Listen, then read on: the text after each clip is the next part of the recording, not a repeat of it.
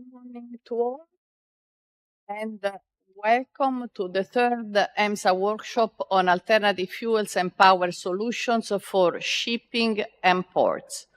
I am Manuela Tomassini. I'm the head of Department for Sustainability and Technical Assistance, and today with my colleague Peter Kirov from the Department of Safety, Security and Surveillance will be your hosts. I will start with some housekeeping announcements since this event is in hybrid mode. We have a full house, but we have also a lot of people that are following us online. And for those people that are online, I would like to remind that there is a chat function where you can actively participate by posing questions or commenting. If we will not be in a position to answer directly during the workshop, you will get our replies after the workshop, be sure. For the ones in house, just raise your flag to participate actively, or your hand. If you don't have direct access to a microphone, we have a microphone that will be made available. If there is a fire alarm, just follow the exit signs and the EMSA staff will guide you to the nearest meeting point close to the river. And we will have a lunch break that will be served in the atrium for the ones that are, of course, attending in presence. The event will be recorded and will be live streamed, as it's already happening now, on our YouTube channel. Without further ado, I give the floor to our Executive Director, Maja Markovčić-Kostelac, for the welcoming address to kick off our works. Thank you.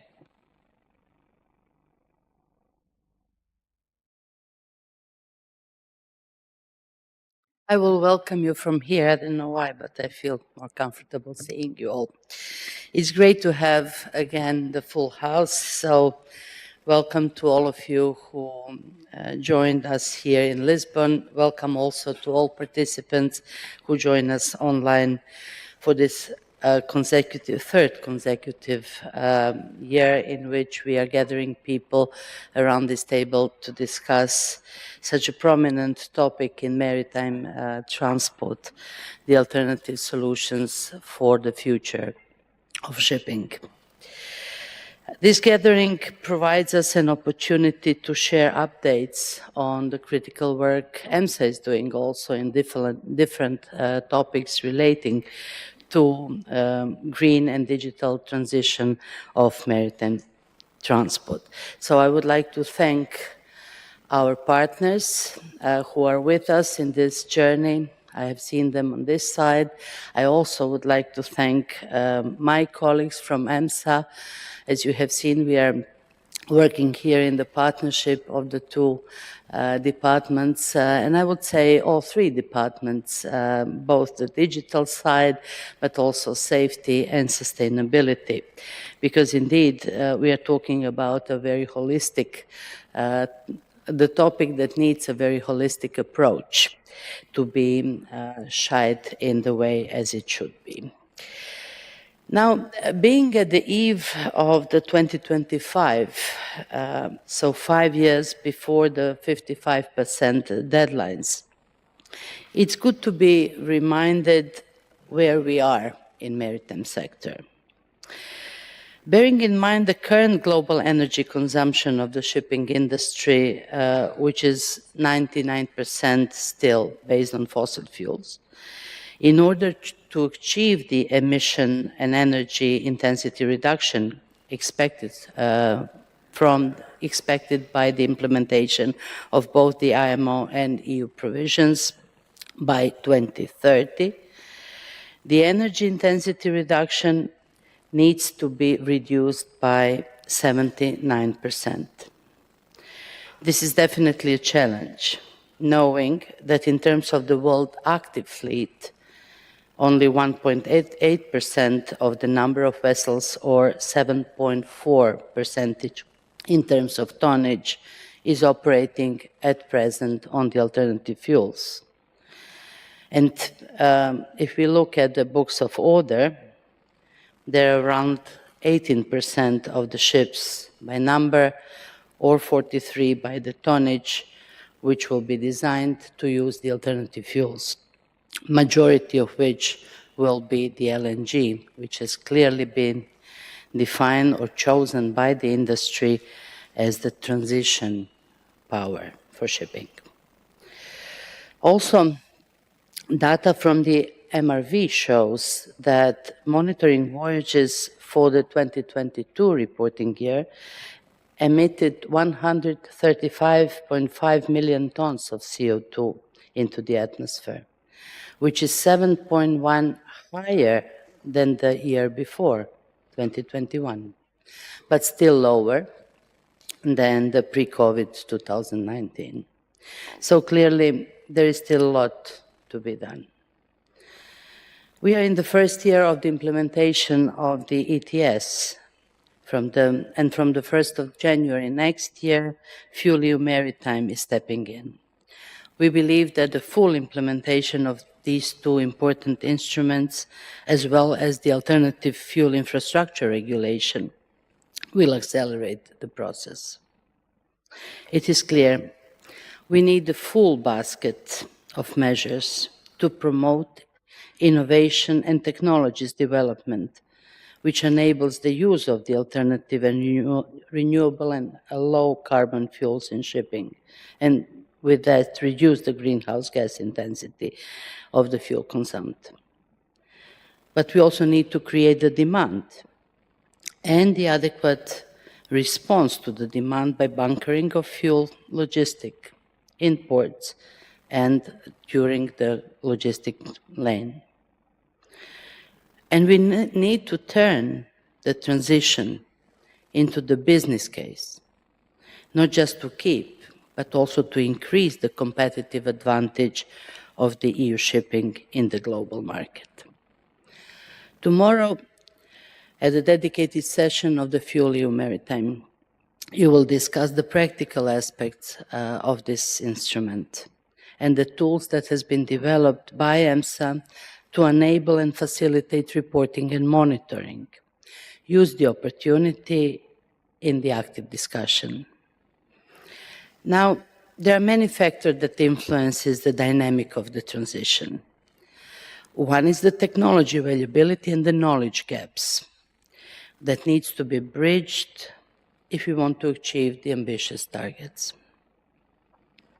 This is why we are here today, to continue with our sequences of studies. So today, after having explored the decarbonization potentials of biofuels, ammonia, hydrogen, and wind-assisted propulsions last year, we are continuing to examine decarbonization potential of synthetic fuels and potential role of nuclear technology in this domain. At the same time, it is important to address the safety aspects of each solution. Therefore, after having explored the decarbonization potential of the new types of energy, now we are presenting the outcome of the studies addressing this time the safety of these fuels. In 2024, we have made significant progress from a safety perspective with the studies focused on ammonia and hydrogen. Additionally, a new guidance of safe bunkering of biofuels, including biomethanol, will soon be published, incorporating insights from those already using these alternative solutions. These findings and recommendations will be presented later this morning in the first session of this workshop. We believe that these studies can contribute to the ongoing discussion in the IMO under the comprehensive effort to develop initial guidance for ammonia, hydrogen, low flashpoint fuels, revised methanol guidance, and eventually address the fuel cells at a later stage. The first outcome the non-mandatory guidance for the safe use of ammonia in fuels is expected to be approved at the upcoming MSC 109. EMSA, through the work presented today, aims to support this crucial process by prioritizing safety in the development, analyzing specific safety challenges for ammonia, hydrogen, and, as said, safe bunkering of biofuels. Finally, we should always consider the impact of these technologies on our people, the seafarers. I take this opportunity to remind you about another workstream ongoing here in EMSA. We are all aware that the success of the transition depends strongly on the absorption capacities and the timely adaptation of people serving in the sector. Therefore, the part of the process needs to be dedicated to upscale the competencies of seafarers. New skills and knowledge needs to be added to the training programs. And in this respect, EMSA has initiated a study based on the needs to identify the described specific competencies and training areas in the aspects of the use of different type of alternative solutions. The study is about to be published with a competence catalog for the reference divided by the type of fuels. As it is often the case, as with our studies, we support the ongoing efforts of the EU member states and the Commission to put forward proposals in the IMO within the framework of the revision of the STCW Convention, as well as to assist in the development of the guidances for the design and training of the programs for the dedicated seafarers. I will stop here, wishing us all a very fruitful and dynamic workshop, which will, of course, depend on your active participation. Thank you again. Thank you, Maya, for this welcoming address that puts a bit also the things in perspective. I will give now the floor to Peter Kirov, the Head of Department for Safety, Security and Surveillance here at EMSA, that will focus on the specific objectives of this workshop for the first session. Peter, the floor is yours. Thank you very much, Manuela, and good morning from my side, and welcome also from me in EMSA, and for those of you who are joining us online. As has already been mentioned by Maya, the idea of the first module of this workshop is to discuss at length the safety aspects of the alternative fuels, which lie at the heart of the strive for decarbonization of the EU and the global shipping. Now, you know that EMSA has been engaged in a number of studies that, again, have already been mentioned by Maya, but we also have to take into account the fact that the industry is developing at a different pace. And while we have already quite some experience with the biofuels, the ammonia and the hydrogen are still in their very early stages. And we will today dive into these three different aspects of the safety of the alternative fuels, while at the same time we keep an eye on our ultimate goal, and that is to advance with a global regulator into globally accepted standards for the use of these alternative fuels. So having said that, I would now like to give the floor to Foutini Ioannidou, who is Director in Directorate D of the DG Move of the European Commission, who will be joining us online to provide her contribution with setting up the political landscape regarding the decarbonization of the maritime sector in the EU. Foutini, I hope that you're hearing us, and the floor is yours. I do, and I hope you hear me as well. Well, first of all, many thanks for the invitation to say a few words on the occasion of this important workshop that is being organized by EMSA, and will give the possibility to share the results of your very important studies you have just finalized. First, let me start by saying that we have been working very, very closely together with EMSA when it comes to all our initiatives from the conception design when it comes to decarbonization, and including, and most importantly now, when it comes to implementation. So big thanks to EMSA for all the vital input you have given to us in the last few years. As Maya said, we are very much far away from our targets. The transition to clean fuels is only starting. And when we look at the data for 2023, they do represent the alternative fuels do only represent a bit less than 1%. So, of course, we are in the beginning of the process, and we see that all the actors in the waterborne ecosystem are starting preparations, from ship owners to fuel suppliers to ports. They are all preparing for the new environment. But it is clear that we need to accelerate all these efforts because I mean, the challenges are here, and they are not very obvious, but we need to tackle them. And of course, very, very much helpful in this regard is the fact that we have a fully fledged EU regulatory framework, that we have an ambitious IMO strategy for the reduction of greenhouse gas emissions, and that we all hope that by spring this year, the IMO is going to deliver what we need, a basket of measures to make the IMO greenhouse gas strategy a reality.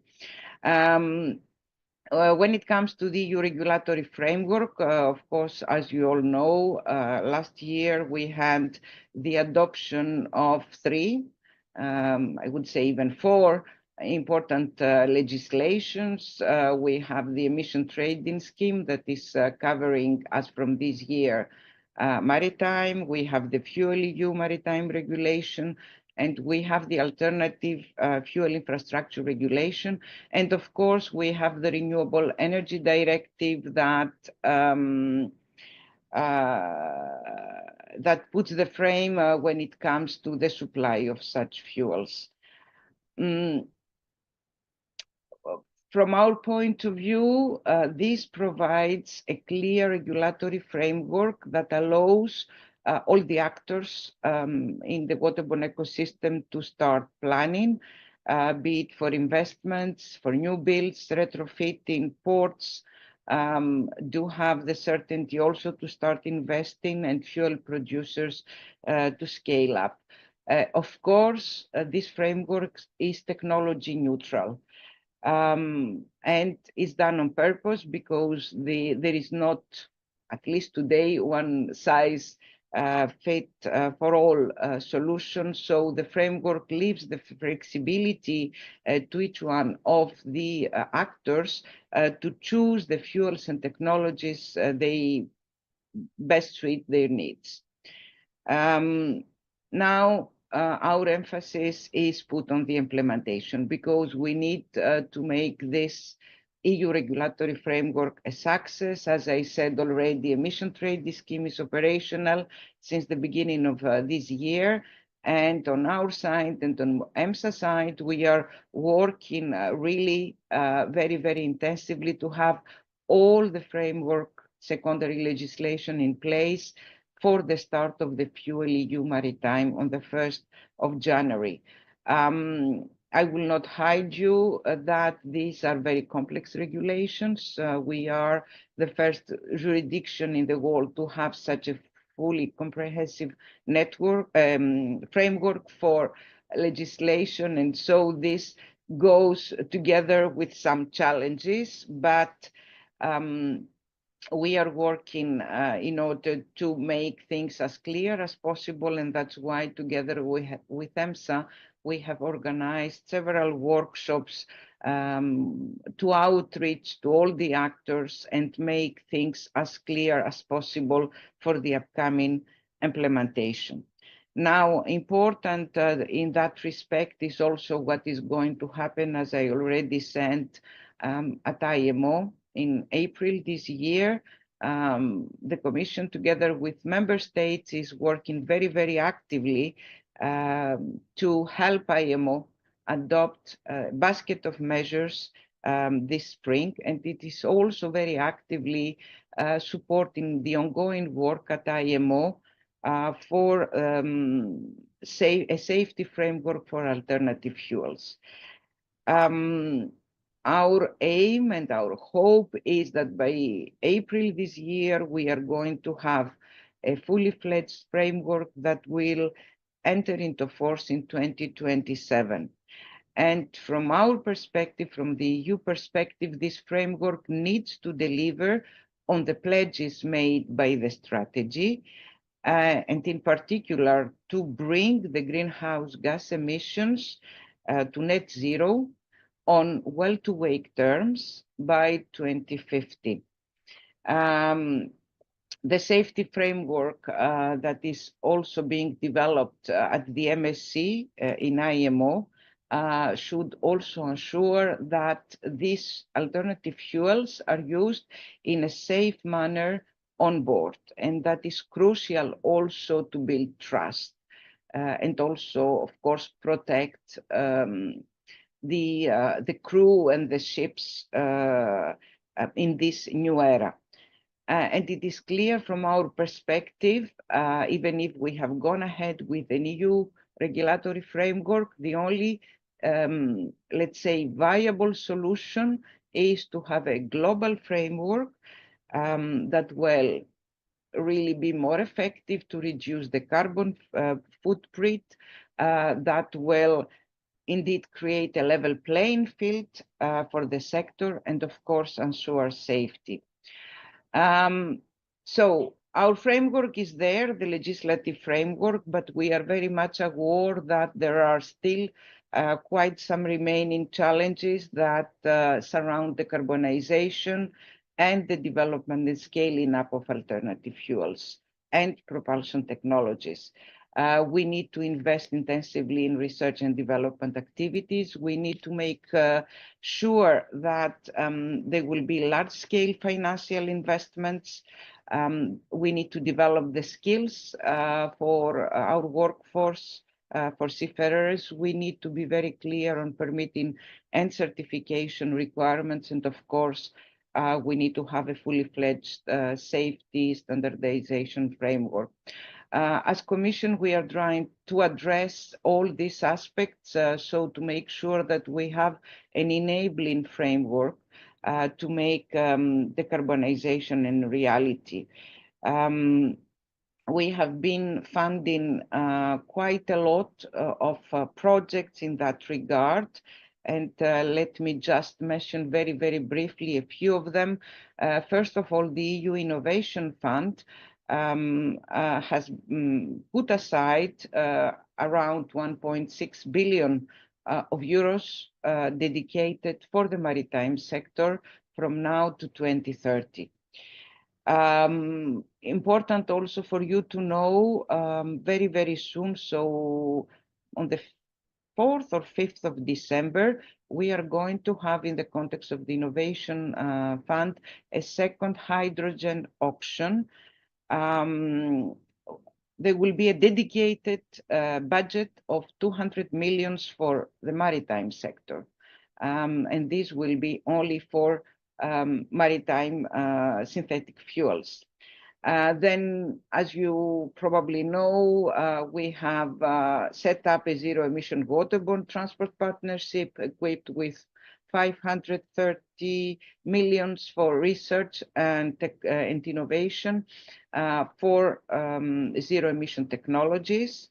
And of course, something as I take this opportunity to say this because there are many member states present here, something that you should bear in mind is that the EU member states take the biggest part of revenues from emission trading scheme. They might take also, hopefully not, the revenues from FuelEU penalties, and so you could top up all these actions or use them in order to reinforce the decarbonization of the maritime sector. And last but not least, we have also set up the Renewable and Low Carbon Fuels Value Chain Alliance that is specifically aimed to facilitate the scaling up of aviation and maritime fuels. The Alliance has launched a pipeline of projects in March 2024. We have there already 6 projects covering maritime fuels. The objective here is to connect all the partners, including with fuel suppliers and the financing institutions, so that to give a push towards the scaling up of maritime and aviation fuels. But as I said again, the international framework is crucial to us. So we are looking towards IMO. And just to say one thing on the basket of measures we are proposing in addition to a fuel standard, a pricing element that will be very, very much important, so that at global level, we have the financial means to develop cutting-edge technologies, and in particular, to reward for the use of zero GHG fuels, and also at international level being able to close the price gap with fossil fuels. One word, as we are starting next week the mandate of the new Commission on what is coming up on our plate. The new Commission has put the waterborne sector quite, I would say, much on focus. As you might have seen, we are going to develop several initiatives. The first one is a European port strategy that is going to come towards the end of next year, with focus on security and competitiveness of our ports, but there will be a very much important dimension of sustainability and the role of ports in the energy transition and how we can further facilitate this role. Then we have announced also the development of a sustainable transport investment plan, which will outline a sustainable approach, a strategic approach to boost the supply of sustainable fuels and to prioritize investments in decarbonization solutions. And of course, it will cover all transport modes, but aviation and maritime fuels will be a particular focus of this plan. And then last but not least, we have announced the development of a maritime industrial strategy with the objective of boosting the competitiveness of the shipbuilding and maritime equipment industry in Europe. And this strategy will take a full value chain approach, and of course, we'll look at the other segments of the waterborne transport. I'd like to sum up here by saying a few concluding remarks. First of all, alternative fuels and propulsion techniques are in the center of our decarbonization efforts. It is clear that our EU framework and the potential international framework do require that low carbon fuels and technologies are readily available. This is a crucial precondition. It is clear that we have, beyond the legislative framework, a huge work ahead of us to enable the production of alternative fuels in large volumes and at affordable prices.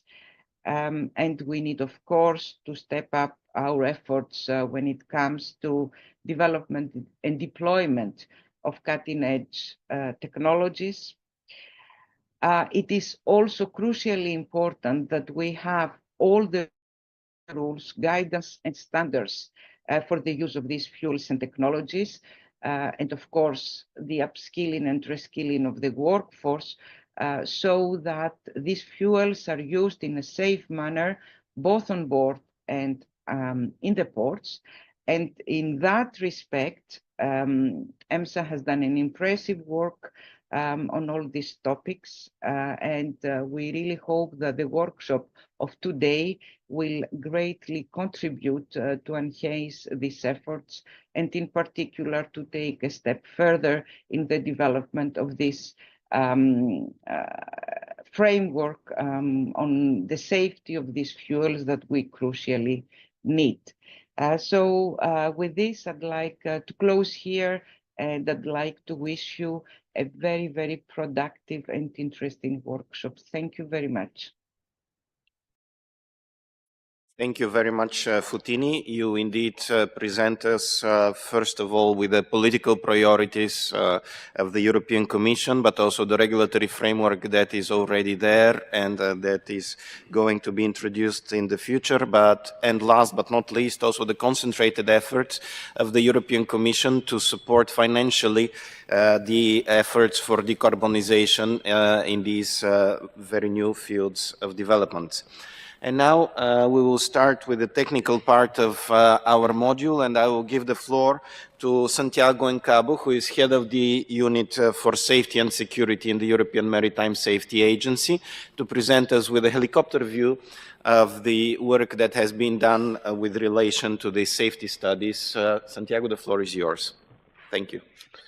Thank you, Peter, for giving me the floor. We are really very happy to be here today because our unit, in close cooperation, of course, with our sustainability department, has been working heavily on this topic, trying to support the Commission, member states, but also the IMO on this, in our view, essential topic, essential challenge for shipping in the next years.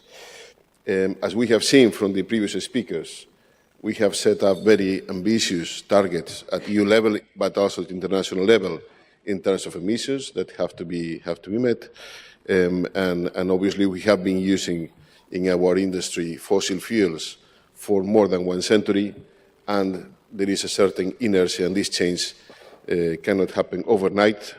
So the idea today in this presentation is to set up a bit the scene of where we are in terms of engaging with these new alternative fuels. As Maya said in her speech, as you can see, currently, practically all the fleet is running on conventional fuels. There is a small part of it, less than 1%, with alternative fuels. However, it's important here to mention there is, as you can see, a big asterisk there about the biofuels. So biofuels are not considered here, and biofuels is a very important part of the mix for alternative fuels in the present, but probably in the future as well. Probably is one of the technologies that is more mature, that requires less adaptations on board the ship to be used. So biofuels is something not to be forgotten. And this graph now, in the right side, is a picture of what we expect to see in 2023, so more or less in 10 years' time, based on the current order book. So it's not a projection. So, for example, if there would be a big improvement, enhancement of the technologies for the internal combustion engines for ammonia or hydrogen, this picture could change in a way. But this is how it looks like based on the current order book. So as you can see, in 10 years is expected that around 18% of the ships will be running on alternative fuels. But I think it's important to note here that half of them will be running on LNG, which is still a fossil fuel. Around 5% will be running on methanol, where most of it is still extracted from LNG. LPG, which is also fossil fuel, and is more a niche for those ships that are transporting LPG as cargo. And then it's expected that around 1% of the fleet will be running hydrogen and ammonia. As I said, this is a picture, this is not a projection, so the figures could be better. And in addition, the biofuels are not here included, and as you all know as well, there are other operational measures that can be put in place already that are not based on alternative fuels. So one by one, so we go to ammonia, we can see that now there are no vessel operating commercially running on ammonia, although there are some very, very interesting tests. So we have seen bunkering of ammonia in Singapore. We have been some trips running on ammonia. So there are very interesting developments going on that hopefully they will be becoming a reality in the near future. And we can see that this interesting ammonia in the order book of 25 ships until 2027. Methanol. So now this is one of the fuels that will experiment one of the biggest increase in percentage. So we can see now we have 43 ships in operation, but they're expected, there are around 300 ships to be delivered. Most of them are container ships. In terms of hydrogen, we have currently 3 ships running on hydrogen, relatively small ships, so a couple of tugs and 1 support ship, and there are 10 ships in orders until 2026. LNG, obviously, this is a well-known technology for years in our sector in shipping. We have had LNG cargo ships for many years. So obviously, this is a technology which is well known, and we can see a big increase in the use of LNG in the next years. LPG, as we mentioned, this is basically a niche for fuel cells. It's a technology that is interesting. However, it's still not very much used. Also, it has some limitations in terms of the power density. So it's limited to relatively small ships or to have auxiliary power on bigger ships. Batteries obviously is not an alternative fuel. It's a well-known technology in our sector as well. So that is why it is more popular in a way. So we can see more than 900 battery ships already operating worldwide, and there are expected 450 more to come in the next years. So this is one of the technologies which is there, which there is no need to develop anything. We have to be careful with the safety of it, of course. We presented last year a guidance on that. When we go a bit to the detail of these battery ships, what we can see is that only 20% of them are purely electric. So basically they are used in regular short voyages. For example, behind us here in River Tejo, we have already some ships operating with batteries only. And there we have most of these ships with batteries are either hybrid or plug-in hybrid.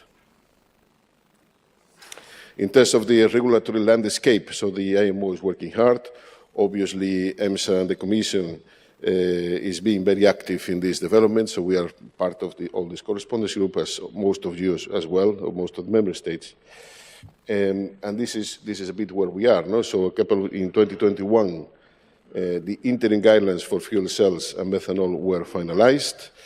Still, as it is here, you all know, they are interim guidelines, so that means that they still need to be developed in some areas based on the experience. In 2023 was the LPG interim guidelines. This year, it is expected next week that the ammonia interim guidelines will be approved in MSC 109, still with some parts, again, that might be further developed in the future.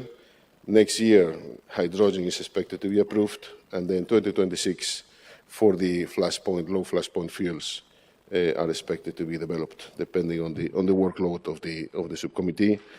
And again, already in 2027, so this methyl, so basically ethanol, methanol guidelines, interim guidelines, will be updated, hopefully based on operational experience that can provide a bit more detail on how to use the methanol safely on board ships.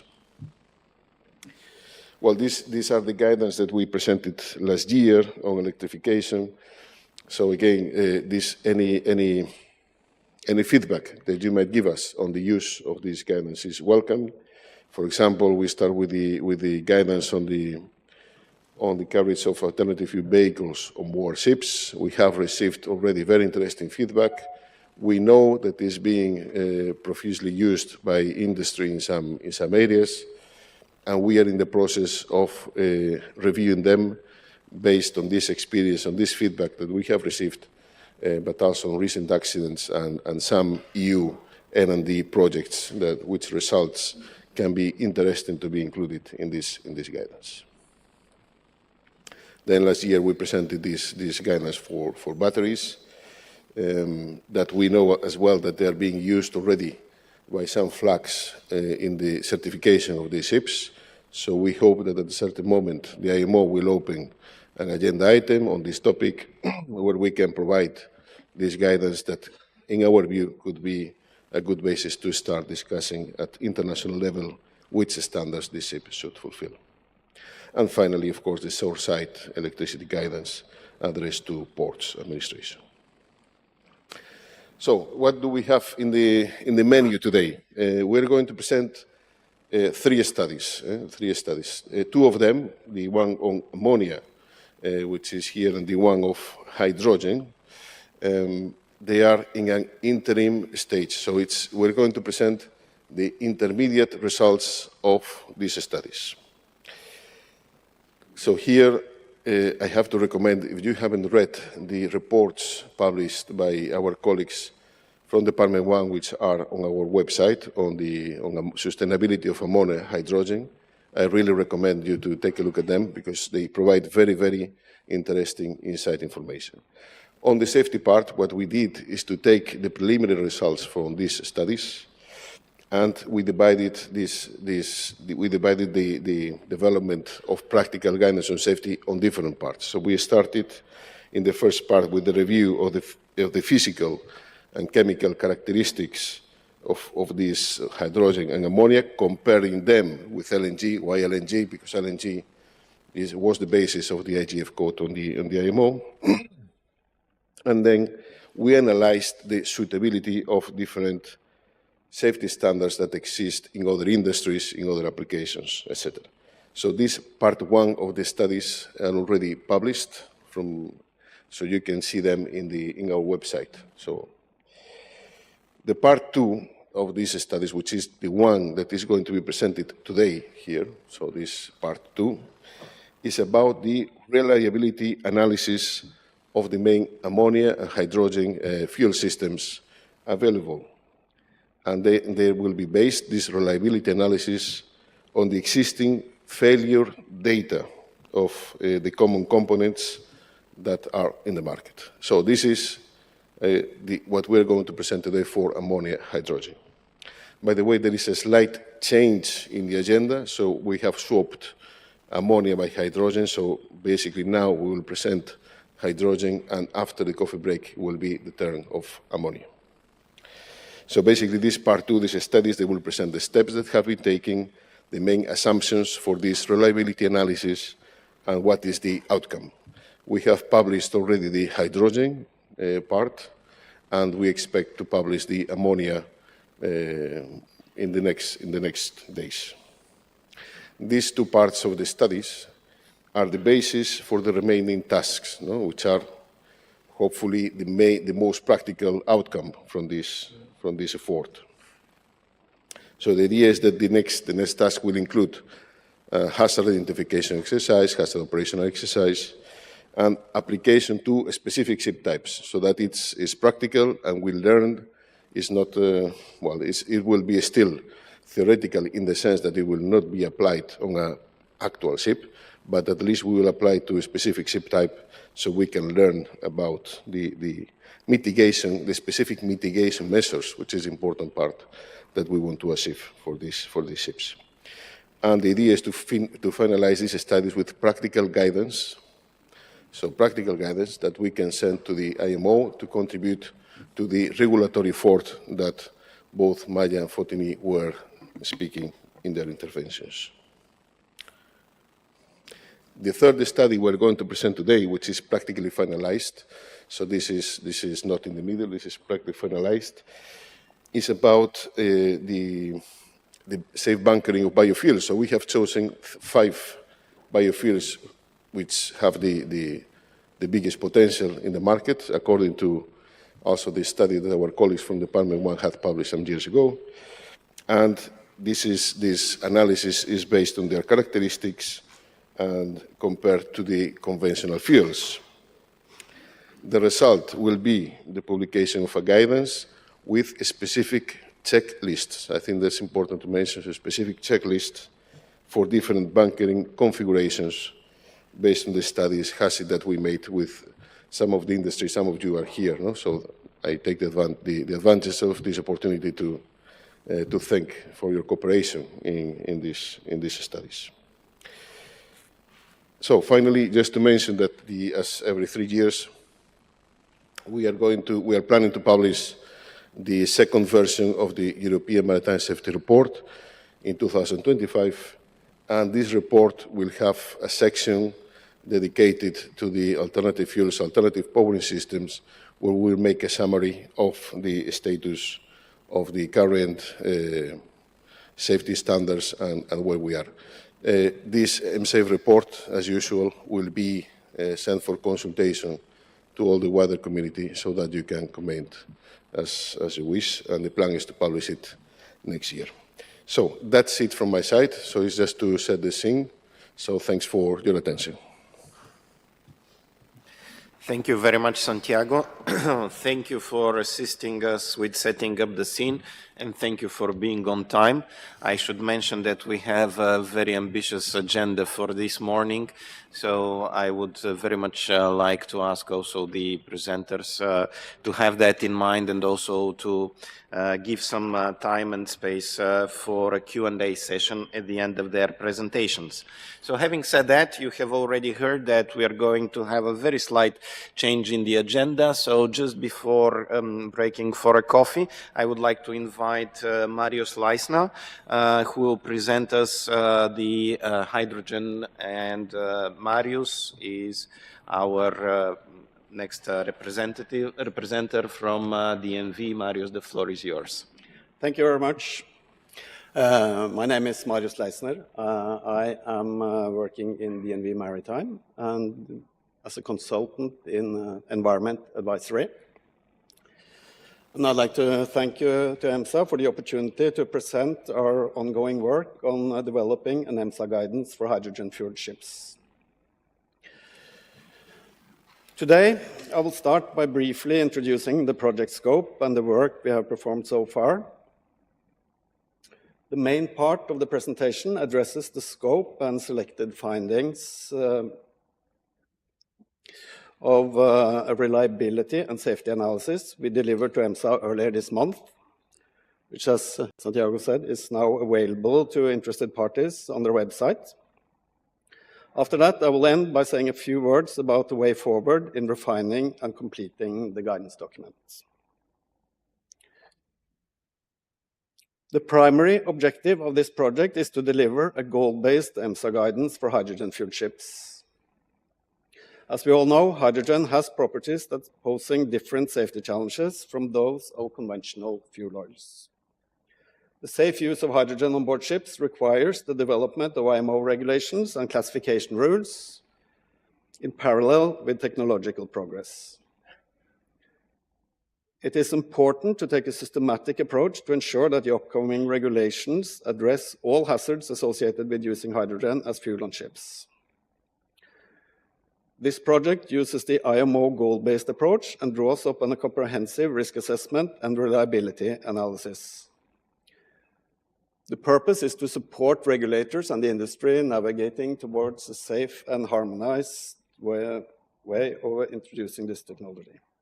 The project will run over 1.5 years with support from our industry partners.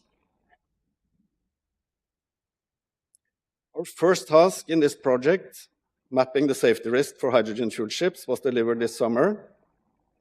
The report includes an analysis of key characteristics of hydrogen to identify the safety hazards, the system threats, and risks that need to be addressed in a guidance document for hydrogen-fueled ships. This was followed by a review of established principles for risk mitigation and control, along with a review of hydrogen-related accidents. We also addressed the scopes and limitations of the most commonly used explosion analysis modeling techniques and tools. Following that, we reviewed current statutory regulation and classification rules, as well as relevant standards and best practices pertaining to hydrogen-fueled vessels to help us pinpoint the hazards and risks already addressed in existing rules and regulations. Finally, we summarized these hazards and risks that should be incorporated into the preliminary hydrogen guidance and outlined our initial goals and functional requirements for the guidance. The second report, which is the subject of my presentation today, is related to reliability and safety analysis of hydrogen installations. The report is structured into three main parts. The first part is an analysis of existing reliability databases of equipment and their potential applicability in quantitative risk analysis for hydrogen fuel systems. In the second part, reliability analysis of safety critical systems, we have presented three cases we wanted to investigate further based on our findings in the first report. The last part presents how we have developed a framework for a generic risk model for hydrogen-fueled ships. Realistic failure data is an essential component in any quantitative risk analysis. The first part of the report aims to identify useful sources for failure data, that is leak frequency data for hydrogen equipment and failure on demand data for safety and control equipment. When performing this exercise, it's reasonable to ask to what degree existing failure data will be a good match for hydrogen installations on board ships. One significant uncertainty is the environmental condition represented in that data. Components of hydrogen-related systems on board ships experience unique stresses due to the maritime environment, including exposure to sea spray, harsh weather conditions, thermal cycling, dynamic loads, vibrations, and ship inclinations. Failure data from general onshore equipment does not account for these maritime-specific effects, since those systems operate under different conditions. Historical leak data from the offshore industry is more relevant, as it includes leak causes that are linked to a marine environment.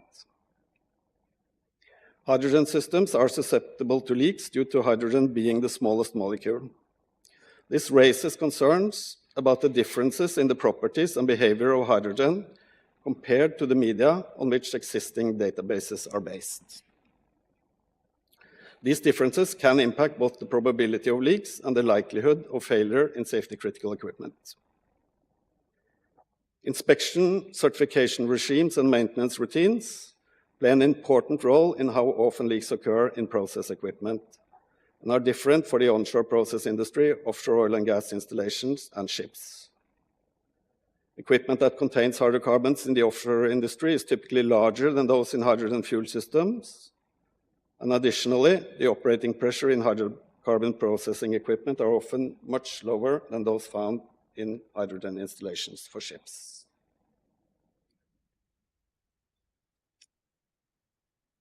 The review of failure data sources considered databases relevant for leakage and failure on demand data, with the aim to identify the failure data that are most applicable and has the highest quality.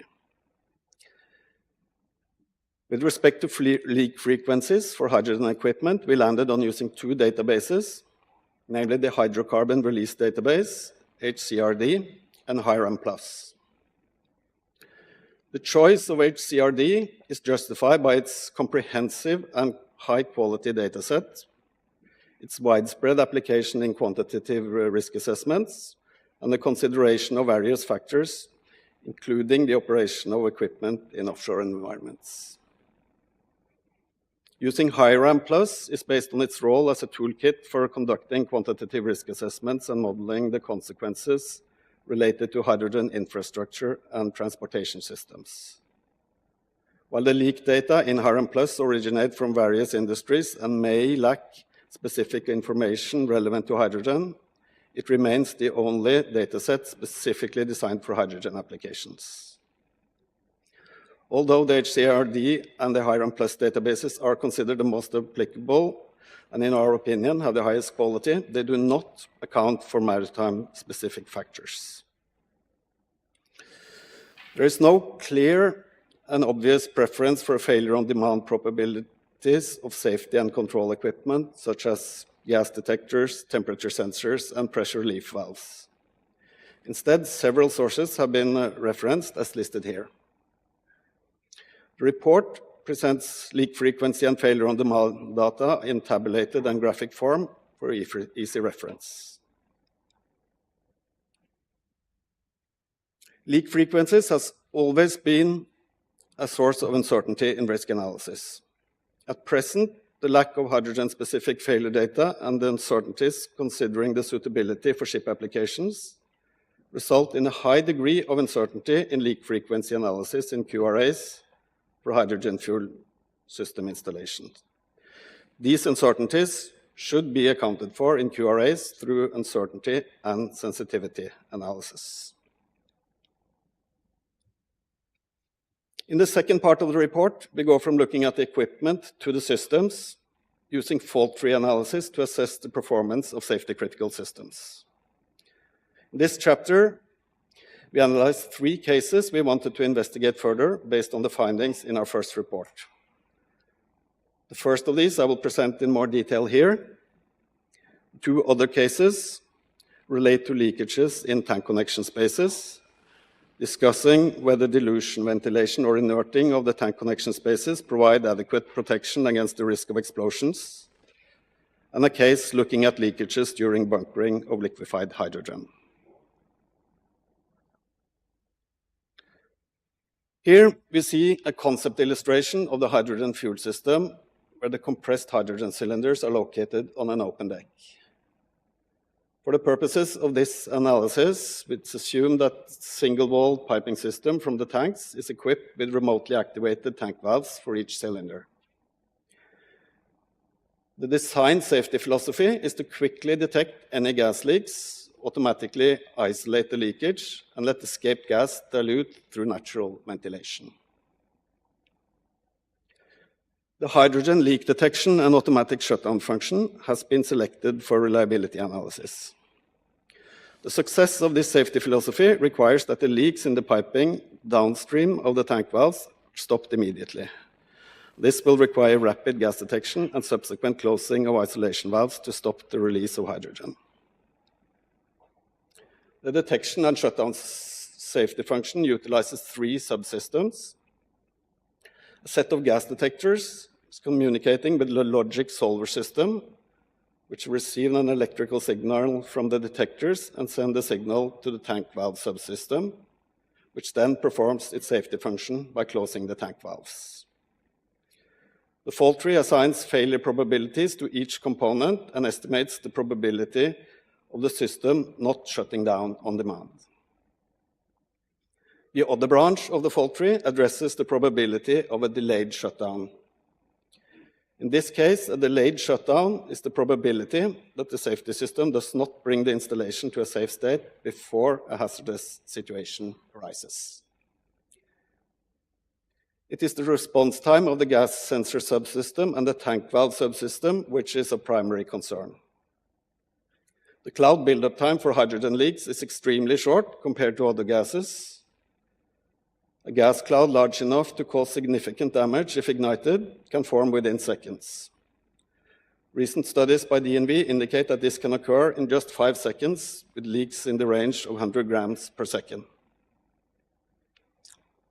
The report concludes that conventional point gas detectors are not fast enough and that there is a significant uncertainty regarding acoustic detectors due to the potential for ultrasonic noise interference.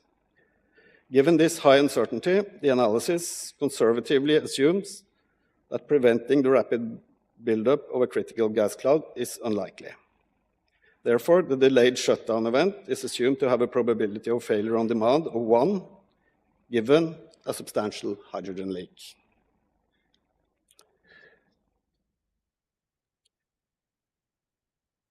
The first learning from this exercise, from a guidance drafting point of view, is that the leak detection shutdown system will have a challenge with managing leakages within a time frame sufficient to prevent a critical cloud buildup. Consequently, hydrogen regulation should account for this by requiring additional safety features. Potential leak sources should be minimized as far as possible by avoiding detachable connections and leak-prone piping components. One challenge is that pipe dimension used in smaller compressed hydrogen installations can be very difficult to weld. The fuel containment system, pressure relief system, and deck layout should be arranged to prevent discharged hydrogen from accumulating in confined and congested areas. As already mentioned, traditional gas detectors, which rely on contact with leak hydrogen to detect leakages, will likely have too long a response time to prevent critical cloud buildup. Acoustic gas detectors are untried in ship application, and testing and trials must be carried out to gain confidence in their reliability. Strategically mounted access flow valves and restrictive orifices can be used to limit leakages. It should be noted that orifices will not stop a leak, and excess flow valves require a significant increase in flow to close. Additionally, this study indicates rather low reliability of excess flow valves. Applying double barriers for compressed hydrogen piping systems on open deck would ease detection. It would ease the prevention of ignition and ease prevention of ignitable hydrogen concentrations in confined and semi-enclosed spaces, as hydrogen released within the double barrier can be vented to a safe location. So, from equipment to systems and now to ships, the goal of the safety analysis has been to develop a framework for a generic risk model for hydrogen-fueled ships. The basis for the model is the descriptions of a generic hydrogen safety hazards, threats, and risk outlined in our first report to EMSA. Findings from the reliability analysis of hydrogen equipment and safety critical systems will be important inputs to the model.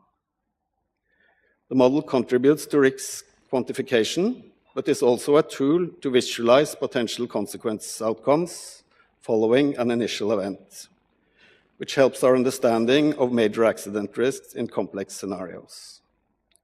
The aim of the model is to create a generic event tree for consequence and risk analysis that can be applied to all hydrogen loss of containment events. The model is generic and valid for liquid, gases, and two-phase hydrogen releases, whether they occur in enclosed spaces or on open decks. Specific quantitative analysis and failure data are required to quantify the values in the event tree. This includes failure data required to quantify the leak frequencies, as well as the failure on demand probabilities of gas detection and shutdown. Ignition probabilities must be established based on historical data, ignition models, and/or expert judgment. Additional quantitative analysis, such as CFD and explosion risk analysis, is required to quantify the likelihood and extent of flammable effects, including possible secondary effects that consider escalation. The report is discussing these considerations for each model event in more detail. So, what is next? As mentioned in the beginning, task 1 was about identifying the main hazards, threats, and risks for hydrogen-fueled ships. Based on these studies, preliminary goals and functional requirements have been established for the guidance. In task 2, We further investigated selected scenarios, providing input to the development work. Now ahead, task 3 and 4 will involve a hazard workshop and a series of risk analysis. These will be arranged to provide more input to the hydrogen guidance document and to test the current version. When the guidance draft is finished, it will be submitted for an industry-wide hearing process. I was asked to stress that this, of course, includes all member states. And when we receive feedback, we will, of course, then revise accordingly. According to the project schedule, the revised guidance will be sent to EMSA for their approval towards the end of 2025. Thank you. Thank you very much, Marius. Thank you for presenting us with the main safety-related challenges of the hydrogen and also the results of the reliability analysis. I will now open the floor for some questions. If you allow me, I will start with the first one. We know that the reliability matrix is an integral part of the process of design in many industries, such as the offshore industry and the aviation. But somehow in our maritime world, in our maritime domain, it is, let's say, a bit less standardized. So how do you see it, and what do you think about more strive for standardization for the hydrogen systems, for example, that are complex and high risk? So how to sort of use reliability analysis in the sort of future approval of hydrogen fueled ships? Is that sort of where we're getting at that? Well, from what we've seen from previous projects, in that if you are in a position where you have to do sort of detailed reliability studies of a ship design to accept it, you're basically not at a place where you can sort of scale. It's sort of too resource demanding and so on. So I think sort of that a solution would be to sort of have regulations on the safe side of things, where these type of analysis would not be necessary to say yes or no to an acceptable safety level. Particularly, as I mentioned, with all the uncertainties and in reliability data for ships. So we were using this as an exercise to try to generate output that we could use in the guidance. It was not to sort of make a ship safe, so to speak. So we were sort of cheating a little bit there. Thank you. Thank you also for your honest answer that you were cheating a little bit. Do we have any questions from the floor in the house? Yes. SGMF, the floor is yours. Thank you, Chair. Thank you for the presentation. Just a question regarding the reliability of detectors. This is a topic that was touched during the discussion on the fuel cells in IMO for hydrogen-rich gases. And I remember we go back a couple of years ago, manufacturers challenging the fact it was very difficult to detect hydrogen at the lower concentration, 20–40%. You mentioned as well some work you're looking to on this. We're now moving on hydrogen guidelines. Can you expand a little bit? Because obviously all rely upon detection and shutdown. So if you can articulate a little bit more what you're finding on detection. Thank you. As to where we're going in our guideline work with respect to handling the unreliability of gas detection, was that the question? I wanted to understand what you're finding around that. How the reliability of gas detection, can we rely on that? Have been any improvement from where we were a couple of years ago in the discussion we had?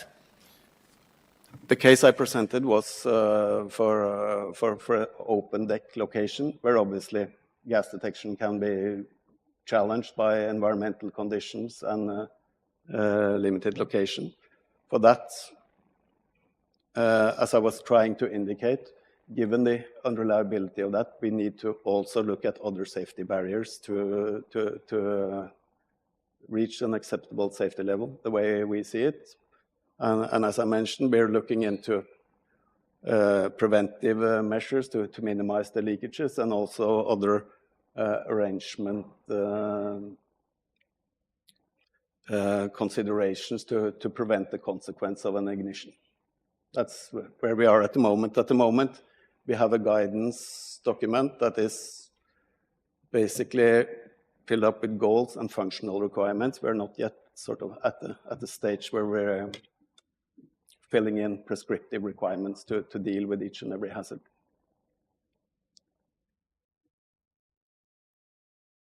Thank you for these comments. And then I see Germany has raised their flag. Germany, the floor is yours. Yes, thank you, Chair, and thank you, Mr. Leisner, for this presentation. We have a technical questions. In your study, you mentioned only the storage of hydrogen in compressed containers or compressed vessels. Have you also, or do you also consider the storage of liquefied hydrogen? And the question would be, does this affect the study, or is it more or less the results you presented, is it independent from the kind of storage, either compressed or liquefied? Thank you. Yes, we do also consider liquefied hydrogen. Our approach here is to sort of have as few limitations as possible early on and see whether we can make it work. And yes, there is a huge difference in safety challenges between having compressed hydrogen on open deck and liquefied hydrogen below deck. So that very much affects the way we're thinking about safety for those two concepts. Okay, thank you. I thank you as well. Do we have, okay, Estonia, please.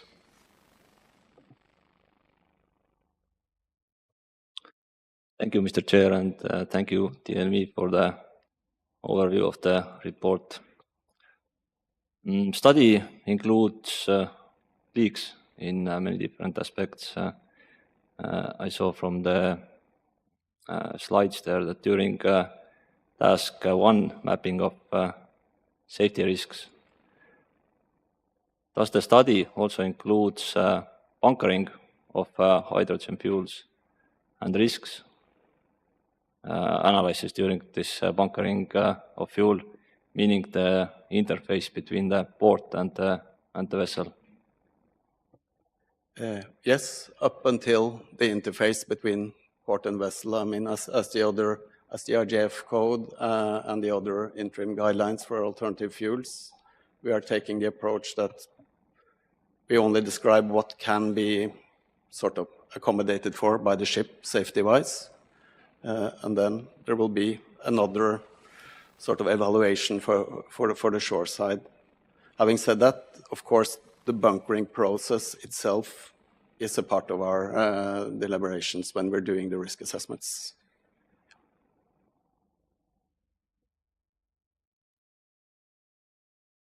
Thank you, Marius. Santiago?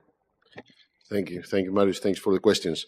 No, I just wanted to mention that the study has several cases included. So basically, obviously, Marius, for time limits, he cannot present the full study here, all the cases. There is a case, of course, what he presented was the case where we have the gas tank on the deck, but we have also liquefied case. We have also bunkering case was included from the ship. Obviously not the port side, only the ship side, the risks that are there. So all these cases have been considered using, well, as Marius mentioned, the quantitative data which is available, that of course in shipping there is no such experience, but all the assumptions that have been made and all the different elements considered included in the study. So I recommend really to take a look to the study for all these cases. Obviously here we can only present a part of it. Thank you. Thank you, Santiago. Sorry, I couldn't. Carnival. Okay. The floor is yours. Thank you very much, and thank you very much for the presentation. Very interesting. Just a question. Obviously, as we recall that there were challenges in the early days of LNG being placed below accommodation on passenger ships. Has there any view been taken to date as to the placing of hydrogen, particularly liquefied hydrogen, below accommodation on passenger ships? Thank you. We have looked at cases with cruise vessel and liquefied hydrogen storage, and obviously there's very limited spaces above deck, so they tend to end up where the LNG tanks tend to end up. However, whether we managed to come up with prescriptive safety requirements to cover all of the hazards is sort of remains to be seen, but that's what we're working on and aiming for. Thank you. Thanks for the question. I think it's a good one. I don't think the cruise ships would be the first type of ships to have hydrogen on board. At least not in the next years. I would say is not the best case to use hydrogen jet there. Thank you. Malta? Good morning, and thank you for the very interesting topic and we're discussing. Will the study take into account a port profile scenario?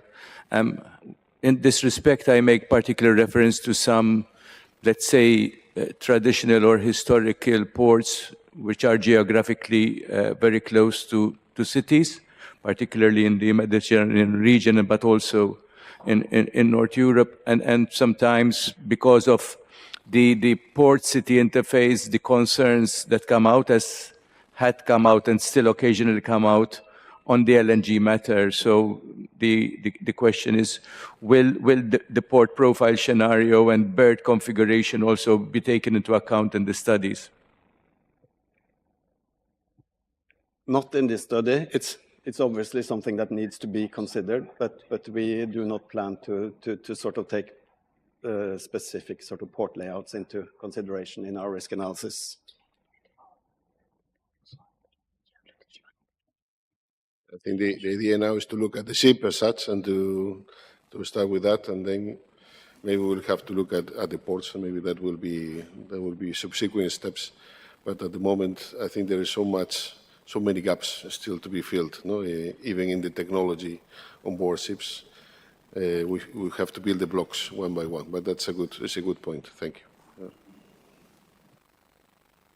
Thank you, Malta, for your question and also for the suggestion. I think that based on what we have heard so far, we have discovered that unfortunately there is much more that we need to do on the research side to arrive to a very sound solution for the hydrogen-powered vessels, but also that there is a clear lack of failure data in this area. So we need to well, hopefully not discover by accidents, but by simulations and other meaningful ways to have a way forward.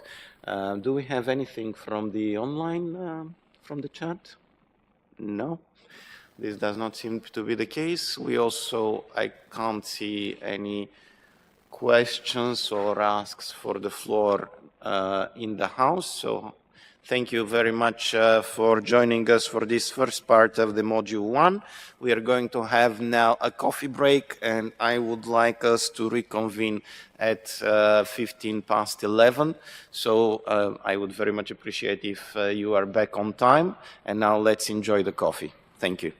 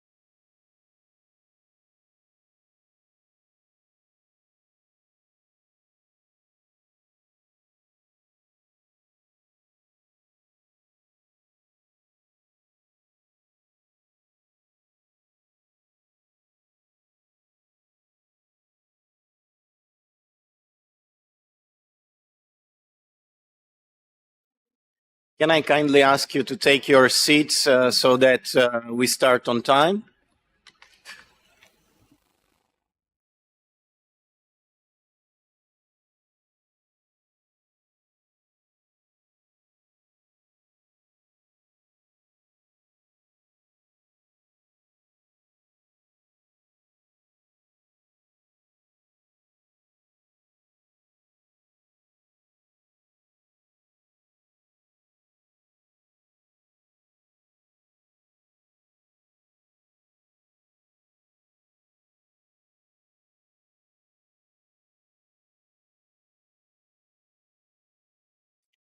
So let us resume our work.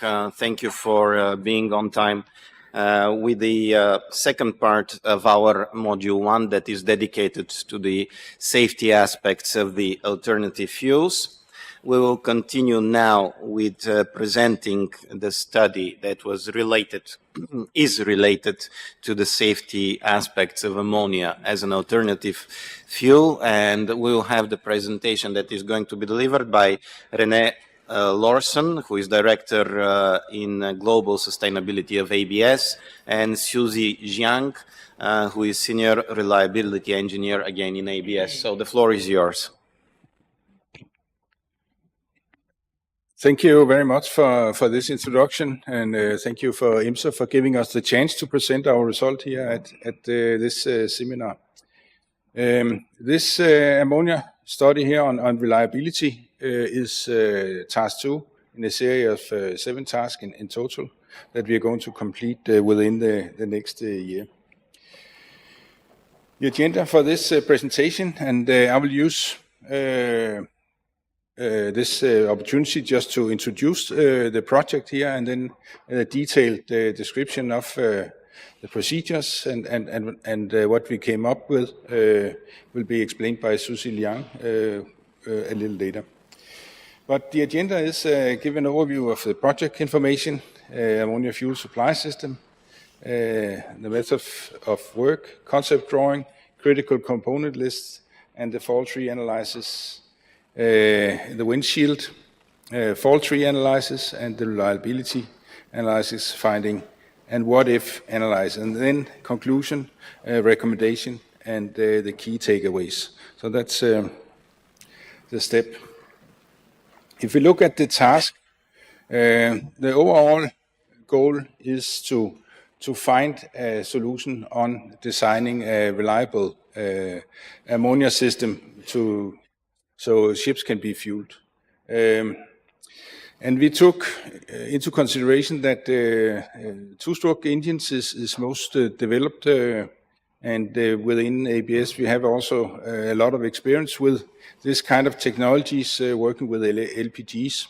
So we took this as a starting point, looking at the two-stroke engine and what is needed in order to be able to operate this on the use of ammonia. In the fault tree analysis, we divided the system into 8 subtasks: ammonia engine fuel system, secondary fuel oil system, and then the common engine component system. And these are the component which is exposed to ammonia in the engine system. Then the auxiliary system, which is a ventilation system and sealing oil system. Ventilation system, and then we have the hydraulic and sealing oil system, and we have the ammonia fuel supply system, bunkering system, and reliquefaction plant. On these ammonia fuel system, it's in most cases on bigger ships, it will be probably type A tanks, which is going to be used for carrying ammonia, and they contain ammonia at minus 33 degrees in a liquid form. And these are low pressure tanks, so they will require that you have a relic system in operation in order to deal with the boil-off gas there. In phase 1, looking at the reliability analysis, we focused on the qualitative assessment, and that means that we visit makers in the market. We took interview with SME, subject matter expert, about the system. and collected all the experience there was in the market.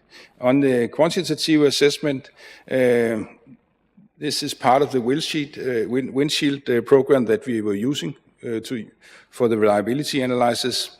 It contains some information, but what was not available, we need to go out and find the databases where we could find such reliability data. The objective for the whole study, the first two here is to select the critical equipment that has a higher probability of failure, and to identify main failure modes and construct the failure scenario using cause and effect relationship. And this can only be done if you understand the system completely. So here we also associated with vendors on the market and also our own expert internally, which is approving in this system. We took also as a starting point the LGIP from MAN into consideration. This is more or less the same engine setup which is being offered now as Ammonia, and looked at this system. It contains more or less the same equipment. On Ammonia it's a little different design, but more or less it is the same. So that was the base for understanding the system. Assess the probability of failure for each basic event, including underdeveloped event. Here we built the fault tree analysis from the experience we got in the first two parts. Create a list of top contributors, weak components of the reliability system that is using ammonia as fuel on ship. Again, this was part of the windshield program to put in this information that we had gathered in the first three steps into the windshield.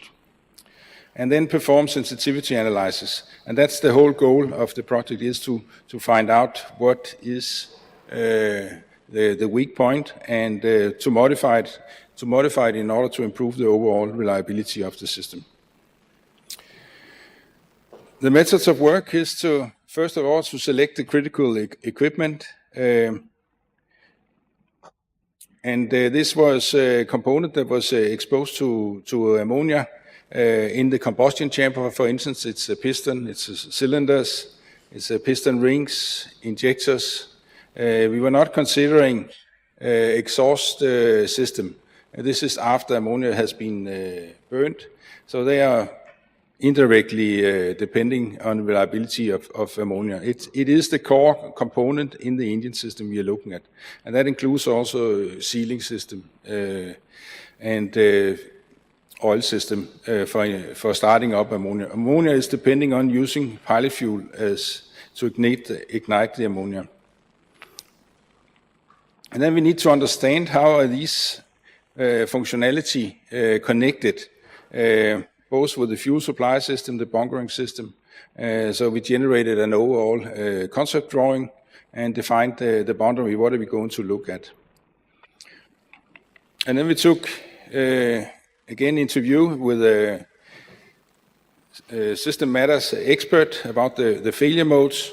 We also had a lot of hazard investigation done on different ammonia ships. We also took those into consideration in order to find out what can actually go wrong there. And then after that, we built the fault tree analysis that we input into the windshield program. The reliability of the component. There was some information in the market about the reliability of component, but we had to use in many cases databases available, and we had also to interview component manufacturers like Leva, who is supplying pumps, MAN, who is supplying engine system, and others who is also delivering equipment for this. They had some of the reliability data, but not all. So some we had to look up in the databases. And then the overall system reliability was calculated by windshield. And finally, we did adjustments to this in order to see what is the impact by changing a component, by changing reliability in the system. And this is the concept drawing for the ammonia fuel propulsion system that we looked at. And this covers ammonia from the tank system where it's being delivered in a low pressure pump to a buffer tank, high pressure pump and to a heater. And there's a filter included and a double block and a bleed valve. We have also a connection to the hydrogen system, and then it goes from double block and bleed valve into the engine room. The pipe there is ventilated with air, and detection of leaks is being monitored. There is also a return line there from the engine back to the tank system. There's knockout drums. There's ammonia cat system to deal with the ammonia vapor when ammonia is being released from the engine system and from the fuel supply system. We included also the bunker system, as you can see there on the left side. We had a reliquefaction plant in, which is more or less independent from the whole system there. Of course, if it does not work, you will have issues with your tank pressure control. And to give an example of how we design this fault tree analysis, then we have the bunkering system here with the critical equipment failures mode. And so just to look at one scenario, and this is where you have an overpressure in the bunkering manifold. The causes for having this, we identified three major causes: liquid level sensors failures and pressure sensor failures. And then for this specific ship design, we looked at draining of inventory in bunker pipe. This is not on all ship that can occur. It was for that specific ship because the ammonia tank system was elevated above the bunker manifold. So that was an example, and now I'll give the word to Susie, who will explain of our findings and a more detailed.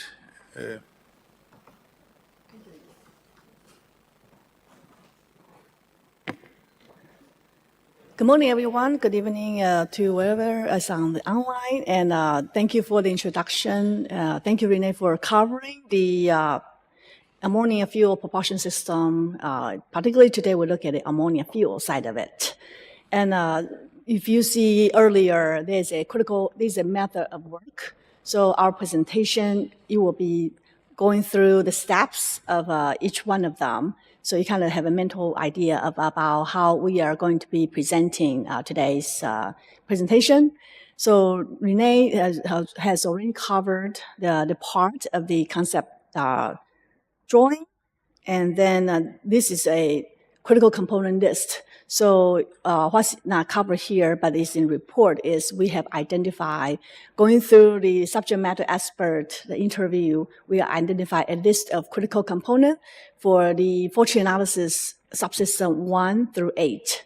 So what I'm going to do is I'm going to pick up the second half, which is going to go through the remaining of the steps, including the results of after we have a good understanding of the system, using ammonia fuel on the ships. We want, now I will present the results and some of the findings that we think is going to help ship operators to identify the weak system, maintenance decisions based on reliability data. And throughout this morning, you already hear about the reliability data is an issue. We don't have as much. So using fault tree analysis is typically used in the reliability maintenance field to use it as a tool as we get the industry consortium data, the industry pretty much like, all those key players who are coming in, that they would contribute, they could get the failure database. We use the information to develop the propulsion system. So with this, I'm going to use, this one is the results from the bunkering system. So I picked this bunkering system where if you look at, Renee covered the part with the second overfuel tank above. That's the output of the SME interview, which is quantitative, where we say what are the causes of the failure mode. So I will use the example of the overpressure of the bunkering manifold, which is the bottom, the third one at the bottom. Then we look at the subject matter expert. We say a group of people with the information, the key players. We say, okay, let's look at the P&ID. Let's look at the using concept drawing, and to look at if the bunkering manifold can overpressure. One of the example is the emergency valve failure. If it's supposed to open when the event and it's not open as needed, then you can get overpressure of the manifold. Or if the valves, the bunkering system, a little bit more simplified version compared to fuel supply system, but the emergency valve or the non-return valve, if they are not closed correctly, that could also cause the overpressure. Now, another thing on the ammonia piping warm up. So the flow rate, if the flow rate is not fast enough, the ammonia can get warmed up, and it will also lead to a overpressure of the bunkering manifold. So this one, the first phase one, which is we describe how each system, this is the failure mode, what are causes that could contribute to the failure mode. Now, with that information, phase two, where we could then input that information into windshield program. In this windshield program, as you see at the bottom of this graph, that has the top event.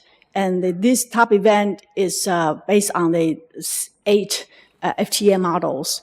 And you look at the project phases of the design failure, could be manufacturing and installation failures, and operation phase that could, during the phase that could have a failure mode. And you go down to the next tier, which is what are the causes contributing to that failure.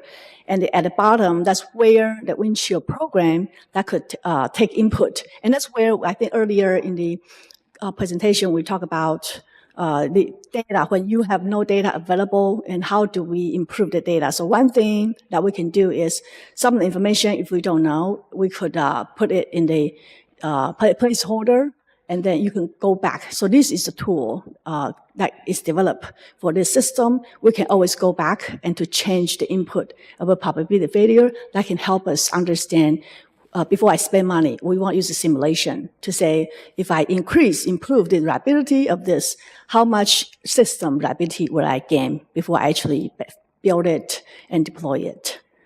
Okay.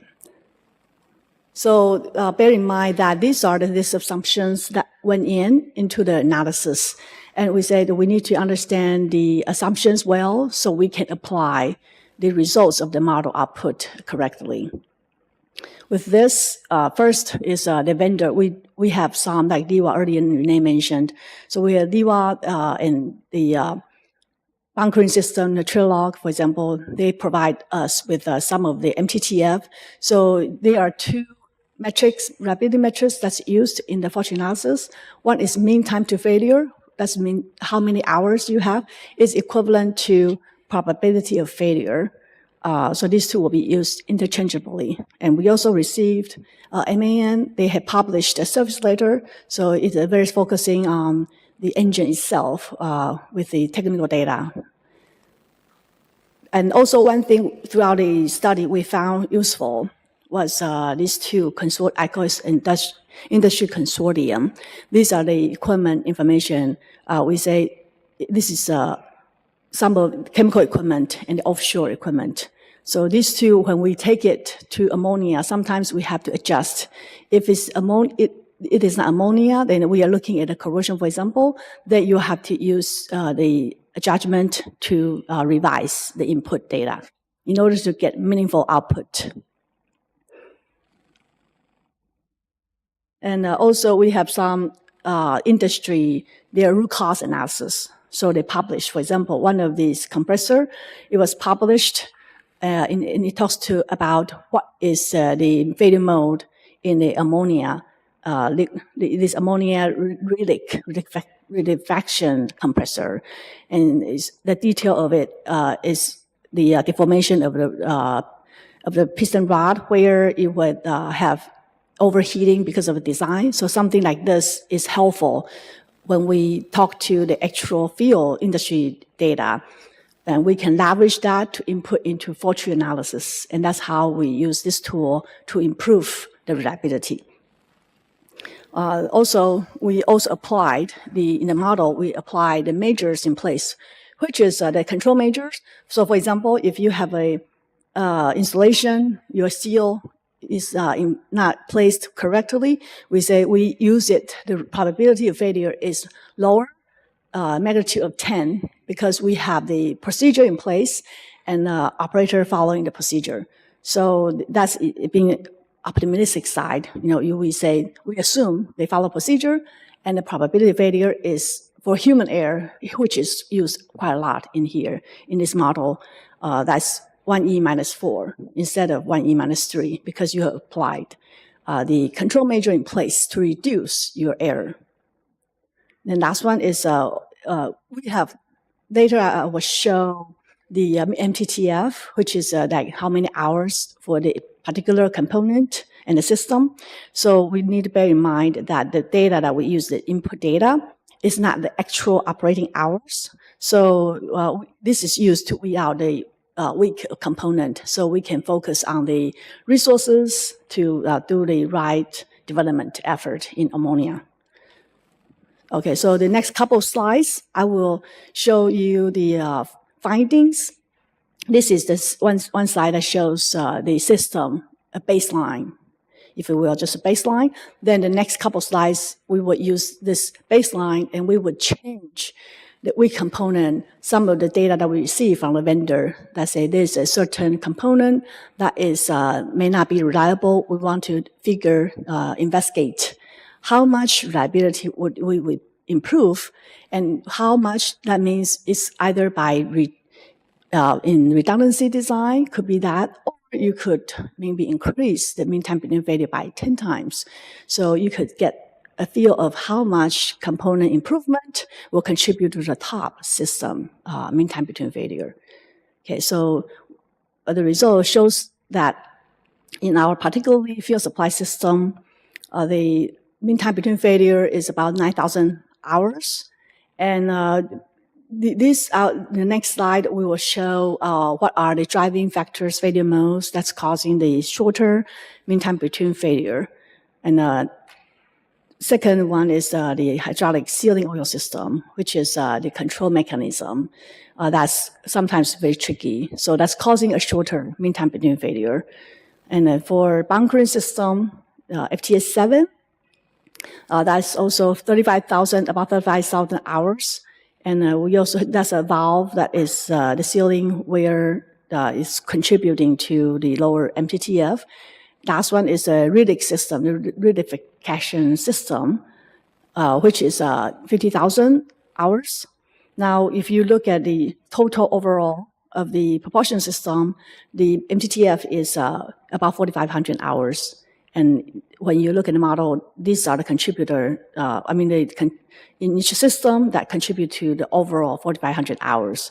And you can also get the output of the unreliability curve, which is, if you look at lower left-hand side, you have 3,000 hours simulation, up to 30,000 hours. And the unreliability will continue to go up as time goes by. So it shows you about how the reliability curve or unreliability curve is progressing in terms of the simulation. And we use the shorter, also one thing to note is the FTA 678. We use that because it has shorter MTTF. So we use them to look closer to do our sensitivity analysis. So in the next couple of slides, I will show the what-if analysis, which is the same as a sensitivity analysis, by changing a component and to see how much system improvement it will gain by changing that. So the first one is the FTA 6, the fuel supply system. There's one, so this is interesting because when we look at the fuel supply system, it has the shortest MTTF because there are so many failure modes that can go wrong. And when you look at, there's a data that we received from the consortium. This is the American Institute of Chemical Engineer. This institute, they have published a reliability equipment data. So one of the rotating equipment pumps is a motor-driven pumps. It shows 8,000 hours. So we say, okay, well, let's use this information, and with the data that we have built with the initial program, let's look at if you have one pump versus two pumps, and what would happen. And it shows that it actually does not improve significantly our fuel reliability fuel supply system. And the reason is because if you look at the two charts, the left-hand side, you have a single fuel pump. So the single fuel pump, because in terms of the requirement, how much ship design life that is requires, you only have 8,000 hours. And now if you put two, because it's way shorter, not meeting the requirements. So even if you improved, if you add the configuration, redundancy configuration for two of them, it's not going to improve your fuel supply system reliability. So the next case study is to look at, now if we, let's say if I have a particular, again, this is a high pressure fuel pump. And so let's say if I'm looking at particularly the seal component, if the mechanical seal, and that's a number from the vendor, if you have 25,000, they say there's a PDFE, the coating that you have to replace every 3 years or 25,000 hours. So we say, okay, let's see if we need to, if we improve the 25,000 hours, then to double. What type of fuel supply system, what do you gain? And that's the intent. So we see the improvement of the fuel supply system improved from about 6,800 hours to 7,900 hours.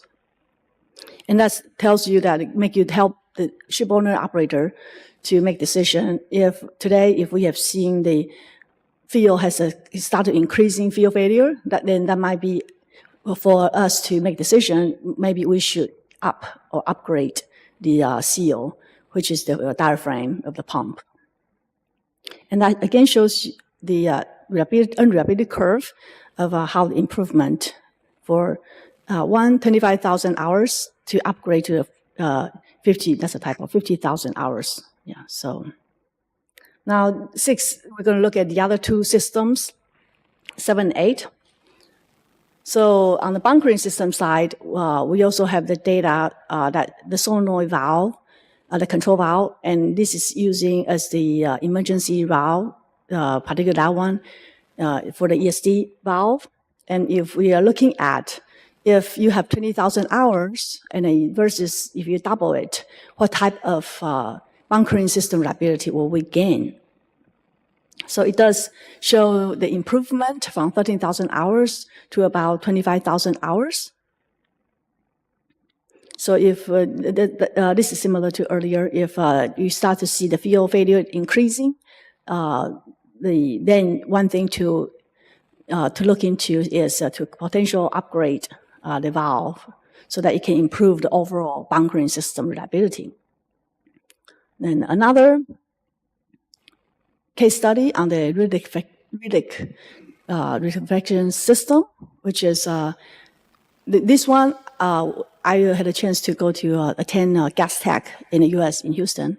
So we met with the vendors, with DWAP and Trillabog, and where there's one thing, which is when you look at a ship operator, they are understanding because ammonia fuel, as we saw earlier in the presentation, there's no commercially available yet, right? So our mindset is, it is the ammonia relic compressor is going to be so reliable. It is going to be as long as the ship life, right? So it shouldn't be an issue. But then in the other study, we saw that the mean time between failure for this compressor, it was assumed 700 hours. So we look closer into more data. We researched it, and one of the root cause analysis that we saw was this type compressor, the bulk compressor, is more of a high speed, and then it's not a piston type. So the traditional, and I think that's one thing that as we move from the traditional model to when we are using ammonia fuel, that we need to keep in mind that this actually could be an issue, and we need to work with a collaborate with industry to look into this issue. And one thing that we include is if you have the compressor, the ammonia Riddick compressor, 700 hours, it won't be able to improve the reliability of the Riddick system. So in this case, it doesn't even make it. If you look at the left-hand side, where the chart, it doesn't make it to first 3,000 hours. So in this case, if I say I'm going to make it to 10 times higher MTTF, 7,000 hours, then it becomes more stable for FTA 8 model. So that's, and then next, the last one, which is the another case study on FTA 1 and 2, just to look at, because currently in our industry, we have a ammonia fuel. This is a redundancy system. So I want to demonstrate that how much MTTF does it save if I have redundancies versus no redundancy. As you can see that for the first case where it's a current design, if the ammonia fuel trips or shut down, then seamlessly your diesel oil will take over and it will not consider to be a failure. So in the model, you can use as an end gate, which shows you that it does not, the simulation will not see a failure if it was able to go to the shift to a second fuel. So in this case, your mean time between failure is that what the base case we have, about 4,500 hours. Then in the case where if you don't have redundancy design, then your MTTF will be shorter. So currently that's what we have at the left-hand side, which is the dual fuel engine. That's currently what they have. Then, okay, then with this, I think these are the results that we have. I'm going to go through some recap of this study, some conclusions that we have, and recommendations. So as we can see earlier, fuel supply system has a shortest, actually, 9,400 hours, where it's because it's a more complex system. It has many moving parts. And if you look at the Fortune analysis, it has many more pages than the other systems. And for Fortune analysis number 5, the hydraulic oil sealing oil system, it has a shorter MTTF because of the complexity. The ammonia pressure, the sealing oil pressure has to be maintained at a higher pressure than the ammonia fuel. So that's causing it, also just the complexity, causing it to be shorter. And we also look at the bunkering system, and that's the one that they shut down ESD valve with the 20,000 shorter solenoid, and that's the one that contribute to a shorter MTTF. And last one is the Riddick system, and that's where you have a shorter component life that causing the design of the Riddick system. And also earlier, like Renee mentioned, that we have a contributor, top contributor, as the output of this study. So this is a combination of the subject matter expert interview, where you look at which one we know identify is something that needs to be worked on next. And also when you collect the information input to the windshield program, it will, based on the probability of failure assigned, it will also output this top contributor. So I'm using a fuel supply system as an example. And if you can, as you can see, the left-hand side is the design phase. These are the project lifecycle phases. So in this case, for the top contributor, you will have a fuel pump leaking, and then some of the damage. Sometimes the third one is the damage of the sealing due to the excessive hydrogen purging pressure that could potentially cause the damage of the valve. Some of the I'm going to go through, so in this case where design and operation, they are the key failure modes of this case. In the manufacturing, for example, it doesn't, besides the new one that we say the diaphragm pump that has a ammonia effective component, and that one is on the radar. We need to keep an eye on the manufacturing defect and the design as well. So installation, similarly, when you have an installation, these are one thing, operator not following the fuel injector procedure, so the seal could be damaged between the sealing oil and outer pipe, and it allows it to leak to the double wall. And again, this operation phase where it has more failure mode. And so that's what we have.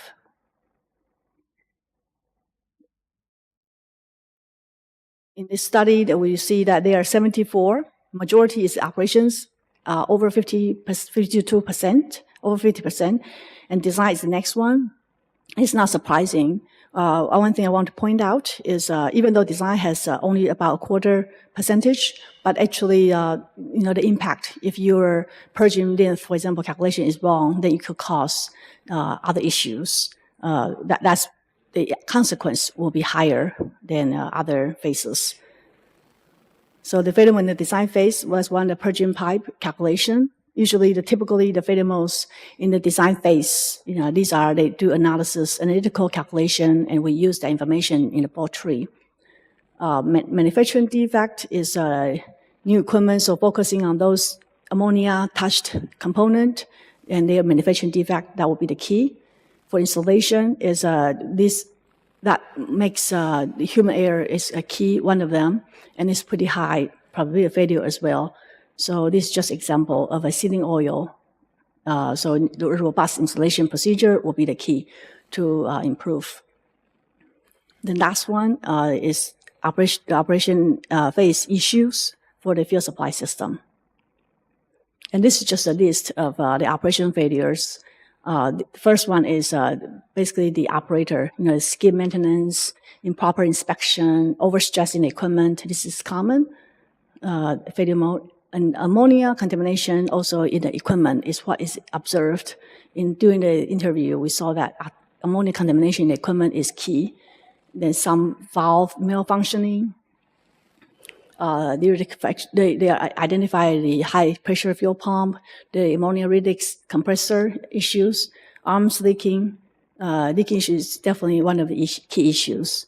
And last one is the recommendation is we need to look at the list of ammonia equipment. We need to form the maintenance strategy, and we need to have a robust sparing analysis. This is something that should be used and look at to minimize the downtime and minimize the maintenance cost. So yeah, with that, the key takeaway, this is the last slide. To recap, we have touched on the critical component list, selecting the equipment that is a high probability, severe consequence if it happens, and ammonia impacted component. We also gone through the fault analysis, identify main failure during the SME interviews, and we also covered the windshield program, fault analysis, and assigning the probability of failure for each event. And we also went over the top contributors, this list of the weak component for each system. And we also we covered the design life for the ammonia fuel propulsion system. And then we also did a sensitivity what-if analysis. And this analysis is intended to assist ship owner, operator to see where we should focus on our effort. And this tool is designed for us to say later we found more information. We can use this as a tool to help us make decisions when reliability data is not available. So with that, thank you for your attention.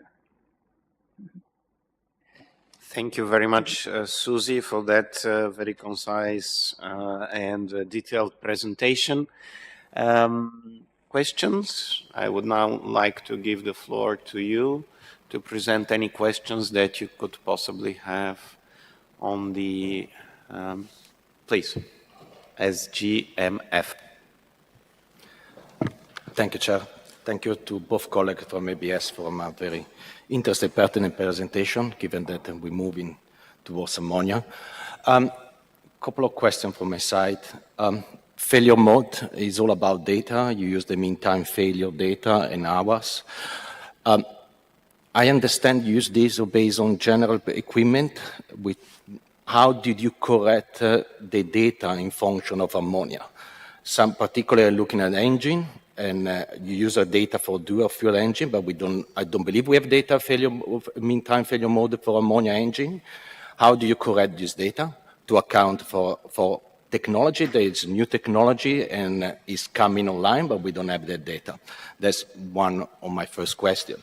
And I raise the question because, just put it in context, IGC carriers swapping over to ammonia. It's not rare that due to corrosivity with ammonia, a number of equipment start to fail for that particular reason. So just to bear that in mind. The other is just a clarification. You put the bunkering system as part of the analysis, which is important indeed, but you consider the ESD solenoid failure of the bunkering system. In broader terms, both ISO, EMSA guideline, IMO refer the bunkering system, the whole system, including hoses, other equipment. Can you clarify why that's not been included and how you address it? Otherwise, obviously, my assumption, I might be wrong, the ESD, which is a safety critical component, failure mode, and compared with other components, is not the same, so we need to be careful what we're using there. Thank you.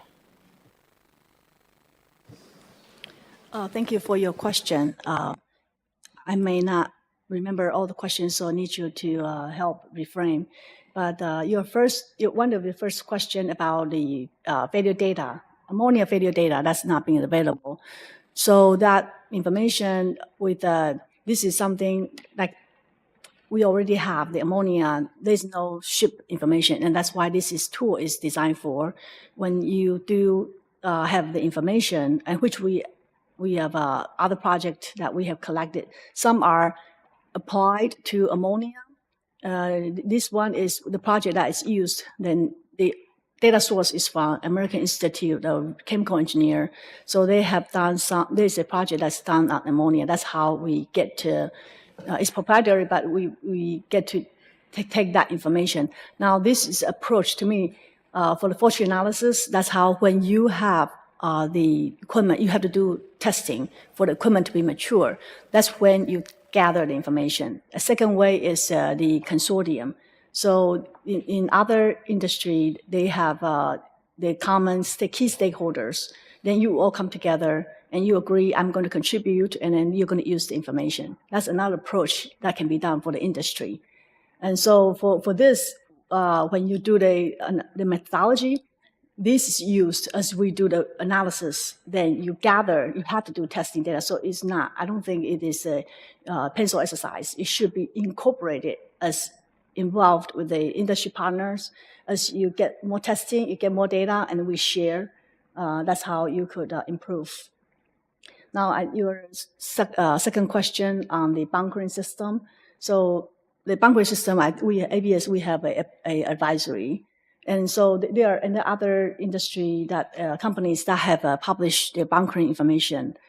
But so far, I think the bunkering part of the failure mode, we only have some, right? One is the high pressure pump. Renee to comment as well. I'm not sure there's any high pressure pump in the bunkering system, but there's a couple of valves, and there's also ESD. That's also part of the study. It's also included in the study. It's emergency shutdown sequence.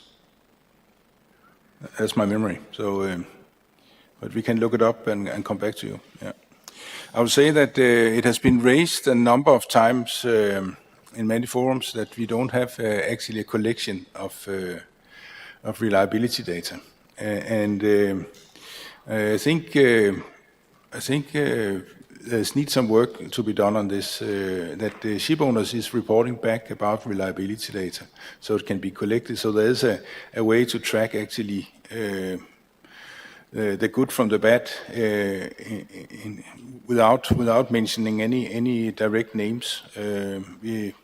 We hear from offshore industry that they have a kind of consortium where they're delivering all the information into a group, and then they anonymize it so it can be shared with everybody, and everybody can have a benefit of this collection of data.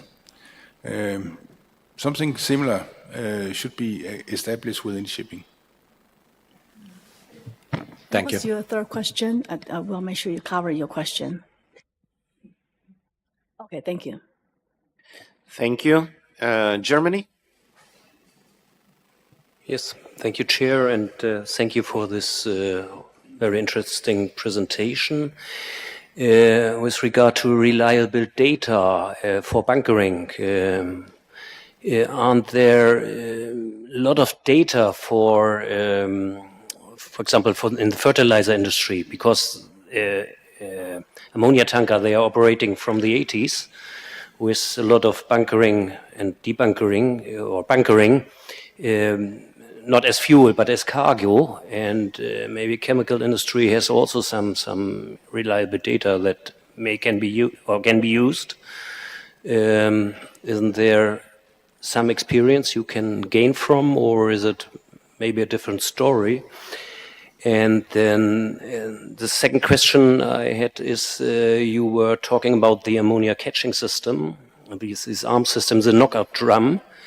I have a question. The catched ammonia, or what is kept in the drum, what are you doing, or what is the purpose? Is it be then reintroduced into the fuel system, or do you discharge it somewhere? Because you have to keep it safe. You have to be sure that this is not evaporating somewhere else on the ship or outside the ship. This would be the second question. Thank you.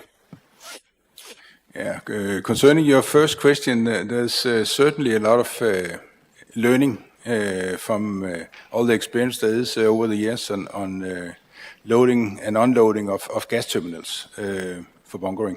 But for ship, it's a little, for normal merchant ship, it's a little different.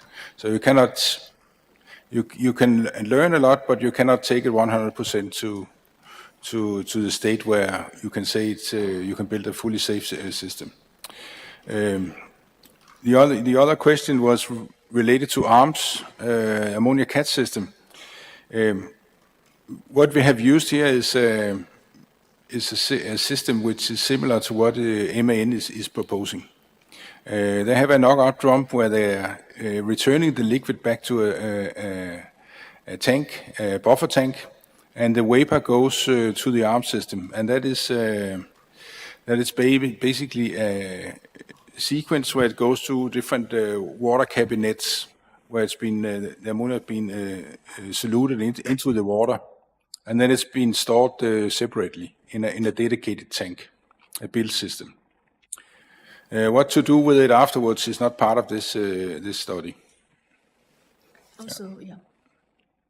Also, I want to share something that I was also having a meeting with the vendor in the gas tech, and I was able to see their demo of the system on the floor, and where I saw the development, the material itself is a double wall. I mean, the insulation itself is made of the steel for the hose, the bunkering hose, and then the data that we get from them, the bunkering hose, we take it a grain of salt, but it was like 1 million hours of 1 million hours, operating hours there for the claim. But if you really look at the parts, comparing to fuel supply system, bunkering system is much similar. Mostly have the emergency valve, you have the quick connect, disconnect, and the hose leak in terms of with proper inspection. Each time when you use, there's a procedure in place. You have to check for the bunkering hose, and then you have to check the valve in place, and operator procedure, the procedure is in place. So I see bunkering system itself, the consequence is very high if it were to happen, but the probability is very low. And if you see the system itself, the component is very little. So after that, I see that concept, the design concept seems that it's not necessarily a big problem area. But again, we have to, because it's a high, people are involved, it's a personal safety, so we need to be careful with that. Okay, thanks. Thank you also. Thank you. Thank you. Any more questions from the floor? Doesn't seem to be the case. I have to recognize also the fact that we have questions on our Zoom platform, but unfortunately, due to the lack of time, we're going to have to reply to them individually. And now we will move directly to the next presentation, which is going to be delivered by Cohen Huling. Did I pronounce it correctly? Almost. From DNV, related to our last topic of this morning module, which is the bunkering of biofuels. The floor is yours. Good afternoon, everyone, and thank you for giving me the opportunity to speak and present our study on the safe bunkering with biofuels. And this is focusing on the safety assessment. So just as a heads up, the study is pretty much complete. We're now working on our final version, which will be delivered at the end of the year. And I'll give this presentation from a general overview point of view, so not going too much into the specifics, and really taking out the key takeaways. So the objective of this study was to provide an overview of considerations ensuring the safe and successful bunkering operations of the selected biofuels. And this can be split into 3 parts. So our first part was focusing on the categorizing the selected fuels and their bunkering operation. And this has been completed and is currently published on EMSA's website. And then the second part is to conduct a risk assessment of the selected fuels and their bunkering operation. And this was then done in the form of a hazard. And the third part, which is still being drafted as a second version, that was to draw up a goal-based guidance for the safe bunkering of biofuels. And again, this will be finished by the end of the year. So we'll start with the first part, characteristics. So I think it's important to just get a hold on the types of fuels that we covered in our study. So we picked, or we have 5 fuels within the scope, starting with biodimethyl ether, or DME for short, with a very low flash point of -41 degrees. And this is a biofuel that's produced via biomass and is gaseous under ambient conditions, and generally has quite similar properties to petroleum gas, or LPG, and has to be noted that it's extremely flammable. And then we have biomethanol with a flash point of about 10 degrees.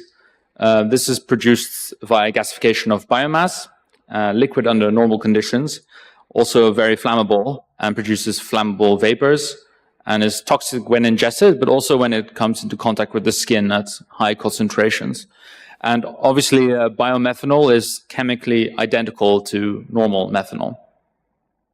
And then we have Fischer-Tropsch diesel, or bio-FT diesel, flash point of 59 degrees. It should be noted that in the study, we did assume that FT diesel would be tweaked to be produced as a 60-degree flash point, so that for all intents and purposes, it wouldn't fall under the IGF code. And FT diesel is made by a FT synthesis process of gasified biomass and very closely resembles conventional diesel. And then we have HVO, or hydro-treated vegetable oil, flash point of 61 degrees. So now we're outside of the realm of the IGF code biofuels. And this is produced from fats, oils, and greases through hydrotreatment. Also closely resembles conventional diesel and is commonly blended. And then we have FAME, or fatty acid methyl ester, flash point of 120 degrees. And this is made from the transesterification of fats and vegetable oils, and closely resembles conventional diesel, although it should be noted that it has a rather lower stability and poorer cold flow properties. For example, it can be contaminated by microbial growth, lowering its effectiveness. This is also commonly blended. And I just wanted to highlight here that these 3 in the red box, they can be considered drop-in biofuels. They can just be dropped in conventional engine and fuel systems. So I just want to do a quick review of the regulatory overview of these different fuels. So bio-DME is generally covered by the IBC code, IGC code, and IGF code. Biomethanol has its own interim guidelines, of course, but generally those fall also under the IGF code. And biomethanol also has its own bunkering specification document from the European Committee for Standardization, which is very useful. And FT diesel is actually not specifically covered within IMO framework. H3O and FAME, they are covered under pretty much the same documentation or regulatory framework here. That's namely the carriage for biofuels and the blends from IMO, IBC code, and the ISO standard for marine fuels, which has specific sections on H3O, FAME, and their blends. And this is all in our part 1, which is published on EMSA's website if you want more information. So let's go into the safety aspect, the risk assessment. So how this was approached was via a hazard. So the fuels are on the top, just in case you forgot, because there are quite a few. The hazard is a qualitative approach, of course, where we primarily identify hazards tied to the transfer phase of bunkering. And this is up to the bunker line flange with the supplier. So we don't take into account the supplier in this aspect. We also assess the risks associated with the identified hazards and then provide recommendations for risk reduction.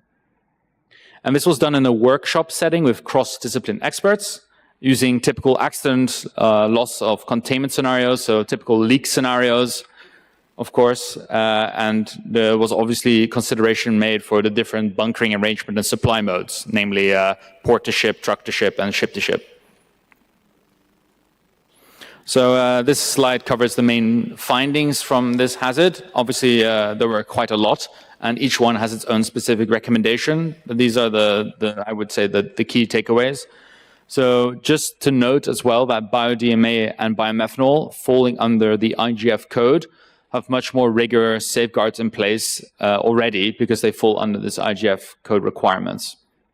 So therefore, generally, the risk level was considered in line with that. For DME specifically, there's the highest risk was seen in terms of bunkering DME in a state not supported by the tank it's meant for. So DME can either be bunkered in a gaseous state or in a liquid state. But if you would, for example, bunker liquid DME into a tank that's meant for gaseous DME, then it would overload the vessel liquefaction system when filling ambient DME. And then if the opposite is the case, when filling gaseous DME into a cold tank, then you would have this thermal expansion regarding cold DME filling limits. For methanol, there's obviously this inherent toxicity risk. So in any case of a leakage, appropriate PPEs need to be worn by personnel. And there's also a risk of incompatibility of materials. So if you would, for example, bunker methanol into a conventional fuel tank, you would have a risk of incompatibility of materials. Another inherent risk was this flammable vapor release out of the pressure vacuum valves of the tanks. And this could either be on the bunkering, the receiving vessel or the supplying vessel. And this obviously creates a flammable hazard on deck. And while methanol itself does not inherently have any static charge during bunkering, it should be noted that any electrostatic discharge that would occur when a methanol leak is present, that would be a potential ignition source on the bunkering line. So for FT diesel and H3O and FAME, maybe a bit more boring, but no additional bunkering safety risks were found inherently from it being a biofuel. But of course, there are some operational risks due to the potential shorter storage stability or contamination. And this is perhaps most key for FAME, where you have this, that it degrades over time and perhaps cannot be used if it's stored inappropriately. So key general safeguards, and I should underline that it's general. So this is the compatibility assessment and appropriate procedures. So we found in general case, if you would have appropriate procedures and you would have this compatibility assessment done, that you would generally be able to mitigate and safeguard against most of the potential hazards. So this is also then what we used to draft our guidance document, and is also is covered very in detail in our checklist. So I'll cover this more in detail later. And obviously, there were a lot more hazards identified, and the recommendations for these are covered in our hazard report. So let's move on to the third part, which is the goal-based guidance. So this is a very extensive and quite long document with a lot of detailed information. So I'm not going to go into all of it right now. And the point of this guidance is also that you don't necessarily have to read through all of it for it to be useful. So it should be a pick and choose your information menu for operators. And I think for operators, there are certain aspects that are the most useful, which I will also highlight now. So let's just go for the table of contents, and then I can just underline what each part is so you know what's relevant for you. So the first two chapters of the guidance document summarize task 1, which are the characteristics of the fuels that picked. And then the chapter 3, we go into the biofuel bunkering supply modes and some facility or equipment needs for the bunkering operation for those specific biofuels. And then chapter 4 is goal and functional requirements. So here we generally lay out the framework and the goal for the guidance. And chapter 5 is a high-level ship design and arrangement chapter, where we lay out some considerations to be made for the design of the vessel for each of these fuels. And this goes into detail about the fuel containment system, bunkering system, fire safety, explosion, toxic exposure protection, electric installations for the different fuels. And I think chapter 6 is maybe one of the more useful ones for operators. This is key towards operations. So here we lay out the different phases of the bunkering operation in quite extensive detail.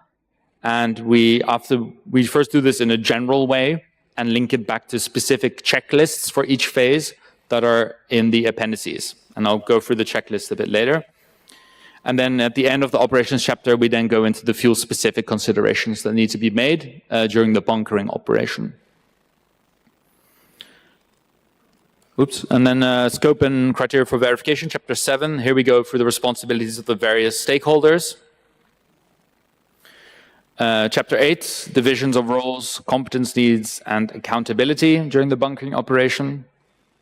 And chapter 9 is quite a high-level review of preventative and mitigating barriers and general emergency response principles for bunkering with biofuels. And the appendices, these are the bunkering checklists, which are laid out per fuel. And these go into a step-by-step process about how the bunkering can be done and for each fuel. So I think I'll just take an extract of one of the checklists and just run through it now, just so that everyone knows what to expect. So this checklist goes through the different bunkering phases. So here we're looking at the pre-bunkering phase, connection phase, transfer phase, disconnection phase, and also a separate checklist for simultaneous operations when you're bunkering and doing cargo operations at the same time. So the pre-bunkering phase covers each step of a compatibility assessment and a joint plan of bunker operations. And I think these are key for being able to safely bunker biofuels, because these cover the fact that most of the important risks we already identified in the incompatibility of a fuel or its state in the bunker tank. And then obviously we have this pre-operation phase between this supplier and the receiver, where everything is aligned, and we make sure that the vessels know that they are compatible in the bunkering operation. And in the connection phase, then we look into the parts of, for example, connection testing prior to transfer. Transfer phase, we go through the repetitive checks needed during transfer. And the disconnection phase is the post-transfer operations. And the checklist extract I have on my slide here, which is maybe a bit small for most to see, but I'll just explain it. This is for the pre-bunkering phase for DME. And here we lay out each step and in a checklist format. And then we also state if it's applicable for the receiver or for the supplier, or for both. And we also state if it's part of the joint plan of bunker operations. So we know that that is an important point, that both vessels should align together. And then on the complete right side of the checklist, there are 3 columns, and these are for the 3 supply modes. So truck to ship, port to ship, and ship to ship. So you can see which stage is applicable for which. So we hope that this is a practical way for operators to be able to safely conduct the bunkering of biofuels. So if we just take a step back and we look again at the 2 main recommendations that came out of our hazard, which was the compatibility assessment and the appropriate procedures, very general, but we hope then via these checklists to have specified them a bit more. So within the compatibility assessment and covered within our checklist, we look at the great importance at the fact that vessel conditions need to be known for both parties, equipment compatibility, and procedural and safety alignment. So this final face-to-face of we know what we're doing and the procedures needed for that. And the second, appropriate procedures. Here we're looking at the repetitive checks during transfer. And obviously, risk assessments need to be done if deviating from standard procedures or if anything in the conditions of the bunkering changes. And then using the checklists themselves as part of this procedure. And this all links back to the joint plan of bunker operations, which I think is key here.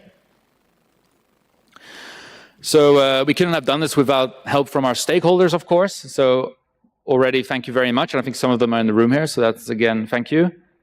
These are just some of the stakeholders that provided input. In our first draft we sent out to the stakeholders, we got a lot of very useful and constructive feedback, which we're going through now and hope to add into our second draft. So just to go through some of the feedback real quick. So in general, the feedback was that this was very extensive and detailed and informative guidance. And again, this should be seen as a pick the information you want guidance.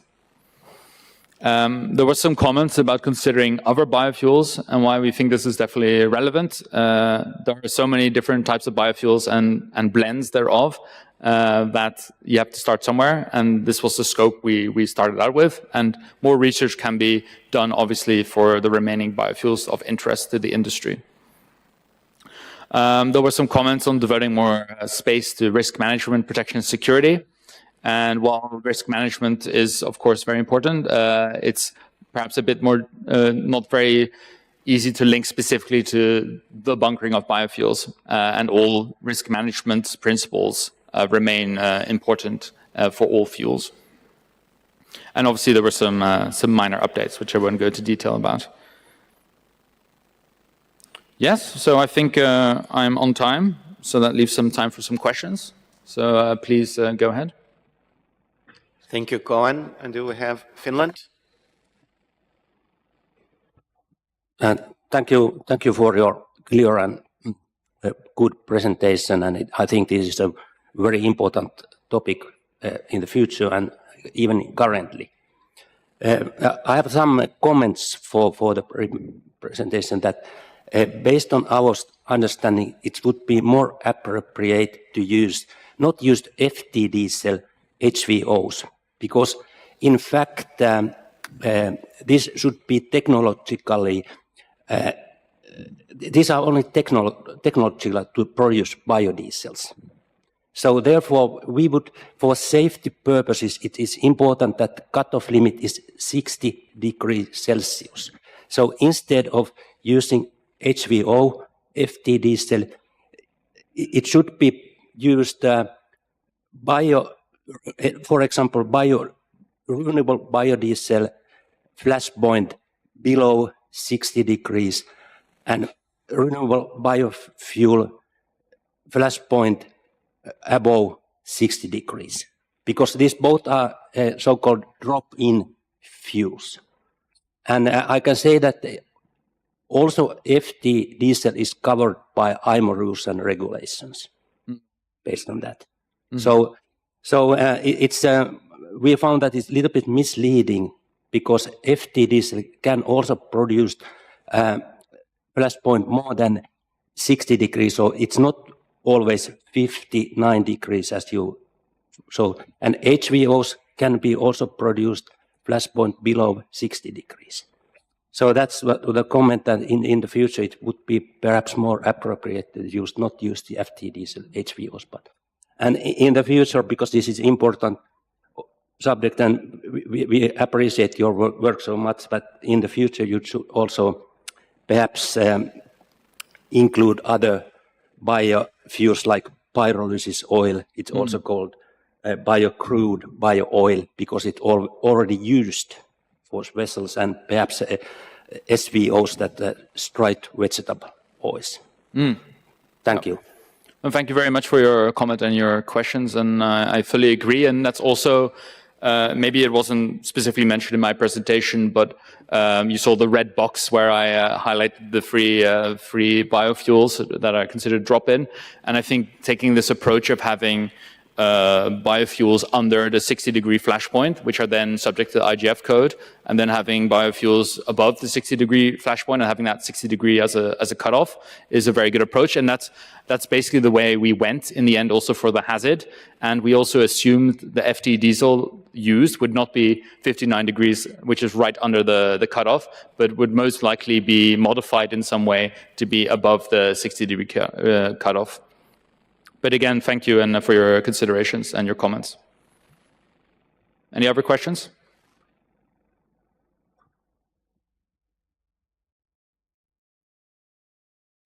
Thanks a lot, Cohen. I don't think that we have any other questions from the floor. Anything online, Monica? No. Okay. So, as I'm the last man standing between you and the lunch, I will try to be very brief in trying also to summarize the discussions that we had today. Well, first of all, we heard a lot about the reliability, the components, the systems, the subsystems, but we also have heard how they can potentially affect the continuous operations and the safety of the crews, but also the ship and the environmental protection. What seems to be a more horizontal issue, especially as far as hydrogen and ammonia are concerned, is the fact that our technological solutions related to shipping are still in their infancy. So we seem to need more knowledge, and we seem to need more reliability data about the equipment that we are going to place on board of the vessels in the future. We have also heard about failure mechanisms and ignition mechanisms versus leak intensity. And there we will have to continue our search and our further work together. Then we will continue as EMSA to, of course, work on the safety aspects of the alternative fuels, and we will make the results public. It has already been mentioned also by Santiago that next year we are going to publish our MSAFE, our biannual report that is providing an overview of the safety challenges that we face as a maritime community in the European Union, but it also provides a summary about the regulatory developments, about the research needs, and the alternative fuels are definitely going to be part of our MSAFE, our EMSA Maritime Safety Report. And by that time next year, when we have our fourth alternative fuel workshop, we'll also have the finalization of our ammonia and hydrogen guidelines, so that we will be discussing them in substance as well. So I guess that this more or less ends the work of our first module that was dedicated to the safety aspects of the alternative fuels. We will have an afternoon module, and we will continue tomorrow under the moderation of Manuela, and we will be dealing with the additional challenges, mostly related to the nuclear power this afternoon.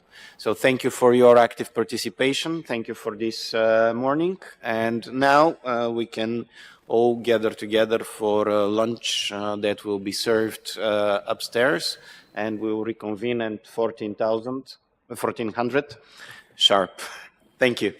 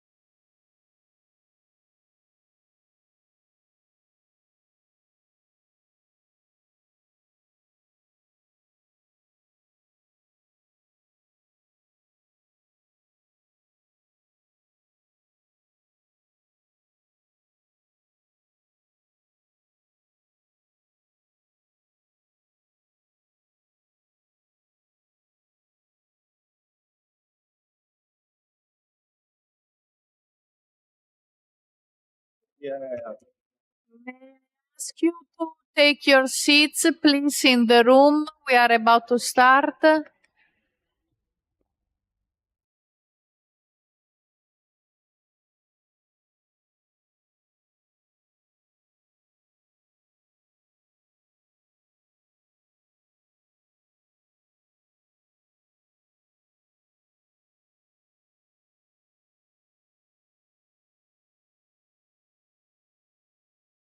Good afternoon to all, and welcome to the second module of our third workshop on alternative fuels and power solutions for shipping and ports. This morning we focused on safety dimension. This afternoon we will continue our investigation in relation to the sustainability dimension of these solutions. For all of you that have followed our work under this respect, you know very well that we have already digged in some options, reminding what DG Move Foutini said this morning, that we follow the approach of being technologically neutral, but we try really to understand what are the options out there, what is more mature, what is less mature, what are the gaps that still need to be filled in.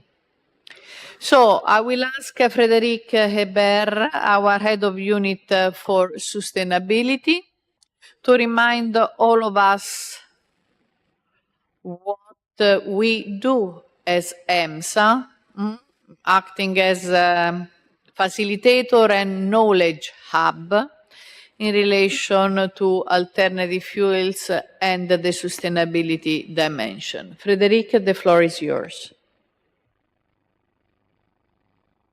Thank you, Manuela. So, just to start this afternoon session, as Manuela just said, we have been requested in several places to investigate some possibilities because the clock is ticking and ship owners wanted to know where they should invest for their future ships. And also we received some requests from flag administration regarding the safety and the risk associated with the new fuels. So that's why we have embarked in this series of studies, which have a double goal. The first one is to give this technological neutral approach and investigate what could potentially be of use for the shipping industry. And doing that also, taking into this the perspective of using this ship, what are the obstacles that we currently meet and what steps we should take in order to facilitate the transition at the global level towards this new fuel.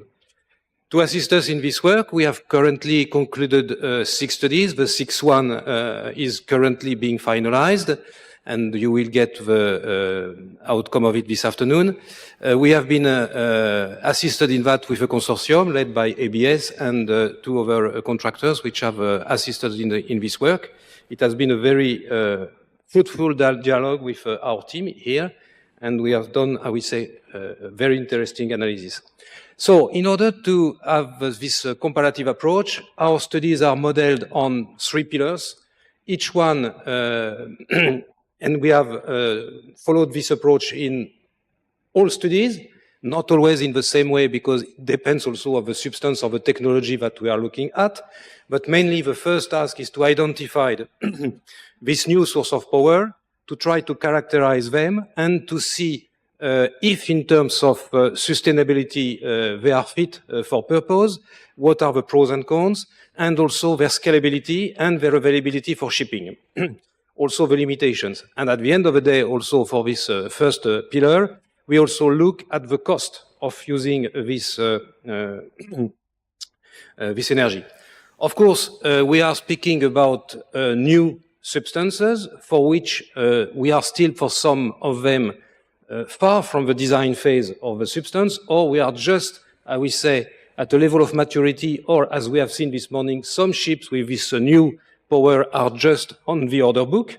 So this has been quite work relying on some assumptions, and each time we take care that the assumptions are clearly seen in the studies. And also, in order to keep this comparison, we have kept, I will say, the same values that we have used in the first study in order not to create a distortion and to have different figures between the studies. The second task is to look at the regulatory landscape, and just in order to identify where there are some bottlenecks and try to issue some recommendation on, as I said previously, what are the steps we need to take if we want this fuel to be used on board ships. And finally, the third part of all the studies are related to hazard identification studies. For each study, we have identified 3 types of ships, and we have conducted with the consultant and some willing partners some hazard identification studies with some recommendation. As we have seen this morning, our colleagues from the safety units after that have taken over this part to go further in this safety assessment. Okay, and I think with that I will stop here. This was just to give you a little bit an overview of how we have built the studies and the similarity that you will find in all the studies. Thank you very much. Thank you, Frederica, for reminding a bit the structure that we've been following in our studies. As you said, also to make easier the reading and the comparison for all the potential end users. And today we will focus on 2 new deliverables. The first one is our study on synthetic fuels, and here we will have a joint presentation that will take place.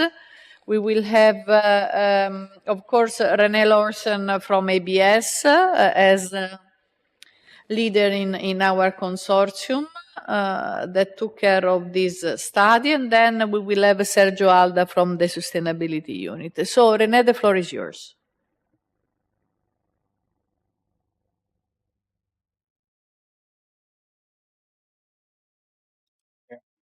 Thank you very much for the introduction, and thank you again for giving us the chance to explain what we have done here in the synthetic fuels for shipping report. As mentioned by Frederick, this is a cooperation between CE Delft and Acilia, but we have not been doing any risk assessment in this particular study where we are looking at synthetic fuels solely. We are looking at fuels which we have looked in previous studies where we have done risk assessment already. So that was excluded from this study. But otherwise, the setup is the same as explained by Frederick. So we have been looking at what you see here, production of the fuels, suitability, sustainability, of the synthetic fuels, and then we are looking at the TCO model, trying to predict how the future fuel prices is going to be in competition with the very low sulfur fuel oil, and then we are looking at the safety regulation standard and guidelines. Synthetic fuels, how is that defined? If you look at in the literature, then it's fuels that can be produced from carbon monoxide and hydrogen. It does not need necessarily to be a renewable from renewable source, but in this study we are particularly looking at renewable production of both the electricity and also for the CO2. The main focus has been on direct air capture or capturing CO2 from either air or from the sea. It is proposed in a starting up phase to include the CO2, biogenic based CO2 in the starting phase because probably there will not be enough CO2 produced from direct air capture or other methods. In this study we call the synthetic fuel for e-fuels. Drop-in fuels, we have defined that in a previous report, and these are fuels that are equivalent to petroleum fuels, And for those who have LNG-fueled engine systems and methanol-fueled engine system, then the synthetic methanol and synthetic gas or e-methane or e-methanol, they will also be considered as drop-in fuels. We had a selection of a number of different e-fuels that we could look into, but we ended on concluding on e-diesel, e-methane, and e-methanol. Those who also was considered was DME, it was e-LPG, but we realized that the market for those type of fuels is small. E-ammonia and e-hydrogen, we have been looking at that in a separate study, so this is already covered. So that was not included in this study here. If we look at the production pathways for production of these fuels, then they're based on water electrolyzers, where you are using renewable energy to produce hydrogen from splitting water in electrolyzers. And there's several different type of electrolyzers out there, and these are all evaluated in the report. CO2 can be captured from air, and this is shortened DAC, direct air capture, or it can be taken from ocean water. There's only 0.04% CO2 in air, and that means that in order to capture this, you need quite a lot of energy. You need to filter quite a significant amount of air in order to capture this. So it's energy dense to capture this CO2. Therefore, some have been looking into taking CO2 out of the ocean water, as the concentration is 100 times bigger than it is in air. So this could potentially also in the future be a possibility. A TRL level for this type of system is however very low. But the main production routes that we are looking at is for e-methanol is methanol synthesis, and it's for methane it's methanation. E-diesel it's Fischer-Tropsch synthesis that we are looking at.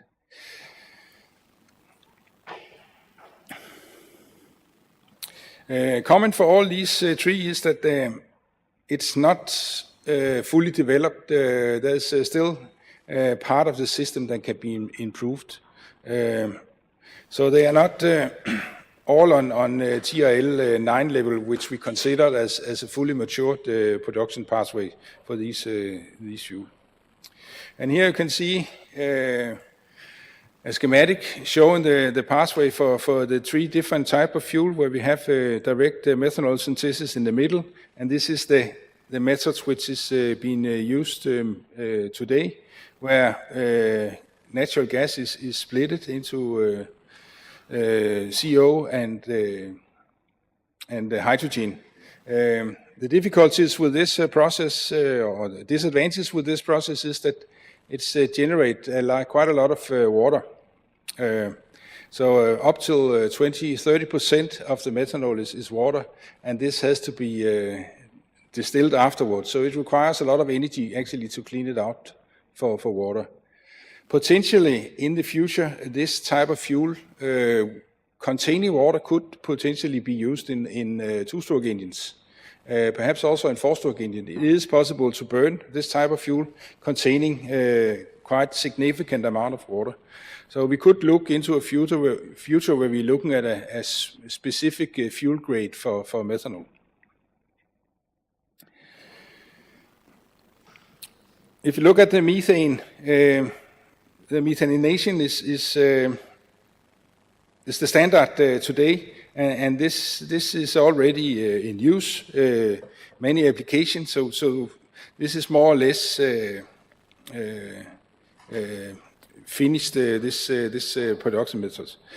When you're producing methane, it has to be liquefied afterwards, and that requires also some energy. So this is the disadvantage with e-methane. And then there is, of course, also a risk that you can release methane during this production, and then you have a greenhouse gas impact from the methane slip. Finally, we have e-diesel, which is produced from the Fischer-Tropsch synthesis. This Fischer-Tropsch synthesis is already in use in big scale. It's called gas to liquid, and there's many big plants around the world where they are producing this type of fuel. So the latter part of this process is matured, where the reverse water gas shift system is still in development. If you look at sustainability for the production of these fuels, then in principle, if you look at the life cycle, then it should reach zero. But that's probably not the case if you start to dig into these figures. There is a risk that you can, all of them will require that you have hydrogen, and hydrogen is not easy to contain. Leaks from hydrogen can generate indirectly greenhouse gas, which hydrogen is considered as to be 5 to 11 times more potent than CO2. And what we have discovered is that there's not many who is actually measuring this for those who's already producing methanol and ammonia today from splitting coal or gas. They are not measuring actually how much leak of hydrogen they have in the process. And that would be similar to what you will see and find by using renewable energy. So this is something that needs to look into. Also methane was mentioned. You can also have leak of methane in this process there. If you look at other air pollution from combustion of this, then none of them is containing any sulfur. So you will have sulfur-free fuel. The only thing is that both methanol and natural gas, they will use polyfuel for ignition. So that will still be in place. And for this, either e-diesel or biodiesel has to be used in the future. You see also NOx emission is expected to be reduced. We can confirm that that will be the case for both methane and also methanol. E-diesel, however, there's not that much measurement, but indicate that the reduction is in the range of 20%. Particulate matters is also reduced by all trees when you're burning this in a two-stroke engine. It should, however, be mentioned that when you're burning these type of fuel in engines, there will still be a release of lubrication oil. Particulate matters will still burn and be emitted there. So it will not be completely zero you will get from emission of these fuels. There will still be emission. Production of these fuels has to occur in areas where there's a lot of solar capacity, a lot of wind, access to water, and cheap land, because it requires quite a lot of land actually to build up a solar facility for this big scale production. So it's a big question mark whether this can be done in Europe, because here you will take up land use where you could have produced crops and other things which you can use in your daily life, which may be better. And then you actually move your production of food to other areas where you may take down a forest in order to supply land for production of this. So the outcome is probably that these fuels will be produced in land and countries where they have a lot of desert areas available for production facilities, big solar farms and big wind farms. Electrolyzers, we see them. They need water, a lot of waters, and there's in those regions there's a scarcity of waters where there's best suited for production of these fuels. We can use seawater, but then it has to be desalinated And then there is issues with the brine. You have to get rid of your salt. So there needs to be made a plan for the emission of the brine coming from splitting of the water. Spillage of the fuel, we see that methanol and natural gas is not a big issue, but when it comes to e-diesel, then it can have impact on the environment. And there's some things to be considered there on that part. Availability. We have looked into forecast of production of e-fuels, and it's only 0.2% of the needed fuel that will be available as e-fuels in 2030, if we should believe these forecasts. There's not a business case for production of this today. It needs subsidies, it needs regulation, it needs basically everything in order to serve the way for production of these facilities. Also, if you look specifically of direct air capture, we have counted that there is only 27 facilities available where they're producing and using direct air capture to capture CO2. And this is still a technology that has to be more matured before it can be scaled up in big capacities. And this is also why we suggest CO2 from biogenic carbon can be used to start up. And then finally, shipping will not be alone on using these fuels. There will also be competition from other segments. Everybody will need to be carbon neutral 2050, and there's many areas where they can use both CO2 and also hydrogen. Just think about plastic and chemicals that we use in our daily lives. This will also at one point needs to be produced renewable. We have made also a technical economic analysis looking at different ship types with these fuel and compared it up against the very low sulfur fuel oil. And if we use, we had to use carbon pricing in order to make it feasible in 2050. And we have used the same carbon pricing as we have used in the other reports.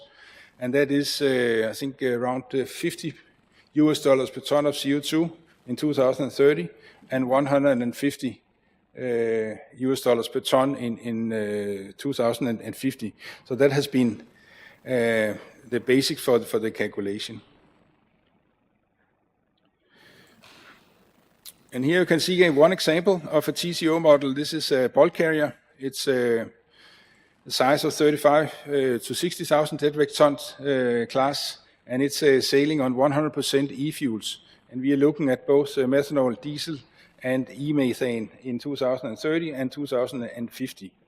And up against very low sulfur fuel oil, then it's not competitive in 2030, even though we are adding this carbon price of $50 per ton. What you furthermore can see is that the capex of the new system added is very minor compared to the fuel cost. So it's only a very marginal part of the total cost of ownership is the capex investment, whether this is methanol or methane. E-diesel will not require any specific change because this is possible to use in a conventional engine operating on very low sulfur fuel oil.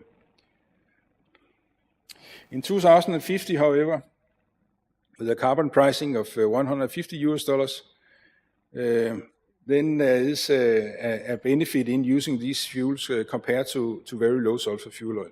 And that is based on that the improvement of production cost of 40% can be reached in 2050. We see also when we compare the different fuels that we have taken the production cost as a base for this calculation. Here we see that e-methane is cheaper than e-methanol, where e-diesel is the most expensive. Of course, the market mechanism will count when these fuels is being offered for the market. Expectation, or at least my expectation, is that if you look at e-methane, this can be used in many big power plants around the world.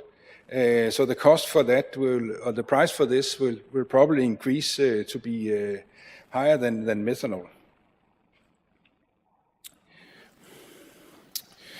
We have also looked at regulation, standard, and guidelines, and we did the same actually in the biofuel study a few years back. And there's very little new in this overview. These fuels, methanol and natural gas, is chemical exactly the same as the fossil fuel-based one. So many of the regulation, you can directly use them. They are suited also for these new fuels.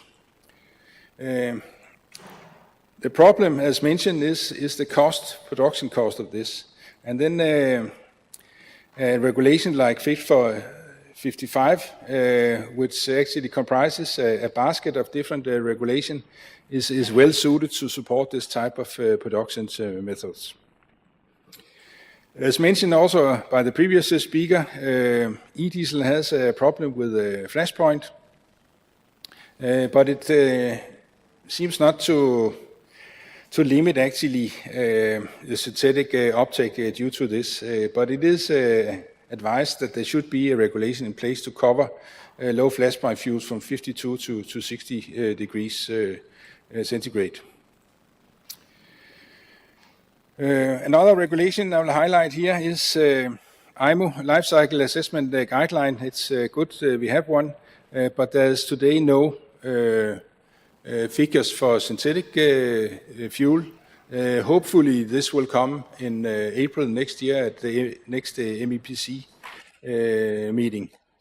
And then we need also to have the life cycle assessment guideline included in the CII and data collecting scheme. We need to find a model for including those, so owners who is using this can get the benefit. Okay, that was I think all for me, and then I will leave the words to Sergio to conclude. Thank you very much, René, and good afternoon to all. So we are going to continue with the conclusions, but can we put it in the main screen, the presentation? My colleagues in the back. Thank you very much. So indeed, we have done this study on synthetic fuels use, and this complements all the studies that we have done in the past in sustainability that are further developed by our safety colleagues. And on this study in particular, we have focused on three e-fuels: e-methanol, e-methane, and e-diesel, because we already studied in the past the potential use of ammonia and hydrogen.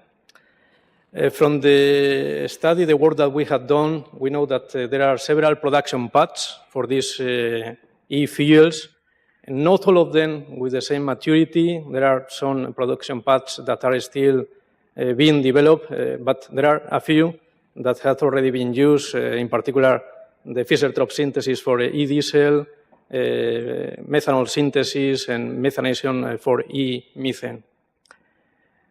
All these production of e-fuels require basically two elements. One is the use of renewable electricity, and the other one, the use of renewable carbon.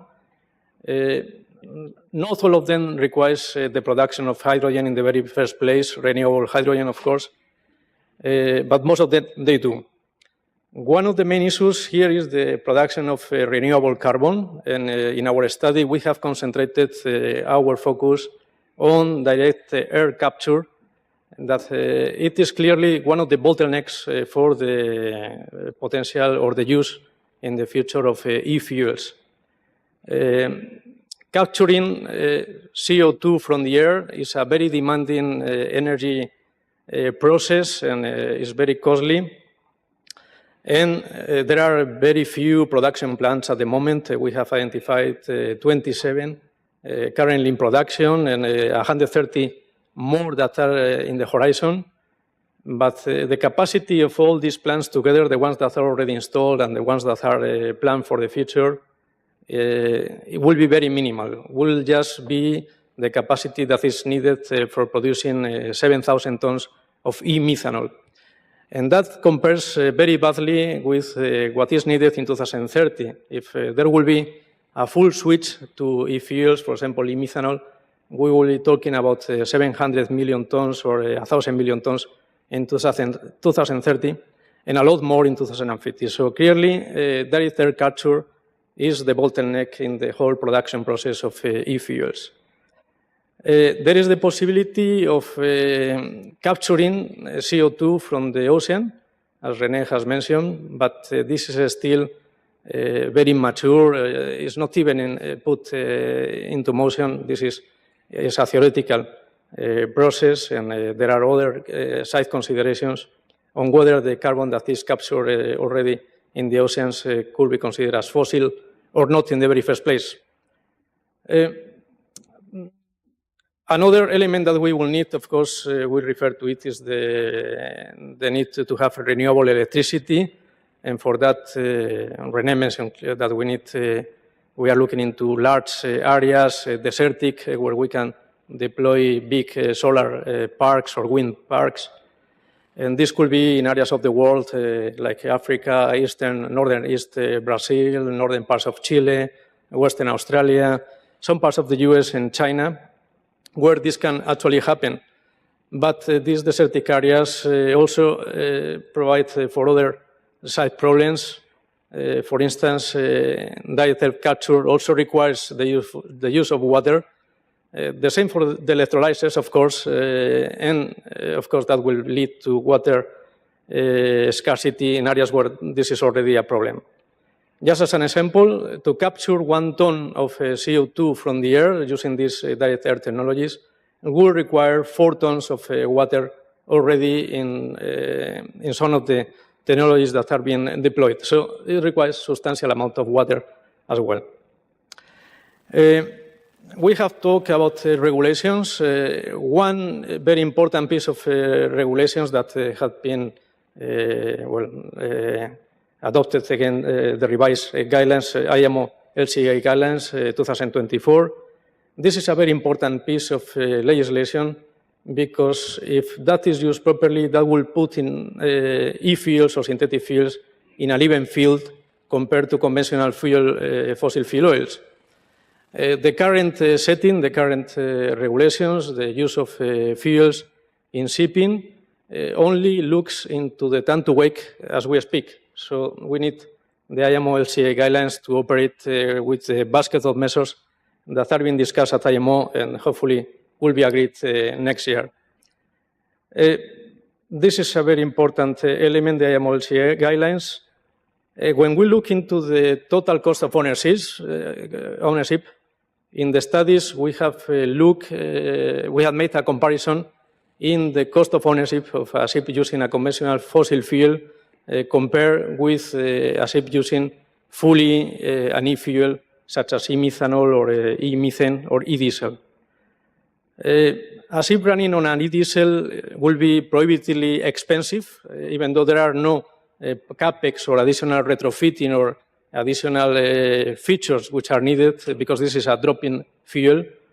The production of e-diesel demands a lot of energy, and it is a lot more expensive to produce e-diesel compared to e-methanol, and that again with e-methane. The cheapest to produce are e-ammonia and e-hydrogen.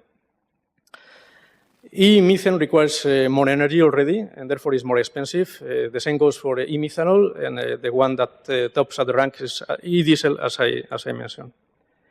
But of course, e-methane already contains or is associated with other problems. I mean, we need not to forget the issue of slippage and fugitive emissions in the production chain, and also in the use on board. And also, e-methanol and e-methane, they both require the use of a pilot fuel that also has to be taken into consideration for additional greenhouse gas emissions and also air pollution. So these are very good solutions, but we need to tackle all these additional problems. To summarize, when we analyze the cost of using e-fuels, the production of these fuels, the cost of producing these fuels is the main issue what is making an impact into the total cost analysis. There are EU regulations, and I know that we are all very familiar with the Fit for 55 package. We have the ETS extension to maritime, and we have the FuelEU Maritime that, well, both are and will be applicable. The ETS already, the monitoring of emissions in relation to the ETS extension to maritime, the carbon market in the EU, already applies since 2024 and clearly specifies that ships using RFNBOs or renewable carbon fuels or synthetic low carbon fuels, the companies running these ships, they need to surrender no allowances. They don't need to surrender allowances for the emissions from the combustion of these fuels, so long these fuels comply with the applicable regulations. And in this case, we have the Gas and Hydrogen Directive, which is mentioned at the top of the slide, and we have also two delegated acts associated to RFNBOs, one that details what are the rules for producing these e-fuels, and the other one that establishes the methodology for calculating the associated greenhouse gases. So all this has to be taken into account. In the case of the FuelEU Maritime that will kick in from next year, we have a clear reference. It's a neutral technology regulation, but clearly favors RFNBOs. The use of RFNBOs will be rewarded. The energy from the RFNBOs will be multiplied by 2, which actually means that the greenhouse gas intensity from the RFNBOs will be half. This is on the greenhouse gas intensity. We are not talking about the compliance balance. That will be a separate discussion that still needs to be addressed. The FuelEU Maritime not only rewards the RFNBOs, but it will actually require from 2034, if this is already not the case, to have in the fuel mix a minimum of 2% in the use of RFNBOs. There will be 2 checkpoints, one in 2031, the other one in 2033. So if the 1% minimum mix in the fuel mix of RFNBOs is not achieved, automatically the sub-target of 2% will kick in from 2034. And there will be associated penalties to this. So the penalties will be calculated in relation to the gap in the fuel cost between the RFNBOs and the conventional fuel oil that will be substituting. So this is all paving the way for further use of synthetic fuels, particularly RFNBOs. So going into the final conclusions, the study that we have completed provides an overview of all the different aspects: production, availability, suitability, sustainability, a good economic analysis, and a very good overview of all the regulations standards that apply to these fuels and the gaps that are identified. So there is a whole section with all the gaps identified in the use of these fuels. It is important to say that in the last 4 or 5 years in EMSA, we have produced studies for the use of biofuels, ammonia, hydrogen, and this one completes the potential array of alternative options, particularly when we think on methanol. E-methanol, one of the fuels part of the study, is clearly one of the alternatives that we are seeing with many ships, as Santiago presented this morning, on order that will be using methanol. So with this study, we have completed the portfolio of all the different alternatives when it comes to fuels. Then we have other sources of energy that we are going to present later afterwards. Well, very important to say that, of course, all the ongoing set of regulations will support the case of the RFNBOs. We have mentioned the basket of measures at IMO, the midterm measures that the economical and techno measure that we'll have to agreed next year are very important, but also other standards like the new ISO standard that was published this year for the use of methanol as a marine fuel, the interim guidelines that are being developed under the IEF code, and well, the whole planning that was explained this morning. All this supports the case for the future use of e-fuels.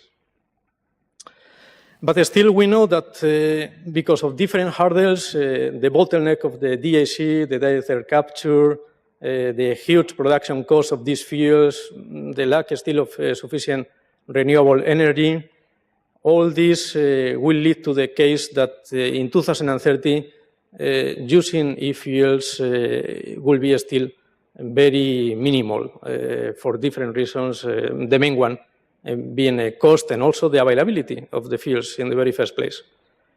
The cost of using the e-fuels, e-methane, e-diesel, the much more expensive one, and e-methanol will be between 40 to 70% greater in 2030. But when we will look into 2050, because all this new framework of regulations and what is going to happen at IMO, likely the cost gap will be narrowed down, and actually in our analysis we have come up with the conclusion that using these e-fuels can lower the cost compared to a conventional fossil fuel ship between 20 to 30% lower by 2050.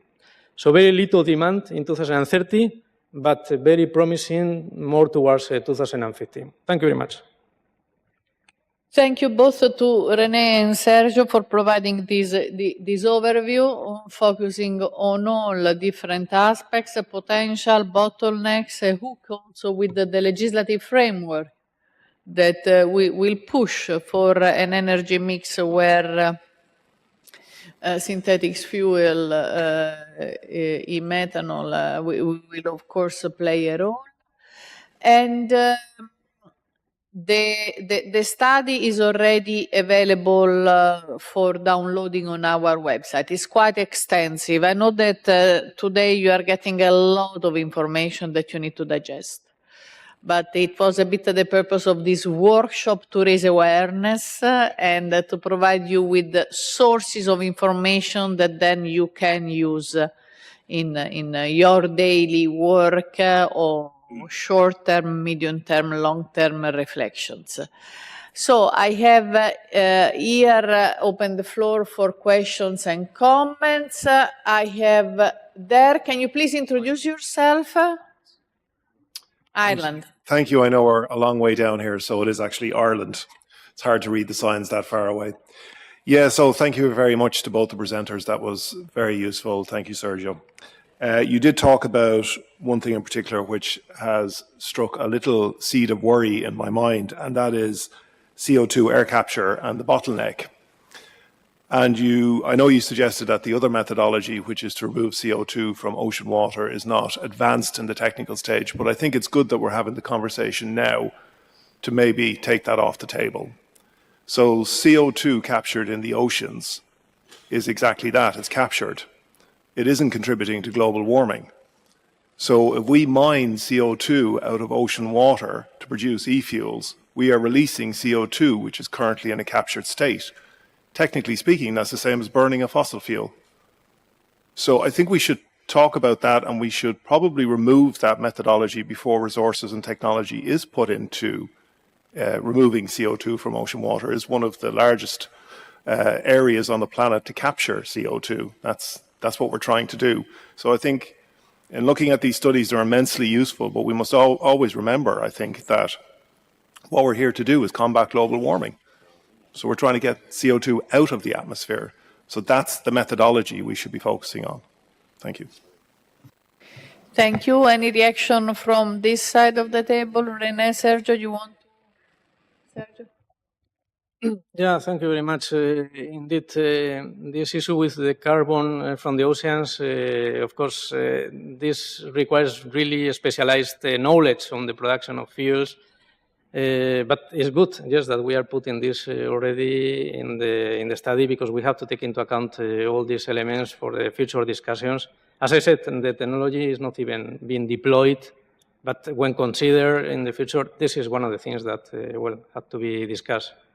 René mentioned that while we don't have sufficient capacity for direct air capture, not even from the oceans, that can be discarded maybe, we can use carbon from biogenic source just to start up the production of the e-fuels.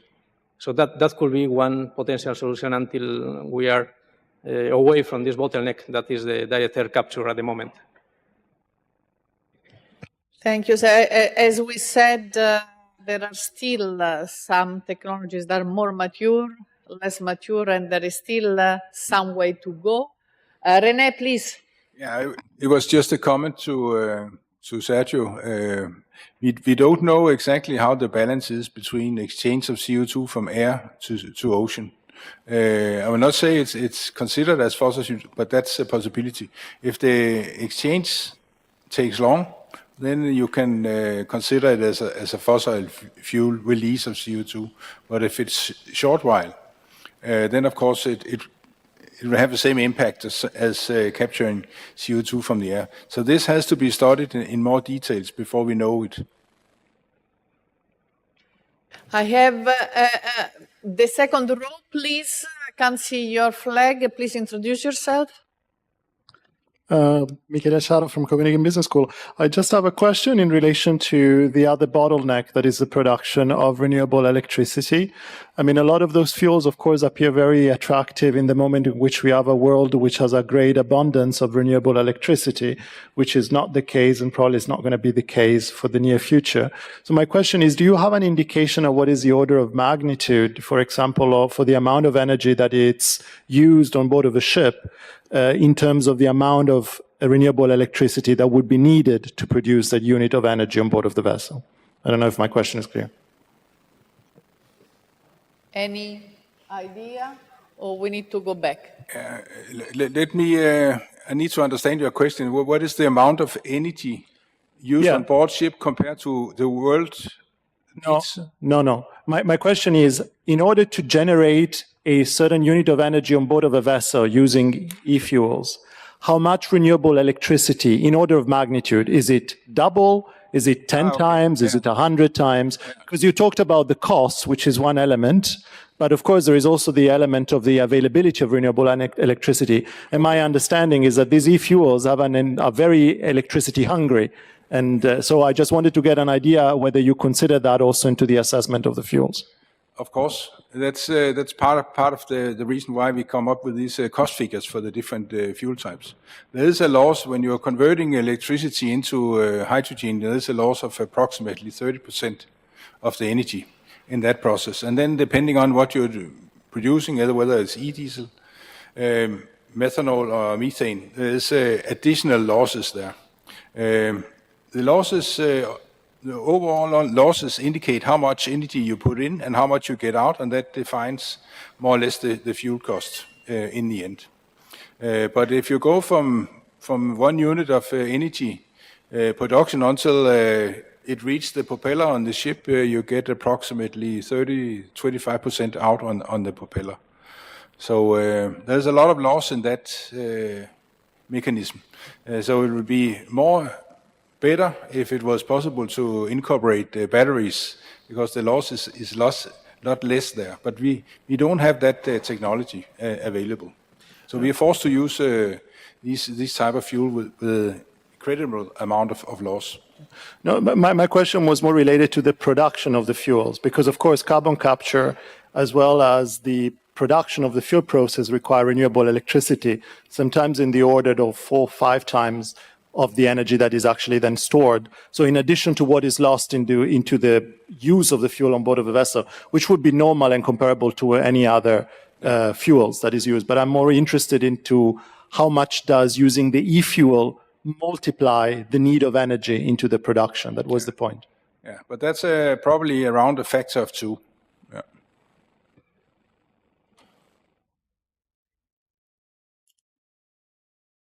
Thank you, René. Cyprus, please. Yannis.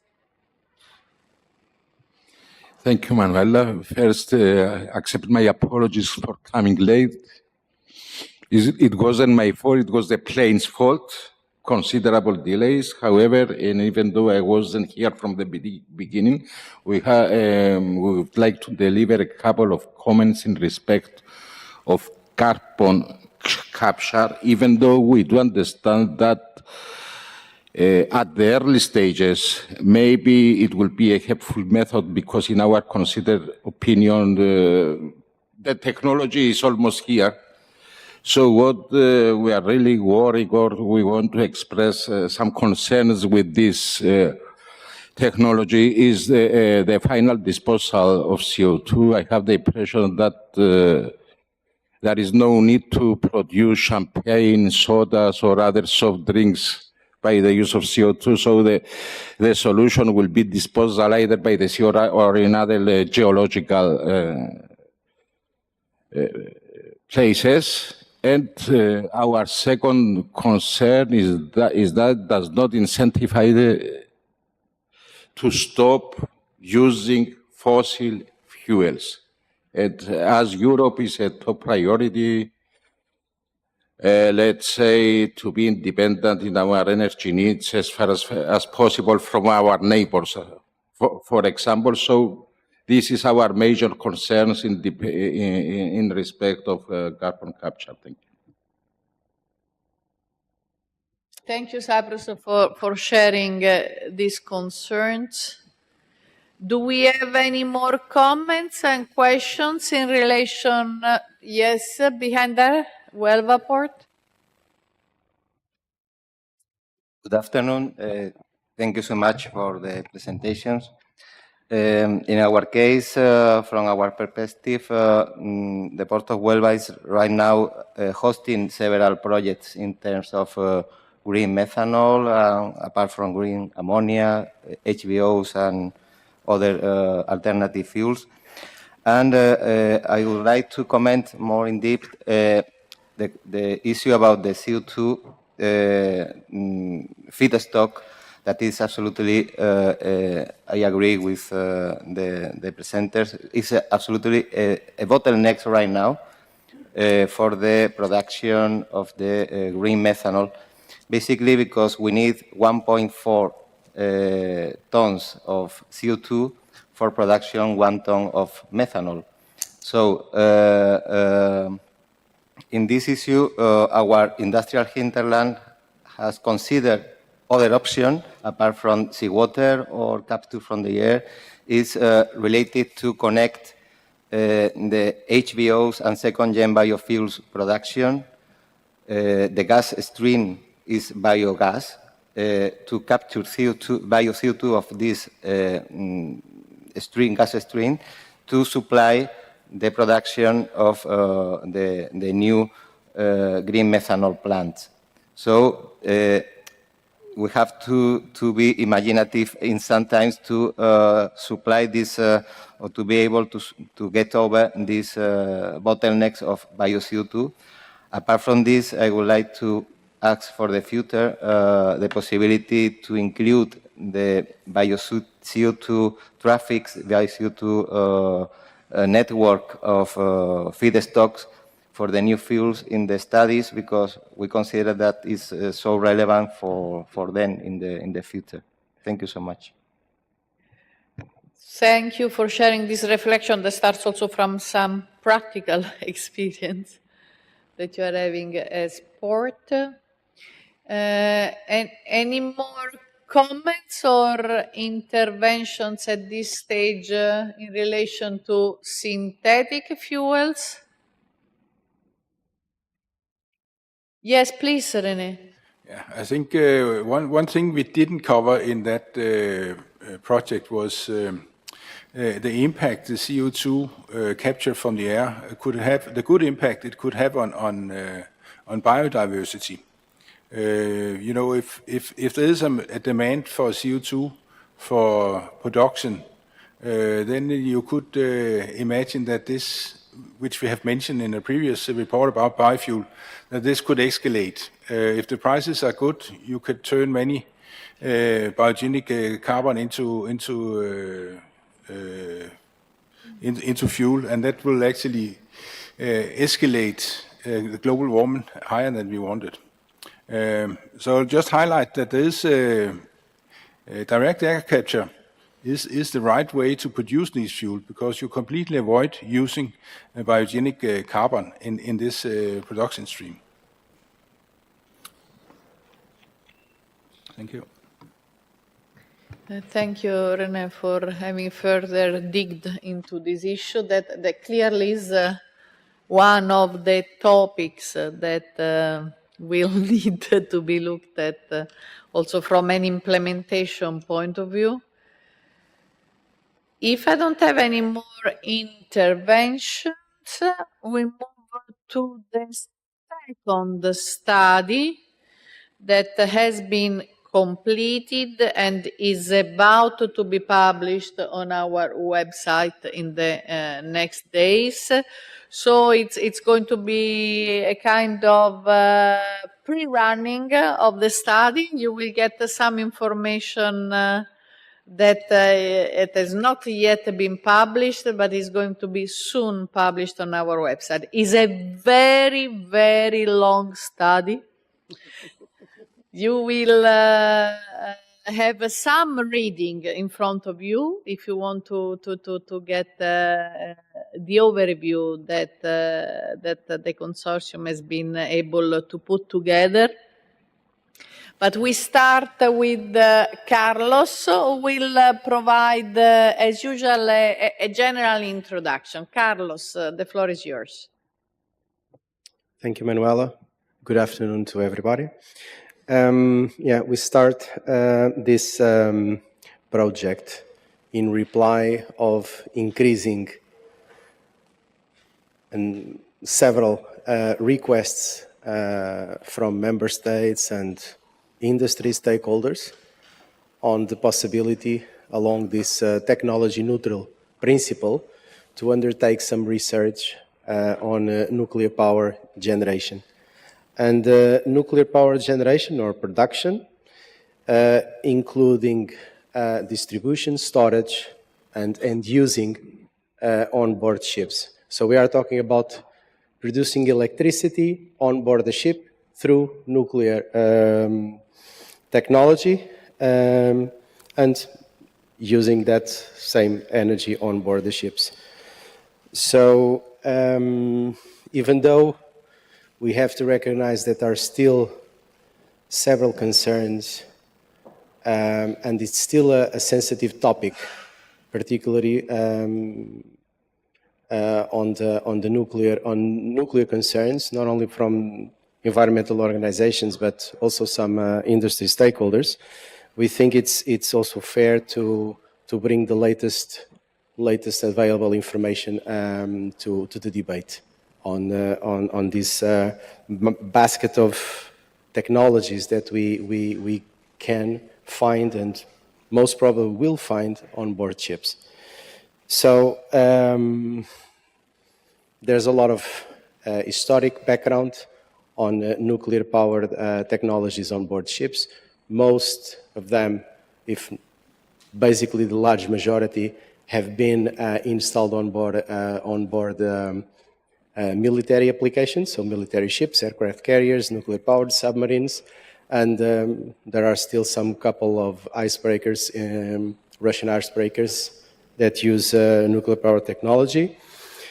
And research is ongoing. The following topics will be mainly described in the following presentations. We will address the differences between the different types of nuclear power generation. We will briefly go through some of the implementation and trends that we have been following and what we currently have which is currently available worldwide. And then we go for the XXX concept, suitability, sustainability, and safety-related aspects, as we usually do in all our studies. At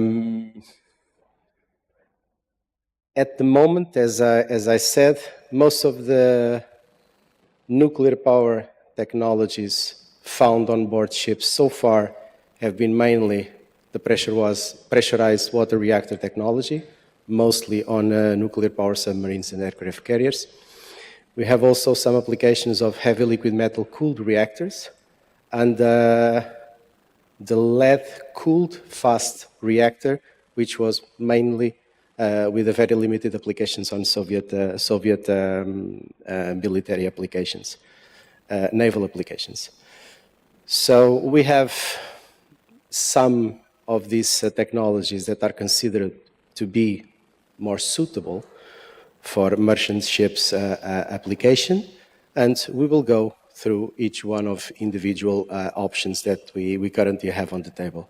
And of course, as in comparison with all the other technologies and relying on the same principles, we will look at the safety and regulatory gaps and the hazard identification and mitigation measures for the safe operation of these ships under the current technology energy production. And I will leave the floor to the experts, and thank you. So thank you for this introduction that again sets a bit the scene for this important study. And now we dig into the subject with Spiros, who is going to be from ABS, who is going to start with the first segment of the study. So production pathways, availability, and scalability. Spiros, the floor is yours.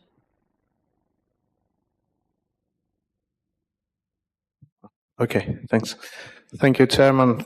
Thank you, Mr. Pereira, for the nice introduction. It's a pleasure for me to be here today representing American Bureau of Shipping Hellenic.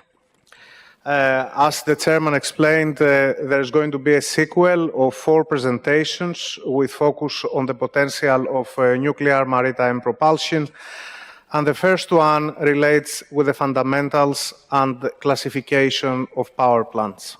I would like to highlight also the name of my co-author for this presentation, Assistant Professor Nima Fathi of Texas A&M University.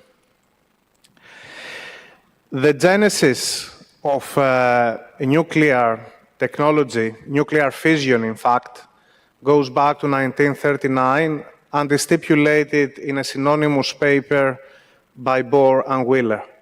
However, the first time a fast chain reaction took place was in December 1942 in Enrico Fermi's United States Manhattan Project run at the University of Chicago. Fission is initiated by the absorption of a neutron that results in the division of large atomic particles into other fission products. Those are neutrons and other emissions associated with alpha, beta, and gamma radiation, and with the properties you can see on the table shown on the bottom of this slide. The common nuclear fuels are uranium, highly enriched uranium primarily used in naval applications, plutonium, and thorium. The key common characteristics of this type of fuels is that they have high melting points, so they can help maintain structural integrity under high temperature, and they have good density and thermal conductivity, meaning in turn good efficiency in transferring the heat generated. Now, a nuclear reactor is essentially a device that can control a sustained nuclear chain reaction. It all starts with fission that translates into heat and then to thermal energy, producing steam, going through turbines, and eventually giving us electricity. A key fundamental concept of this is what we call nuclear criticality. Nuclear criticality is a condition in which a nuclear reaction sustains itself through a self-perpetuating series of reactions without any external intervention. So very practically, it means that the rates of neutrons produced in the system is equal to the rate of neutrons lost. The management of criticality makes use of control rods, moderators, and coolant materials that I will elaborate further on in the presentation. In terms of the classification aspects, we can classify nuclear technology in different ways, nuclear reactors in different ways. So we can classify them according to the type of the nuclear reaction, fission or fusion, the moderator material, the coolant type, the electrical power output, and the technology itself. Starting off with the latter, so the technology itself, we have 4 different types of reactors, namely Generation 1, which are early prototypes built in the 50s and the 60s. Many of them are phased out. Current nuclear power plants, this is where we have Generation 2 and 3 reactors. These are reliable and cost-effective sources of electricity used primarily in land-based installations. They are optimized for maximum energy production, and they can retain their fuel assemblies for years without refueling. And finally, we have the Generation 4 and the advanced reactors. Those are overseen by an organization, namely Generation 4 International Forum, established in 2001, who monitor international research and development efforts in this area. The goal is to make these reactor systems deployable for implementation by 2030. Now, if we classify reactors according to the reaction type, then we have the fast neutron reactors that operate with unmoderated neutrons, typically requiring fuel that is more highly enriched in fissile material. The thermal neutron reactors that use slowed down neutrons to sustain the fission process. According to coolant material, we have also different types of reactors. The most classic ones are the ones known as water-cooled nuclear reactors. This is where we have the very well-known pressurized water reactor and its derivatives, so the boiling water reactor, the supercritical water reactor, etc. Then we have the gas-cooled reactors that use helium or carbon dioxide, the liquid metal cooled reactor that is using sodium or lead bismuth, and the supercritical reactor that is using CO2. The molten salt reactor, which is still under development, is typically using a eutectic mixture of fluoride or chloride salts. According to fuel, we can classify reactors as those that are using natural fuel and enriched uranium. And according to moderator material, we have the light water reactors that use water as a coolant and neutron moderator, graphite moderated reactors that, as the name suggests, use graphite, and heavy water reactors that use the deuterium isotope of hydrogen as a moderator. The electrical output of reactors can vary according to different types. So in the last few years, we had the introduction of the microreactors with output between 1 and 10 megawatts of electricity. And from there and so on, we have the small modular reactors going up to 300 megawatts, the medium-sized reactors from 300 to 700, and the large reactors that offer energy higher than 700 megawatts. The main components of a typical reactor system are shown on the right-hand side picture of this slide.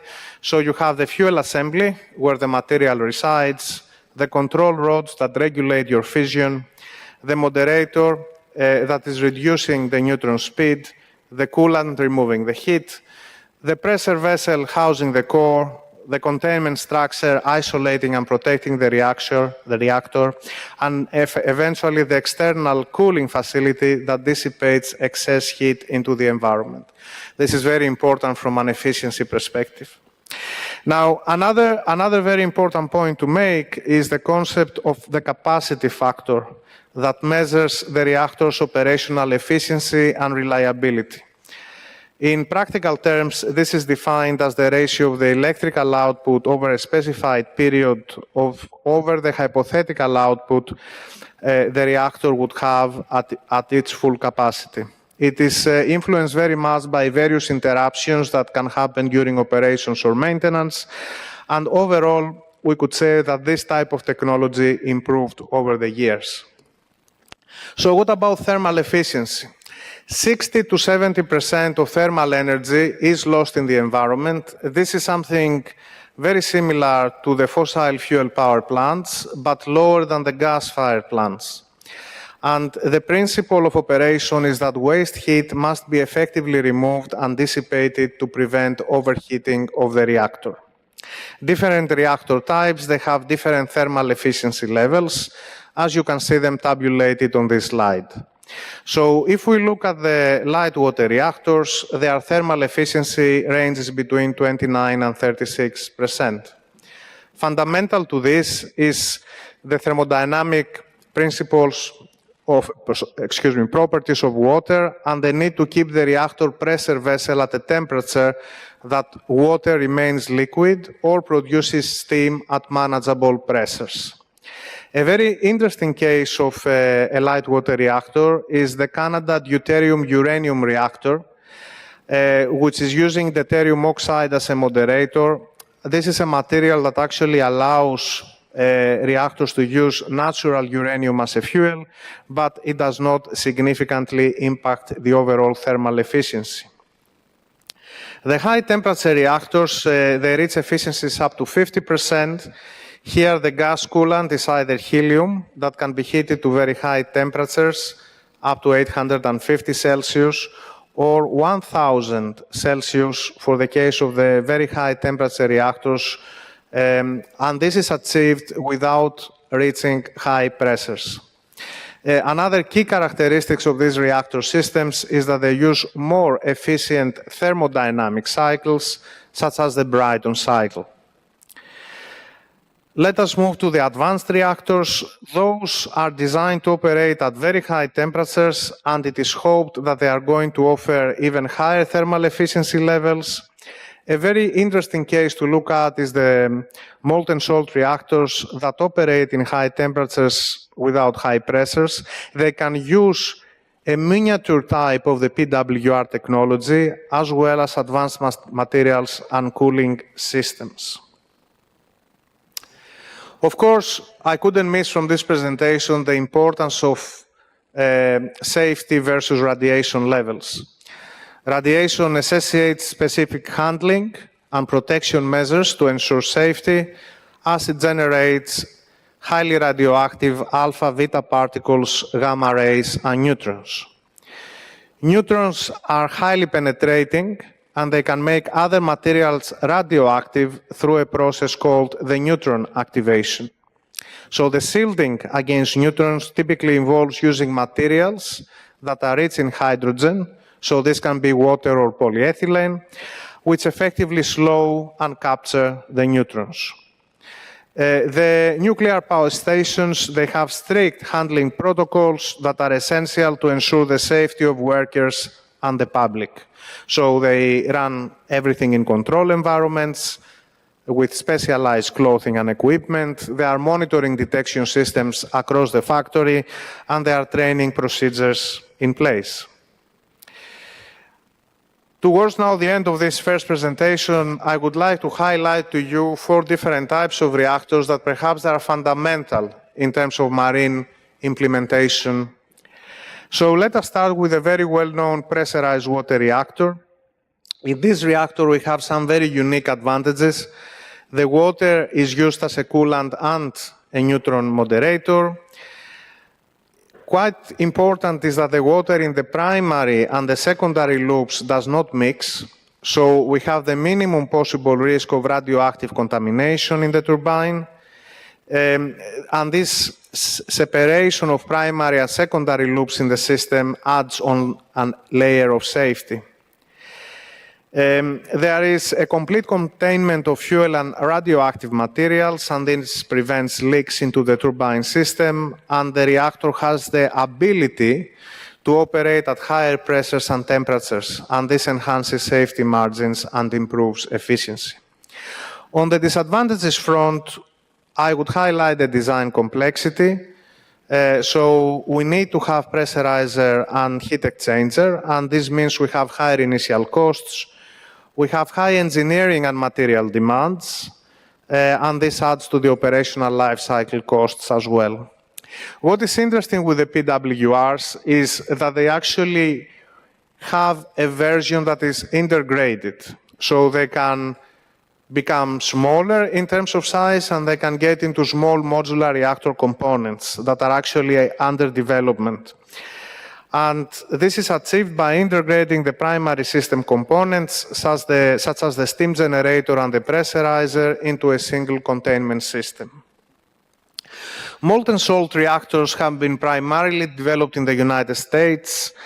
They offer less radioactive waste as the fuel is continuously reprocessed and recycled during operations. They have improved environmental footprint, they use lithium chloride as a coolant, and they have some very unique inherent safety features. So they are chemically stable and they do not react explosively with the air or the water. They incorporate a freeze plug, which allows the molten salt to drain into a safe contained area. They operate within the fast neutron spectrum, and this is actually quite important in terms of refueling the ship, because in the fast neutron spectrum you can refuel every 20 to 30 years, so the marine application here is quite obvious. They can use various fuel types, including plutonium, uranium, thorium. In the future, it is believed that thorium will be more possible in totality across the life cycle of the reactor, and this means better load following capabilities. And their temperature reaches up to 900 Celsius, which means better thermal efficiency. And finally, the fast neutron spectrum reactors that are also of great potential are the lead fast reactors and the very high temperature reactors, including the high-temperature gas-cooled reactors as well. Fast neutron spectrum, as I said a minute ago, but I repeat, means long reactor core life without refueling. So we are talking about 20 to 30 years. So this means that the life of the reactor can be matched to the classic design of a classic ocean-going ship, which means we can avoid refueling for the operational life of the asset. The lead fast reactors are the only alternative to the pressurized water reactors with true operational experience. So they have been used by USSR and the Russian Federation in the Alpha class submarines from 1970 until 1990. The solid fuel reaction cooled by heavy liquid metal that is possible in a lead fast reactor is another additionally good benefit. I think both types of reactors, lead fast and very high temperature reactors, they excel in terms of efficiency and performance. Of course, they are still under development. And with this note, I completed my first presentation. Thank you, Spiros, for guiding us across all different types of reactors with different features. I would suggest that since this was quite didascalic, you provided an overview of all these reactors, we move on to the other presentation that will be more, let's say, focused on nuclear power for shipping. So we have the other presentation, please. Thank you very much. So the second of the four presentations relates with sustainability, suitability, and regulations for use in nuclear power shipping. In this case, I would like to highlight the names of Jorge Segovia, who is senior engineer at ABS, and Nima Fathi, who is assistant professor at Texas A&M University. As we heard earlier on today, the IMO remain committed to reduce greenhouse gas emissions from international shipping, and they aim to phase them out by 2050. This, of course, is done within the context of a strategy that promotes an equitable transition of the shipping domain that is consistent with the Article 2 of the Paris Agreement. We hope to reduce the total annual greenhouse gas emissions by up to 30% as compared to 2008 by 2030, and by up to 80% by 2040. Fission reactors do not involve combustion, and therefore they offer minimum CO2 and other greenhouse gas emission footprint. Within this context, it's actually quite important to realize that the small amounts of additional footprint, they may relate with radioactive gases like xenon and krypton, indirect emissions that may link with fuel combustion of auxiliary and backup systems, waste management, maintenance, and transport of materials and personnel. We shouldn't forget that concrete and steel used during building and decommissioning contribute somehow to carbon footprint, and there are certain emissions that relate with fuel extraction and production. So, for example, uranium mining and processing is an energy-intensive activity, and fuel enrichment requires significant amounts of electricity. Within the context of sustainability, I would like to highlight the importance of a reactor's waste handling. This is not something that necessarily concerns only shipping, it's something that is very relevant to the land-based installations. Nuclear waste comprises of various radioactive materials with differing levels of radioactivity. And modern reactor system designs, they require some level of onboard collection and storage of radioactive waste. So there is periodicity into this. The wastes would need to be periodically removed and sent to a waste facility. The periodic duration is determined by various factors, including the volume and rate of waste generation, the onboard storage capacity, and the reactor's operational schedule and regulations. We have three different levels of waste. The low-level waste that relates with clothing, tools, and filters. The intermediate level of waste that relates with reactor components, resins, and chemical sludges. And the high-level waste that relates, for example, with spent nuclear fuel, reprocessing, and waste. And when we look at the treatment, the storage, and the disposal, each of these different levels of waste require different types of treatments. So if we look at the low-level waste, for the treatment, we use techniques of compaction, incineration and encapsulation in concrete. But if we look at the disposal of high-level waste, then we need to look into geological disposal means. Now, let's move from the general discussion about waste to the waste handling for nuclear ships.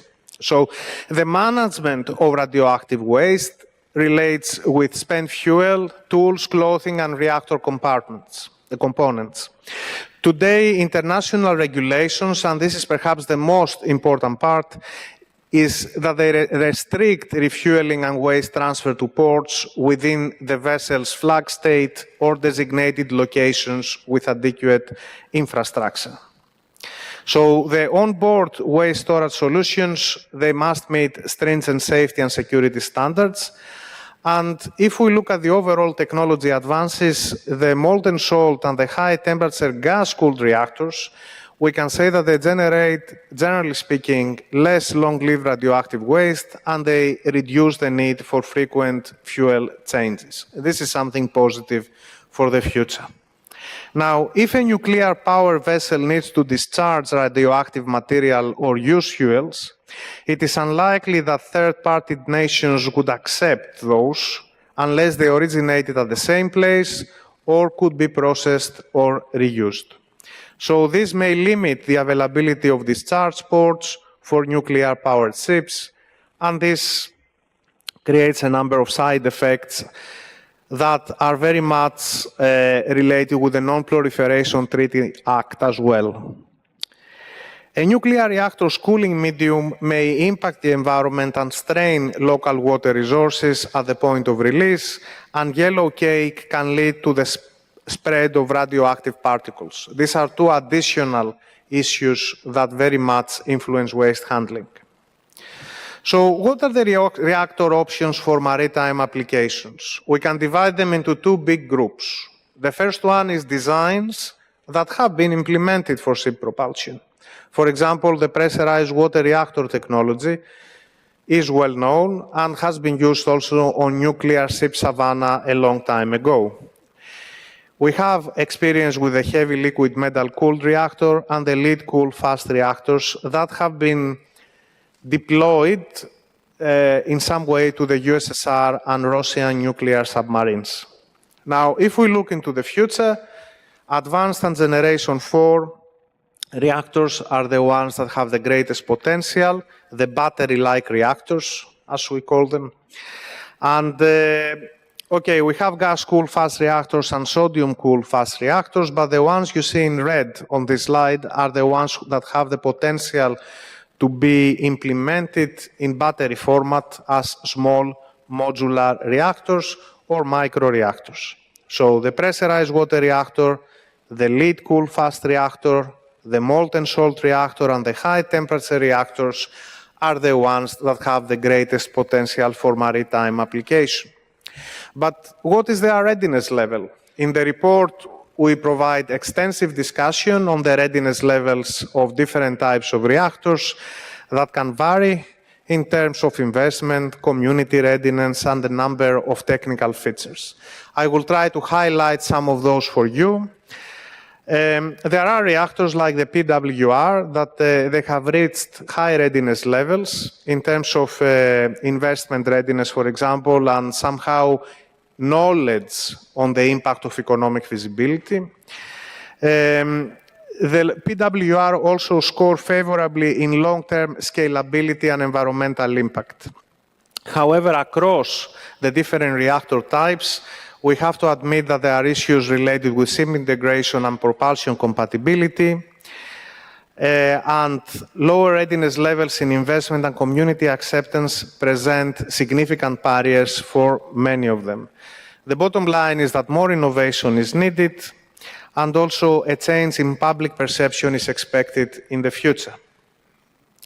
So how about loads and weight? Load fluctuations and shutdown or near shutdown conditions have to be considered for robust load following capability, and many reactor systems, they are sensitive to this.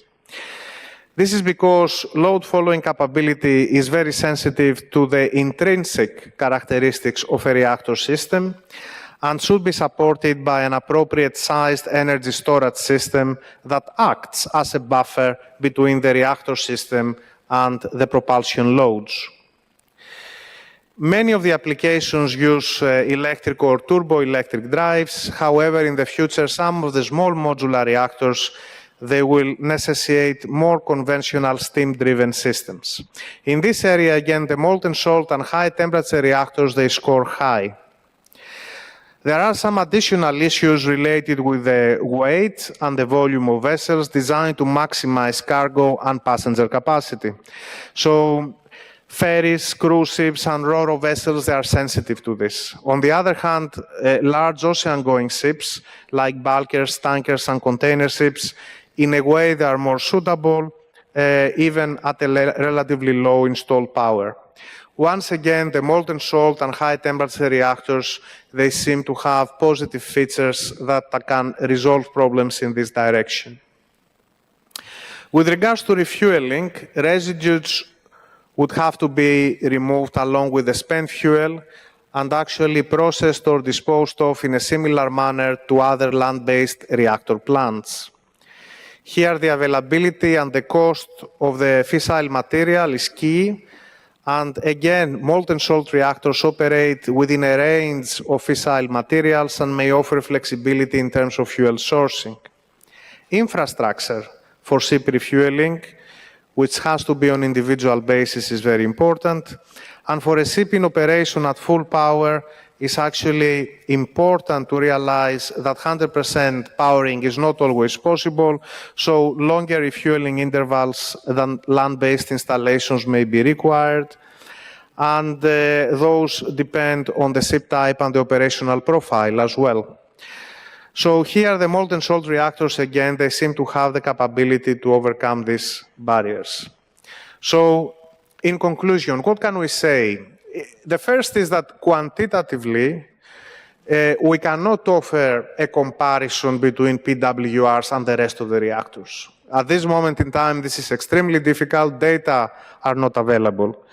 In the short term, we could say that the very high temperature reactors and the high temperature gas-cooled reactors, they seem to be more appropriate option as compared to the more advanced and used pressurized water reactors because of their improved burn-up, continuous refueling options, and higher temperatures. They offer the significant benefits of Generation 4 reactors in terms of safety and non-proliferation. The best long-term option, perhaps, is the molten salt reactors that encompass many of the advantages of the very high temperature reactors, but they allow also the use of thorium at 100% level in the future, and this means better load following capabilities. But of course, all this is prone to regulations. And we have two different groups of regulations, the ones that are managed by the International Atomic Energy Agency. They relate, for example, with general and specific safety requirements, and the ones that are managed by the International Maritime Organization in accordance to SOLAS Chapter 8 and the Code of Safety of Nuclear Commercial Ships, Resolution A49112, introduced in 1981. On top of that, there are various other treaties and conventions for both sides of the fence. For example, in the maritime domain, we have the INF Code, the ISM and ISPS, etc. Standardization organizations, they offer additional codes for design, standards and criteria, manufacturing, fabrication, quality assurance and control, testing, experimentation, radiological protection, methods, equipment, and testing. Classification societies, they have been very active over the last period especially, but also throughout the years. So the American Bureau of Shipping that I have the pleasure to represent here, in October 2024, they issued requirements for nuclear power systems for marine and offshore applications. Registro Italiano Navale issued a guide for nuclear installation on board marine units in 2023, and the Russian register rules for the classification of nuclear ships and floating facilities are also available. They are very much specific to the pressurized water reactor specific requirements, and they have been used to class Russian nuclear icebreakers. Other class societies like DNV and Lloyd's Register, they have been very active in terms of publishing various titles in nuclear maritime. For example, the Maritime Forecast 2050, published by DNV in 2021. There have been also both class societies, DNV and LR, involved with various customers, potential clients around the world, trying to understand what the implementation of different reactor systems mean for ship design. Another important issue is liability and insurance, and what I would like to highlight here is that for nuclear shipping to become a reality, you need to bridge the maritime and nuclear liability frameworks. At the moment, both of those exist, but they are separate, and in between them, we have the Brussels Convention on the Liability of Operations of Nuclear Ships that has never been ratified or enforced. And this, of course, links with policies of individual nations that, generally speaking, they are divided between the classic nuclear nations that have policies and regulations in place for the peaceful uses of nuclear energy, the nuclear cautious nations that in the future will be probably quite restrictive or limiting the use of nuclear ships or floating nuclear power production units in their territorial waters. And in between those two, you have the non-nuclear weapon states that are very active with nuclear energy development. So different opinions there. The bottom line is that nuclear stakeholders and maritime stakeholders, they have to work together to create an international framework that bridges existing frameworks with application in the nuclear and the maritime domain. This means that we have to create uniform global regulations that bridge the inconsistencies between countries, flag administration and port states, something that is extremely important for Trump shipping. So on this slide, you can see a very brief summary, perhaps, of the regulations. So for the design standards of nuclear maritime application, the example mechanism is SOLAS Chapter 8, A49112. And here the marine standards are either outdated or very much focused on pressurized water reactors. So there has to be a clear international guidance available. In terms of transportation, we have regulations for the safe transport of radioactive materials by the International Atomic Energy Authority, but there is no internationally accepted mechanism for regulating the safe and secure transport of fuel reactor units. And in terms of liability and insurance, in theory, we have the Brussels Convention that has never been ratified. So we need to ratify this, so we have to create a different approach which will be used to create an acceptable framework for commercial international nuclear shipping applications. And the combination of these rules and regulations is going to help us create a robust risk management framework for use in nuclear shipping. Thank you for your attention. Thank you, Spiros, very much for this comprehensive presentation that digs more into the shipping context and, of course, the issue of the gaps and the needs, because we know that there is still quite a long way to go, and not only there are technical issues in relation to nuclear, there are also other issues to be considered. I would like to quickly get questions in relation to these two presentations, and especially this second one. And then we break for coffee. Cyprus, please. Actually, it's not question, it's comment. I would like to play the role of the devil's advocate. Of course, we can say that nuclear power is a clean power in respect of greenhouse gas emissions. In case of an accident, yes, it's obvious that they do not emit greenhouse gas, but they can kill anything else in the vicinity of an accident. So this is something that we should take into consideration. And even though we know that we have some MSC resolutions and we do know the existence of ships, it will be very interesting to know how many ships do they exist, nuclear ships, and what type of ships are there. Because if they are just floating nuclear power or the Russian ice breaking, that means that there is no extensive use of this technology worldwide. So, and if we say that we are afraid to use ammonia because of the dangers that they might have on environment, people, what will be our reaction on nuclear plants?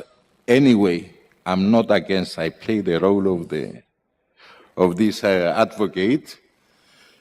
But, however, in our list is very low as a solution on the road to decarbonization.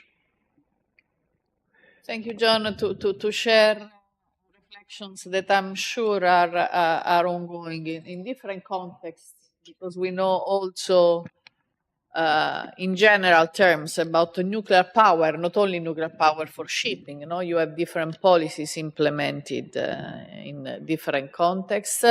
But do we have some data about what it currently exists in terms of nuclear propelled units over the sea, under the sea? Yes, in the literature, there are some data in terms of the risk profile of naval vessels. I mean, the majority of the vessels that are actually used are from the navies.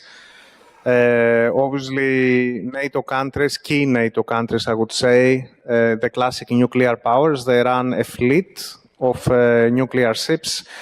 And also, there is a fleet of Russian icebreakers and Russian Alpha-class submarines. There is a paper published in 2014 that we'll be very happy to share with you that includes the risk profile of these vessels. Under no circumstances, I would say that I'm against your comments. There are issues in terms of safety, many things that need to be sorted out. If we look at the naval risk profiles, then there haven't been major problems. This is something we could keep in a way in mind. But of course, this is not a guarantor for future performance, on the other hand. I have some colleagues of mine that are available online. I would like to ask them if they want to add anything on this. Sharif, can you open, please? Thank you.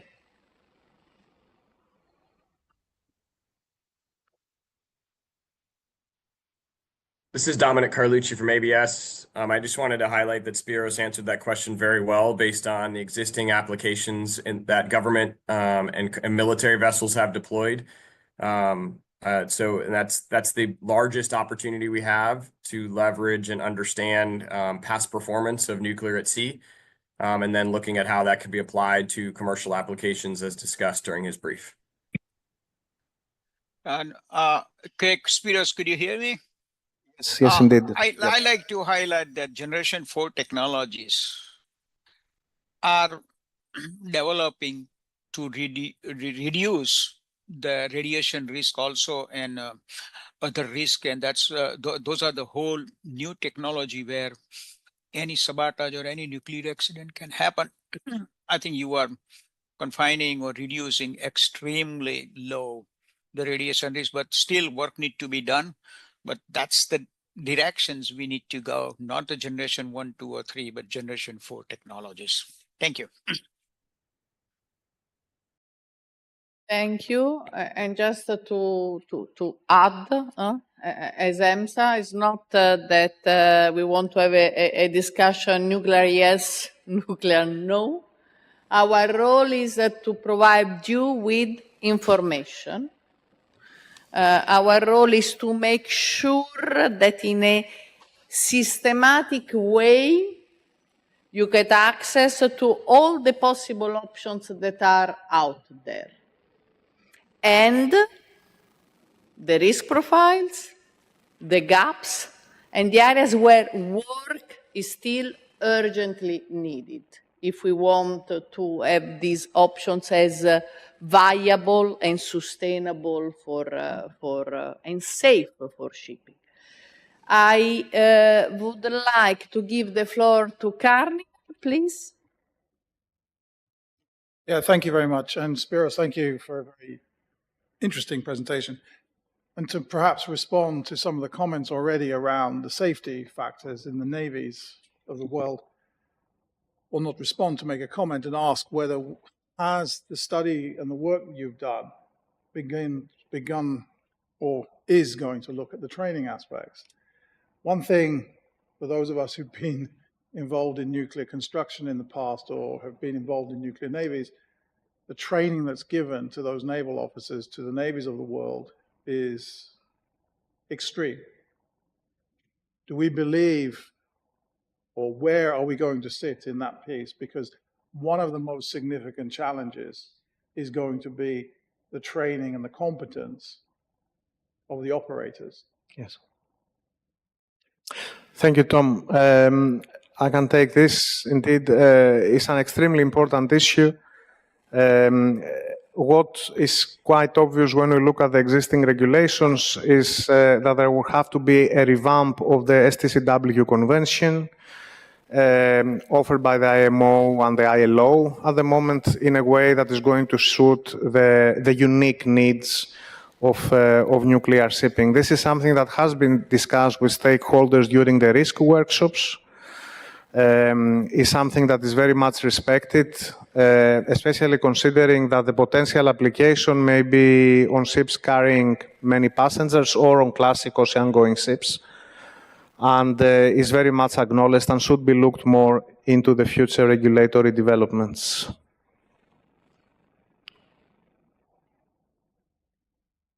Thank you. I have Copenhagen Business School behind. Thanks a lot for the very comprehensive presentation. I'm just here on the back. Okay. I just had a question. You said you run several workshops. I was wondering, can you give the audience any indication of what are the prospective developments of these technologies? I mean, I imagine that probably the navies are not going to tell how many ships or nuclear ships are planning to build, but do you have any insights on that this is a technology that is going to progress in terms of maturity independently of the commercial uptake? Or maybe are you aware of any commercial operator who's seriously looking in potential applications of this? Yes. Because of due diligence, I won't give you the name of any operator. What I can say is that there is quite a bit of general interest in the market because indeed nuclear offers the ultimate solution in terms of greenhouse gas emissions. I think the way I would try to answer your question is that what we have at this moment in time in our hands is a strategy by the IMO. The strategy says by 2050, you should have green shipping 100%. So in order to achieve this, there has to be something really fundamental changing. And of course, nuclear is not the only option, it's one of the options. So we have to, it's normal that the operators, they are thinking of the possibilities of different options and their levels of maturity. So I will leave it there. I cannot be more detailed, either personally or in general. Thank you. We will have quite other opportunities to dig further into this. We are just at the beginning, and there are, as I said, still different areas that will need to be looked at very carefully, as the study is clearly pointing out. But there is also potential under certain conditions. That's why the study is there for you to read. There is a lot of information there, and you will discover once it will be made available. Any more questions and comments at this stage on this first segment? Because there is more that we are going to share about the nuclear. If this is not the case, we stop here and we break for coffee. And if it's okay for all of you, we reconvene at 4:15 Lisbon time. Thank you very much. See you soon.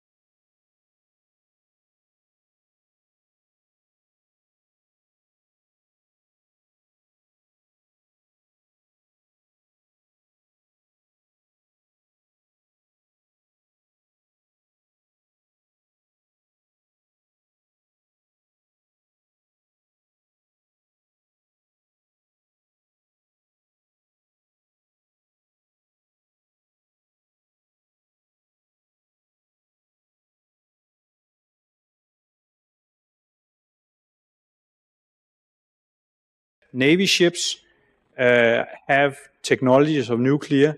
This is, although a rather secret technology, we know it's a PVR. We also know it's very high enriched fuels that is basically weapon grades that can really not be allowed on an American vessel. We have also, especially in Denmark, where I come from, a public perception that nuclear cannot be accepted. But you saw there is various groups, and we see actually that this may be changing. Worries about, of course, accidents on the nuclear power plant, but also the waste coming from the fuel. On the insurance side, there is also uncertainty here. We have unlimited liability of the accidents, and it's actually the flag state that have to take that liability. I don't think there will be any flag state ready to do that yet. And if we cannot have that done, then it's a no-go, that's for sure. But things are changing. The climate discussion is, of course, pushing for new solutions, as you know. We also see energy crisis. Things are shifting rapidly. Uncertainty of fuels and where you get your fuel from. More people knows about nuclear, and the more they know, the more acceptance there seems to be about nuclear. And then we have some promises, I would say, from a new product of 4th-generation nuclear reactors that might resolve some of these concerns. And of course, we would look into this. So what about these 4th-generation reactors? Maybe it's actually 0th-generation reactors, because I think they've been around for 50 or 60 years, but they have not been relevant for the mix of energy.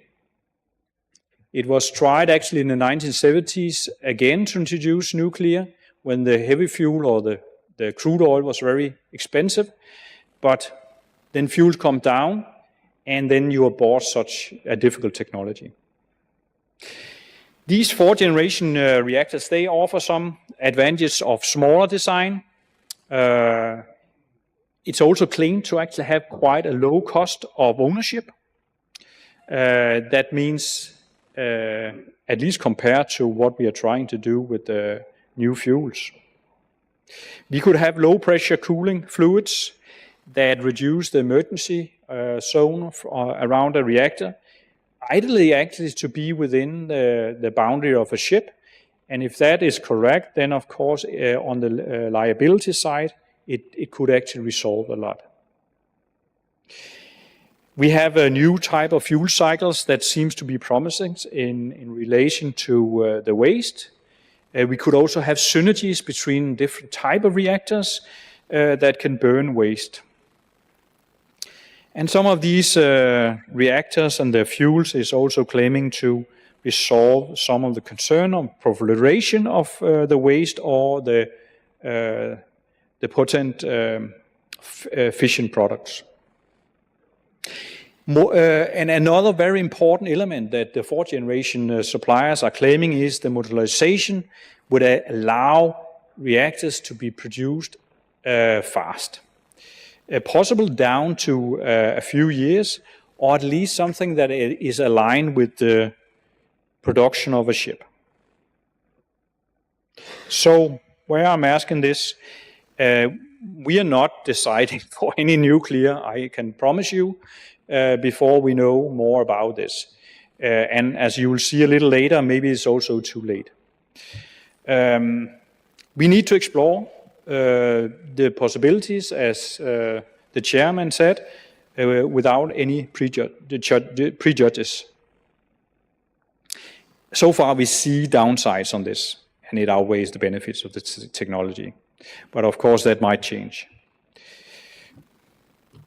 We see the technology not just around the corner. This will take maybe 5 years for the first reactors to emerge, maybe becoming commercial.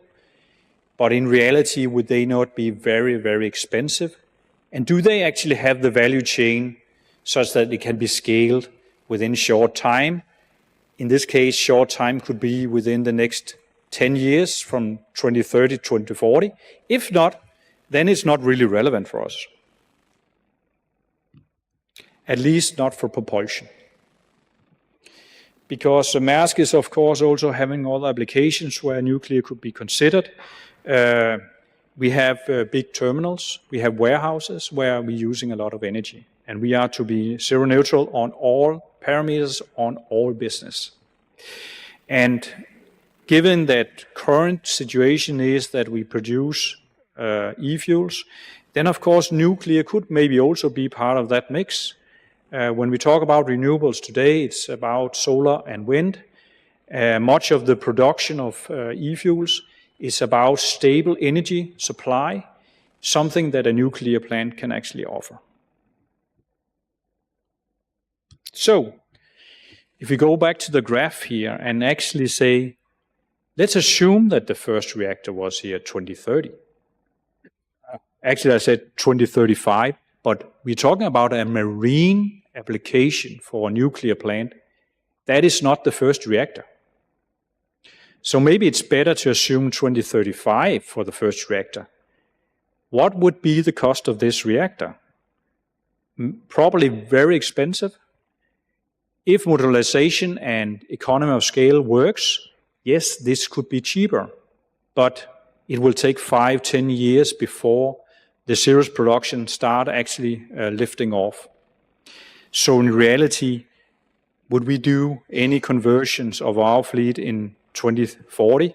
I don't think so, except if this turns out to be very competitive to the alternatives. But keep in mind, this is our ambition for 2040. We may have competitors or other part of the business that have a 2050 target. And here nuclear could make a difference for them. Yeah, this is about energy. And why do I think this is interesting is, and I think the upper graph is from the DNV report trying to benchmark energy cost. Everything here is about energy and transporting energy so you can use it on board your vessel as a propulsion. So for all the fuels we're talking about, it's hydrogen transport. But of course, nuclear offer the advantage that you can actually you could bring and have your energy where you need it and use it. So on the lower graph here, I'm just illustrating the relative difference between what we are trying to do today, which is the blue columns to the right, actually using e-fuel as propulsion. As René said, we are actually losing a lot of the energy when we produce our fuels that could be used for something better. Even if we are producing electricity, it gets even worse. And then we have our renewable cost on shore, wind turbines, solar, having very promising cost of energy that is feeding into this value chain of producing e-fuels. And then, of course, we have the nuclear. This is just the traditional nuclear as they are today. And the dotted line is actually what do we pay today for burning fossil fuels? So imagine if nuclear modular reactors on board a ship could be under this fossil fuel cost. Then we don't need any incentive to do this. We just need the legislation in place. We will do it anyway because that would be the most competitive solution.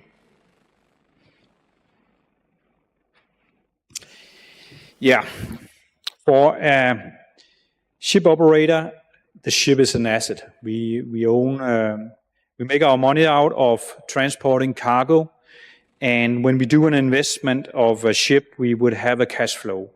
Lifetime of a vessel is like 25 years, and I just want to illustrate how nuclear could change how we have our cash flow, and that is really important. The upper trace is giving a kind of timeline from us contracting a ship to actually having this ship maybe 3 years after. Then our income would start, but we actually put investment upfront 3 years by doing the contract. Then from year 0, we will start burning fuels. On a regular basis, we will bunker fuels. So it is a kind of continuously cost associated with burning fuels. And yes, we may have some tax or abatement costs being introduced by politicians that will slowly phase in over the years, but it's a totally different cash flow that you may imagine from a nuclear reactor. First of all, the reactor might take more years to build. If we are to put down the money day one, we will not have our asset before maybe 5 years ahead. Can we really live with that? The cost of the asset might be much more expensive and have to be paid back over time. The fueling is illustrated as being, okay, new reactors could actually be every 5 years, but the cost of this would be quite high, and the cash reserved for this have to be put at the date of, for example, a dry docking of a vessel. Of course, if we end up having a once-fueled vessel for 25 years, then all the cost is put up front. So it is for sure another cash flow. I think the last thing that is maybe worth mentioning on nuclear is why not lifetime extend your vessels so it's more related to the nuclear lifetime of 40 to 60 years. That can be done. Vessels are today scrapped mainly due to the machinery is wear down. So if a nuclear plant can last for 40 years, a ship can as well. Yeah, this is a safety conference. I will not dig much more into this, but it's really about reliability. We cannot have a ship that have an unreliable propulsion system. It's about reliability.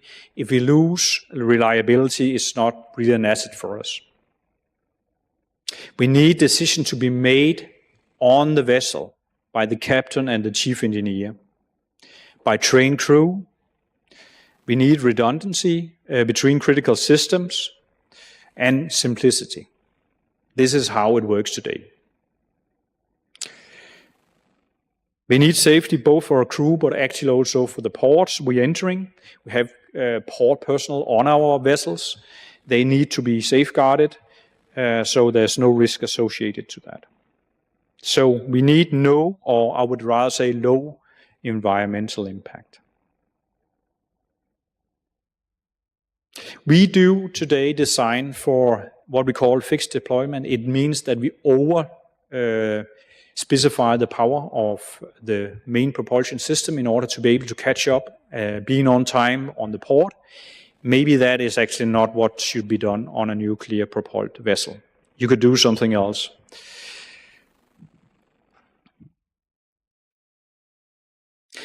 Bunkering, if the bunkering is on a frequently of 3 to 5 years, then this needs to be efficient as well. We cannot take out a vessel for 3 months to cool down a reactor and replace fuels. That's for sure. It have to be something that can take between, I would say, 2 to 3 weeks and maybe associated with a dry docking, or actually something that can be done even faster and not associated with a dry docking. It is such that dry docking is normally for big vessels done in China. Can we allow a nuclear plant into a China, potentially built in the United States? That is really a political obstacle. So there's a lot of challenges for the future of marine nuclear. Yeah, I think we covered some of this, and maybe we'll come back to this. There is a lot of scattered legislation, and this need really to be clarified. There seems to be activities that could get this moving. I think it needs to move now because technology might be around 2030 for shore-based application, and we know that legislation takes a long time to create. So if we expect 7 to 10 years on this, then I think actually at best we are at 2035 before the first application can be seen. Yeah, summary. As coming back to the fourth generation reactors, they could be considered as marine propulsion. And the lifetime of 25 years for a cycle of fuel seems very promising. Also, the cost of propulsion, that is maybe the most interesting case for us. Modularization, we need to remember that ships today are built on an assembly in a shipyard in Korea or in China. They're very efficient. You cannot come and change their procedures, although if you do, it will come at a high cost.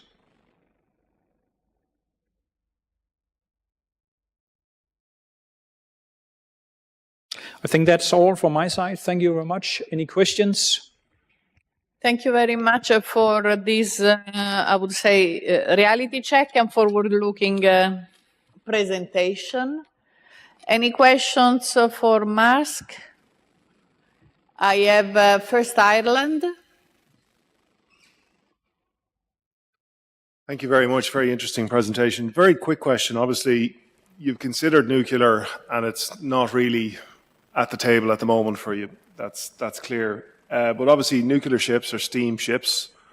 Is it possible that you'd look at steam propulsion vessels with alternative fuel sources and make them nuclear ready, so to speak, so that down the road they could be retrofitted or something like that? Might address some of the deployment. That could be considered, yes. But today you could say a propulsion system which have an efficiency around 50% is a large two-stroke diesel engine. You can, of course, make a section cut of a two-stroke engine and replace it with something else. And you could also consider, should you select other type of power-producing designs that might facilitate this easily. But it will come with a cost. And if you don't do it, you will not have a competitive vessels. That's really the problem. Efficiency would still be very important, even if this was nuclear. You see the spread of efficiency from 20% thermal to mechanically up to maybe 50%. But fuel will still have a cost, that's for sure. And if it have a very low cost, most probably we will speed up our vessels and it will still have a cost. So that's just part of the equation. It's not a simple reply, I would say. Thank you. I have Malta. Yes, thank you very much for a very insightful presentation.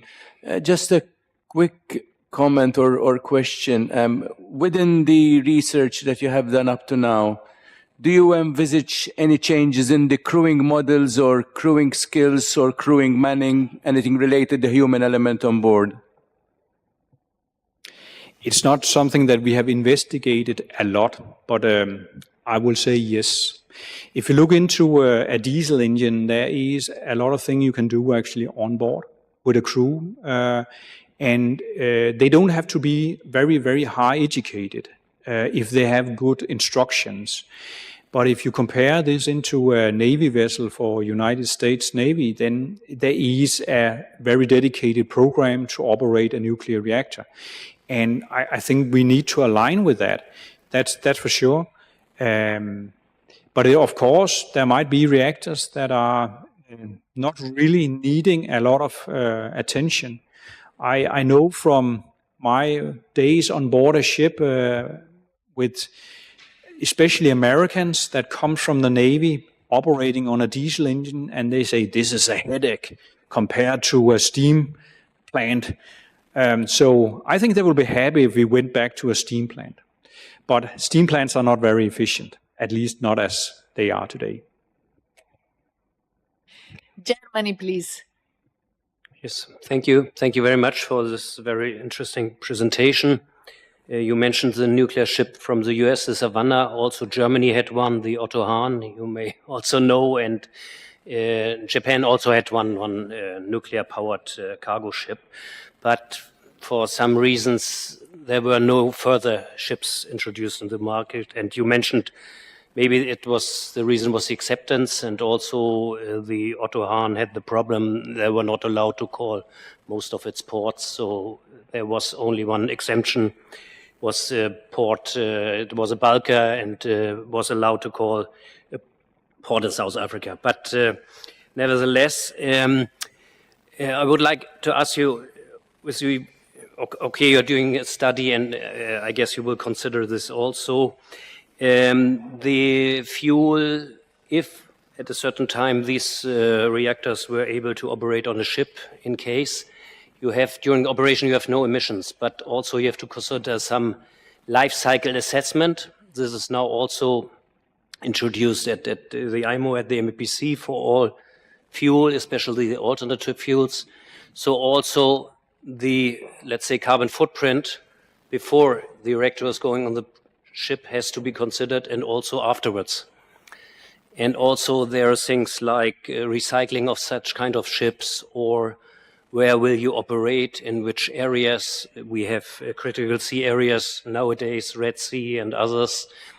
And also the ports have to accept such kind of ships. Do you have I think also some answer up to now, or of course it will be part of your study, but with regard to the life cycle assessment, I'm not pretty sure if this is looks so good as it is at the end of the story. Thank you. Yeah, we can only rely on what is provided from these 60 different suppliers of 4th-generation nuclear reactors. But it's also very obvious that they have seems to have some backing from already value chains, already established value chains of waste handling, etc., that they need to rely on. And so if it goes into to a merchant fleet, then we need to rely on that as well. That for sure. And they are, of course, having some indication that waste could be reduced to something that can be handled in a different way than waste is today. Even some claim that we don't have waste today because it can be used in the future. But this is really unknown territory yet for me. So we need, of course, to know this, because we are having a well to wake, and a well to wake is here from mining to demolishing the ship on the beach somewhere in order to get rid of the used ship. Yes, thank you. Thank you very much for having been so open and transparent about a strategy that, of course, it's complex in terms of numbers, but it's very clear in terms of direction and projection from what you shared with us. And if we don't have any more questions for Mikkel, we move to the last segment of this module. As I said, there are still some aspects of the study on nuclear power for shipping that we would like to introduce to you. So, Spiros, we move on with the next presentation, please. Thank you, Chairman. So my next presentation will be about cost analysis and the potential of nuclear ships. My co-author again is Nima Fathi, who is assistant professor at Texas A&M University in the United States. The total cost of ownership that in this presentation I will be referring to as TCO from now and so on, so that I make things shorter. In the study, including the report, was calculated for the first 25 years of ships operations and highlighted for years 2030 and 2050 for new buildings. I would like to say that there are two basic assumptions associated to this. The first is that retrofitting is not considered, since there were limited data available regarding costs and suitability, and the ship decommissioning cost has also not been considered. Now, cost is the summation of capital and operational expenditure, and capital expenditure represents fixed costs for a newly built vessel and does not depend on the frequency and intensity of the use of the vessel. In this case, the engine costs were estimated by multiplying the average installed power in kilowatts of the main engine of a vessel type with the engine cost per kilowatt. And the total capex consequently was calculated for discounted scenarios. The yearly costs using an annuity of 25 years and the weighted average cost of capital of 7% was calculated. Operational expenditure represents expenses essential for ensuring the continuous and efficient operation of the vessel, including, of course, crew wages, fuel, port fees, repairs, etc. Here we refer to the IMO 2024 greenhouse gas emission study that considered numbers for very low sulfur fuel oil vessels. Let us try to elaborate a little bit more on the assumptions. So let's look at capital expenditure first of all. A nuclear propulsion system encompasses the reactor system as well as power conversion, process heat, and electrical distribution systems. The upfront cost of a nuclear propulsion system is by definition significant, and the data available were mainly from land-based nuclear power plants that depend on capacity, cost, and technology. And they do vary significantly. So if you look at the first red bullet point on this slide, for example, in South Korea, the cost is 1,995 euro per kilowatt, but in the Slovak Republic, this goes up to 6,400 euro per kilowatt. You understand there is a range in there that also introduces uncertainties in the model. The required power for commercial marine vessels is considerably lower, and the reactor type does not really have a significant impact on cost. And this is something you can actually observe in greater detail in figure 1, shown at the bottom of this slide, where you can actually see that the reactor differences in terms of cost, they are the order of 30% as they stand today. This band is not, out of this world. And we have to admit that the cost is going to decrease over time as the technologies mature. This is a general trend with emerging technologies. Looking now at operational expenditure, the nuclear fuel, if we assume that it is uranium, can be estimated in terms of cost by assessing the price of raw materials, the quantity of the fuel needed, and the expenses related to converting the raw materials. Now, this is considerably lower than the conventional fuels, such as the oil fuel vessels used in past greenhouse gas emission studies, and it has been steadily decreasing because of increasing efficiency gains. The maintenance and operation costs considered refueling operations, waste management and storage, crew training, and potential safety clearances. According to the Idaho National Laboratory in the United States, this cost can be estimated as 23 euro per megawatt hour. The United States Energy Information Administration estimates in 2023 that the fixed cost and variable maintenance and operation costs for land-based small modular reactors, they can range between 98.88 euro per kilowatt to 3.13 euro per megawatt. This spread is absolutely massive, and we used in the report the average between these two extremes.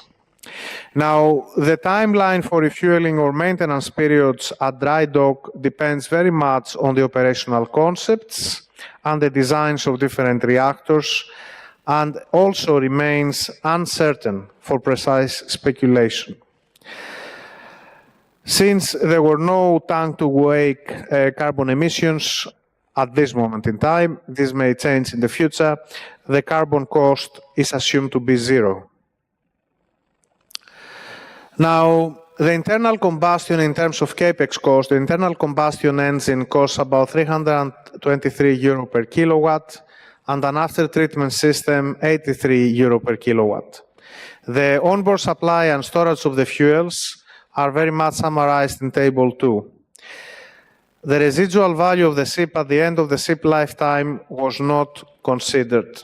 This is an important assumption.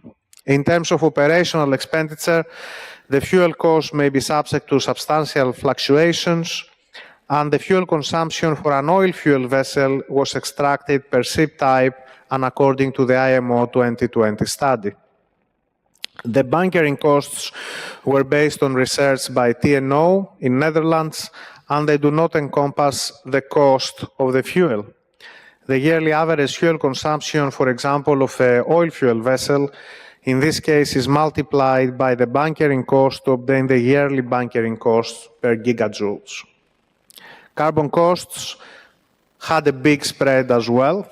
They assumed, in terms of ETS, 20 euro per ton of CO2 from 2026 to 2029, this raising to 46 euro from 20 per ton from 2030 in 2030 and 150 in 2050.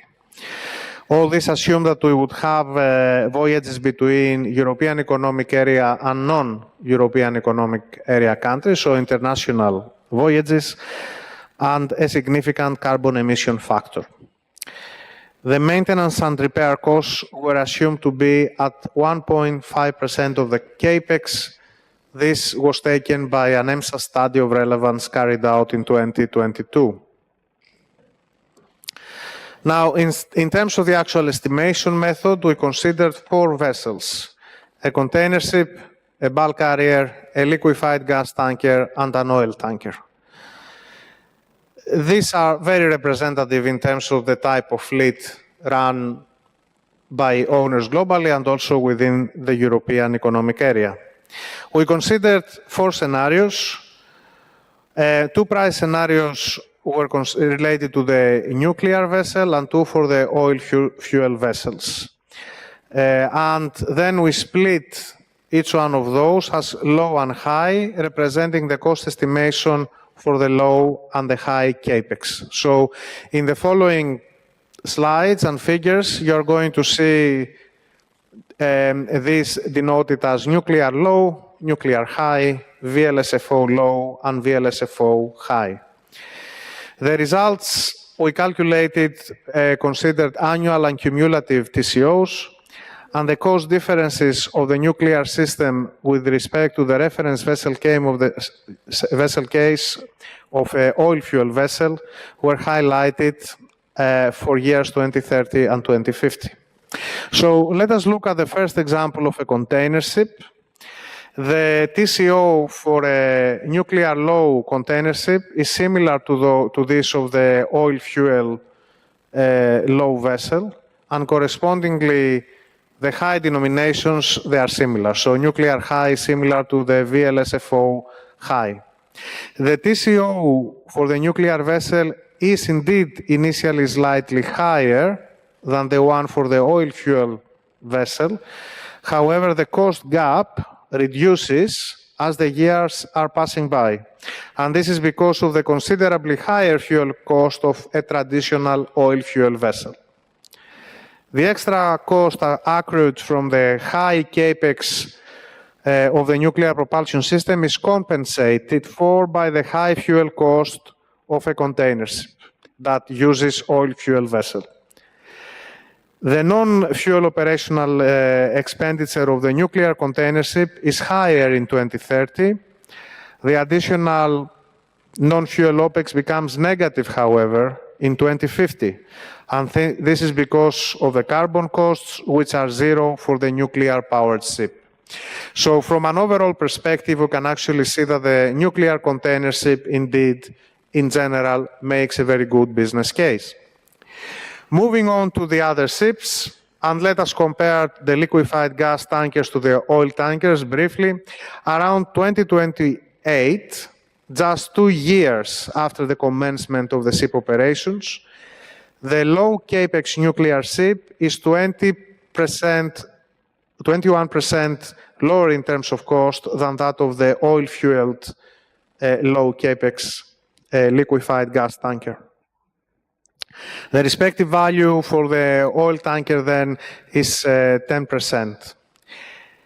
And for the case of comparison of the oil tanker to the bulk carrier, for the bulk carrier, the TCO of nuclear law is 1% lower than that of the oil fuel law. And even for the low fuel price scenario and the high nuclear capital expenditure, the cumulative TCO of the nuclear bulk carriers and oil tankers is respectively 19% and 11% higher than that of their oil fuel counterparts by 2050. So if we look at the overall picture, then we could say that the CAPEX, the capital expenditure, is dominant for all the ships considered. Based on the assumptions, the nuclear power vessel appears to be lower cost than that of ships running on a conventional fuels over a 25-year period. This is very evident for the container ship, a little bit less for the remaining of the vessels, but still the business case is there. Uncertainty is high in the model assumptions, and is high also because of the lack of sufficient operational and design and decommissioning experience. The maturity and advancement of nuclear technology seem to have the potential to reduce the CAPEX, making investment meaningful. The low operational expenditure presents, however, also fleet optimization opportunities for operators. In the life cycle of the ship, there's a big chunk related with the actual life of the vessel, the operational life. And there is a certain element of flexibility there and also a steep learning curve that could improve the overall fleet utilization and profitability. Investing in nuclear power vessels, therefore, seems to lead to some long-term cost savings and environmental benefits, of course. However, a further detailed analysis is suggested where decommissioning costs as well as the residual value of the conventional vessel will be considered. Another recent advancement in the nuclear field is the TRISO fuel that is used in some latest generation for reactors and could be considered in future analysis. So thank you for your attention. Thank you, Spiros, for having shared this, I would say, part of the study where you have noticed the language. There is a lot of appears, maybe, because there are a lot of uncertainties and a lot of assumptions that have been the starting point of this part. And there are still elements that are totally unknown and may have an influence on the cost profile. And we don't have to forget the safety dimension that also may have an impact on the cost profile, the insurance-related aspects, that again is something that will need to be put in the big pot, and the training-related aspects as well. So there is still quite some way to go in terms of filling knowledge gaps. Are we with questions in relation to this cost? It's the first time you see it, so there is a lot of information, and I think you really need to read the study and all the assumptions that are there, because it's an analysis that starts from a series of assumptions, and as Spiros said, there are uncertainties, of course, in this respect. So I have the Copenhagen Business School. Thanks a lot. Again, excellent presentation, very comprehensive, and looking forward to reading the detail. I just had maybe two comments or two questions. Obviously, the container shipping and the bulk shipping operates very often in different ways, and also within bulk shipping, you know, many owners might not be paying for the fuels themselves, so that it's something that would need to be accounted in this type of analysis, which I'm sure that you're aware of. The other point I wanted to make was what for me would be very interesting to know, and maybe that is in the report, is that whether you're able to make an analysis for ton of emissions abated, because after all, what we are after, among other things, is whether a transition to nuclear could result into a reduction or would be a lower option when we're talking about eliminating emissions. So that was the first question I had. And the second question, there was a bit of a curious paper that was published a few years ago, which was talking about a hybrid, so combining microreactors on board of vessels with, for example, renewable technologies. And I was wondering what you think of this, whether this is something that you have ruled out or whether that is something that you had considered. Yes, thank you for the questions. Regarding your number 2 question, I'm not familiar with this paper. I think it is an option that could be looked at. I would never be against it from a concept development perspective. If there is interest, that's another thing to look into. I don't see why not. I mean, one of the things I said at the start of the presentation is that inevitably a nuclear ship would have some greenhouse gas emissions associated with the life cycle performance of the vessel. Could the use of renewable energy help reduce further these emissions? Could the use of improved materials help reduce further the emissions? All these things theoretically could be on the table. Of course, they are more on the academic idealization of things. With regards to your first question, I would like to ask you to repeat it because there were some words I couldn't pick up. I'm sorry, I have the habit of speaking very fast. Yeah. And no, I was interested whether you made a comparison with other alternatives in terms of what would be the cost of abatement for a ton of CO2, for example. So very often when we're looking at these alternative technologies, and we talked about alternative fuels, we are very interested in comparing how much that saves money when we are abating emissions. Yes, we have not done that within the context of this study. Is the answer. Yeah, thank you. I can maybe add that we have done a number of studies and we have used the same boundaries for calculating these prices from previous studies. So you should be able to compare it up against a ship which is operating on ammonia or methanol or methane or hydrogen.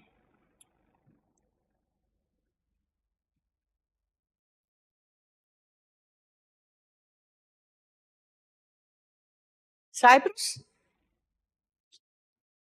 Actually, the question is on the same spirit.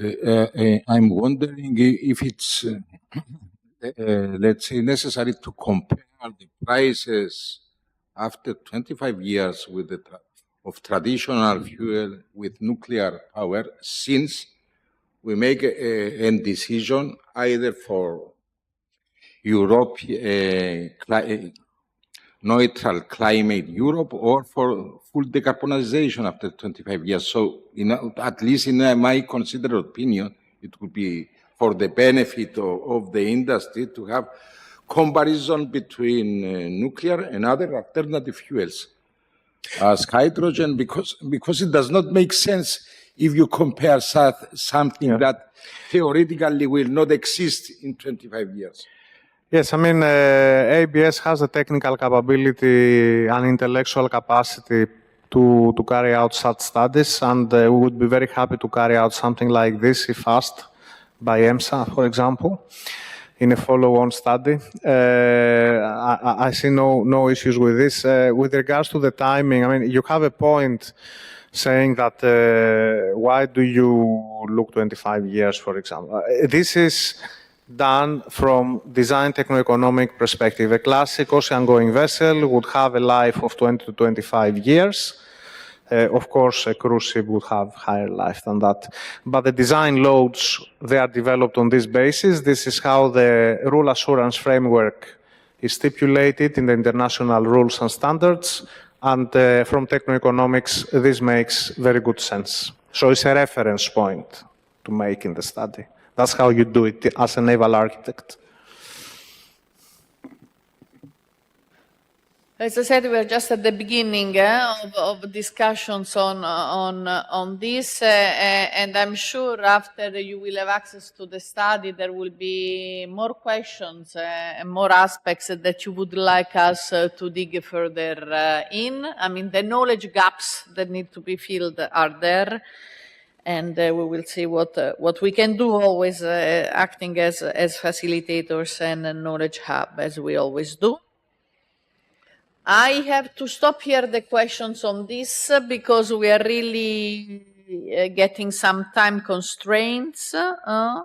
And we move to the acid, which is again a very interesting aspect of the study. Thank you, Chairman. So we move on to the last of the presentations that relates with the overview of hazard identification scenarios and recommendations of relevance to nuclear shipping. I would like to highlight the names of my co-authors, Harish Bhai Patel, who is Senior Principal Engineer at ABS, Minas Diakakis, who is a Senior Engineer, and also I would like to highlight Arsilea, who actually helped us with these studies. Edwin Pang is an oversight from our side that we haven't included his name on the first slide, and will be ratified. Okay, so let's start with the key assumptions. Marine compliance for a case of a risk-based design of a nuclear vessel would have to satisfy class and statutory requirements. This is fundamental in terms of defining the mitigations. It is expected that the reactor will be certified by a nuclear regulatory agency, so licensing for operation and entry into ports will have to be controlled by governmental agencies and nuclear regulators. Nuclear fueling and removal of spent fuel will be licensed by a nuclear regulator, for example, and handled by the reactor provider or another licensed operator. Allowable limits for radiation exposure will have to follow regulatory guidelines, and the manning for the operation of nuclear technologies will be governed by the ship owner or the technology provider. Many of these things are stipulated in the regulations. Some of them are not so well harmonized for the maritime domain, for the reasons I explained during the regulatory part of my presentations today. Shielding and radiation control is another very important issue that has to follow the requirements developed by the nuclear authorities. The shipyard will have to follow the principles of defense in depth as required by the nuclear regulator. This means that a technology provider will have to work closely with the shipyard. In our study, we consider small modular reactor technologies.